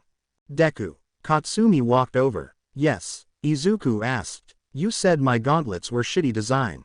Katsumi said. Yes, along with Ochako's boots, Iida's armor and a few others. Izuku said, reaching into his pocket. Here's someone who can get you something more useful. Ochako and Iida took pictures and Katsumi looked at it. So you think this extra is good enough? She's the head junior mechanic of Stark Labs. Izuku said. So I think she's cut out to make the proper adjustments. She works for you? Ochako and Katsumi asked in unison. On projects that need a second set of hands. Izuku said. She's in the support course so you could get the up. THR alarm started going off and the students panicked. Hey, watch it, extras. Katsumi was thrown over Izuku and Ochako was knocked to the ground. Midoriya, it's just a reporter that got in. Iida said. Katsumi was struggling and felt a hand on her butt. Sorry, I need a little stability, cat. His phone was pointed at a speaker. Javis, give me a little bass in my voice. Mic is live, sir. Attention. Izuku shouted. The student stopped and looked around. Ochako floated him up and he had looked around. Would you kindly stop acting like decapitated chickens for 5 seconds? Izuku said. A media worm got in. Please go back to your food and next time don't shove people in an emergency. Hey, you're that quirkless guy. One shouted. Yeah, what of it? Izuku asked. Why are you still here? Another shouted. Cause he's the president of class 1A, you extra. Katsumi shouted. Everyone just sit back down. Izuku said. We have over 20 pro heroes here at any given time. If whatever is here wanted us dead, it wouldn't get far. Everyone moved back to sit down and Izuku flipped over, kicked off the ceiling and moved to a sitting position so he was in his seat. Midoriya, you're surprisingly good at moving in zero gravity. Iida said. Yeah, I've spent about a week in space the week before the entrance exam. Izuku said. Wah. The four at the table said. You've been to space. Ochako, Iida and Katsumi said in unison. You're a real astronaut. Mina said. Yeah. Izuku said. Where do you think I was, Cat? Don't call me Cat. Katsumi said. Can you help me learn to move when floating? Ochako asked. Sure, we can start now. Izuku said. Now. As in now. Ochako asked. I just ate. Yes, now. Izuku said. We can make it a challenge to get to class without touching the ground. Ochako gulped. Okay, first of all, Newton's first law of motion. Izuku said, holding up a fork. Things like to stay as they are, so if it's moving it's gonna stay moving. We got air resistance here, so we got an advantage when trying to stop and move. Izuku flicked the fork away and headed the opposite direction. Third law. Force has equal and opposite reaction. Izuku said, headed for the trash can. He sucked in a breath and breathed out to slow down. Okay, now you. Izuku said. Ochako gulped. There were still people in the cafeteria. Come on. Class 1A should get this. One kid said. If the quirkless one can, then. Bonk. Izuku turned and a ginger girl was standing over a blonde laid out on the floor. Her hands turned to the size of her body and shrinking currently.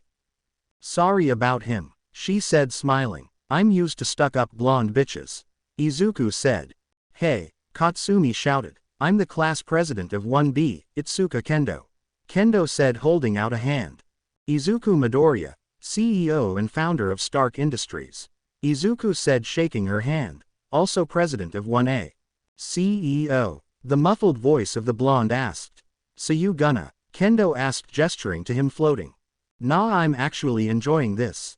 Reminds me of being higher than anyone has been in the last few hundred years. Izuku said. So you've really been to space? Kendo asked. Had to repay a friend. Izuku said. The bell went off and Kendo said, well, better get moving. I wanted to meet up with the other reps to just get some connections going. Yeah, same. Here's my card. Izuku said. Kendo took it and wrote her number on his arm. See y'all later. Alright, let's go, Ochako. Izuku said. Okay. Ochako said. Let me guess. Motion sickness? Izuku asked, crossing his arms. Ochako nodded. Focus on one fixed point. Izuku said, pointing at the door. You might want to spread out a bit to stop from spinning in breath. Izuku helped her get her bearings and she evened out. Hey, I think I'm getting it.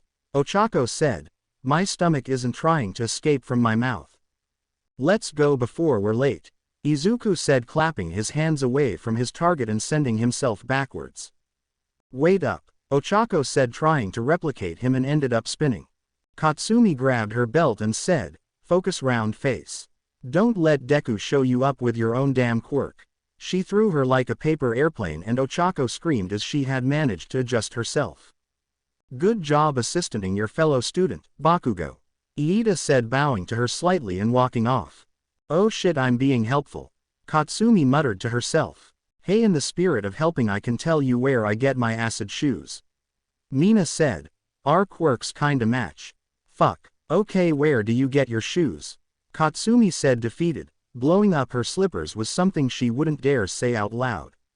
Check out the support team, the school covers costumes.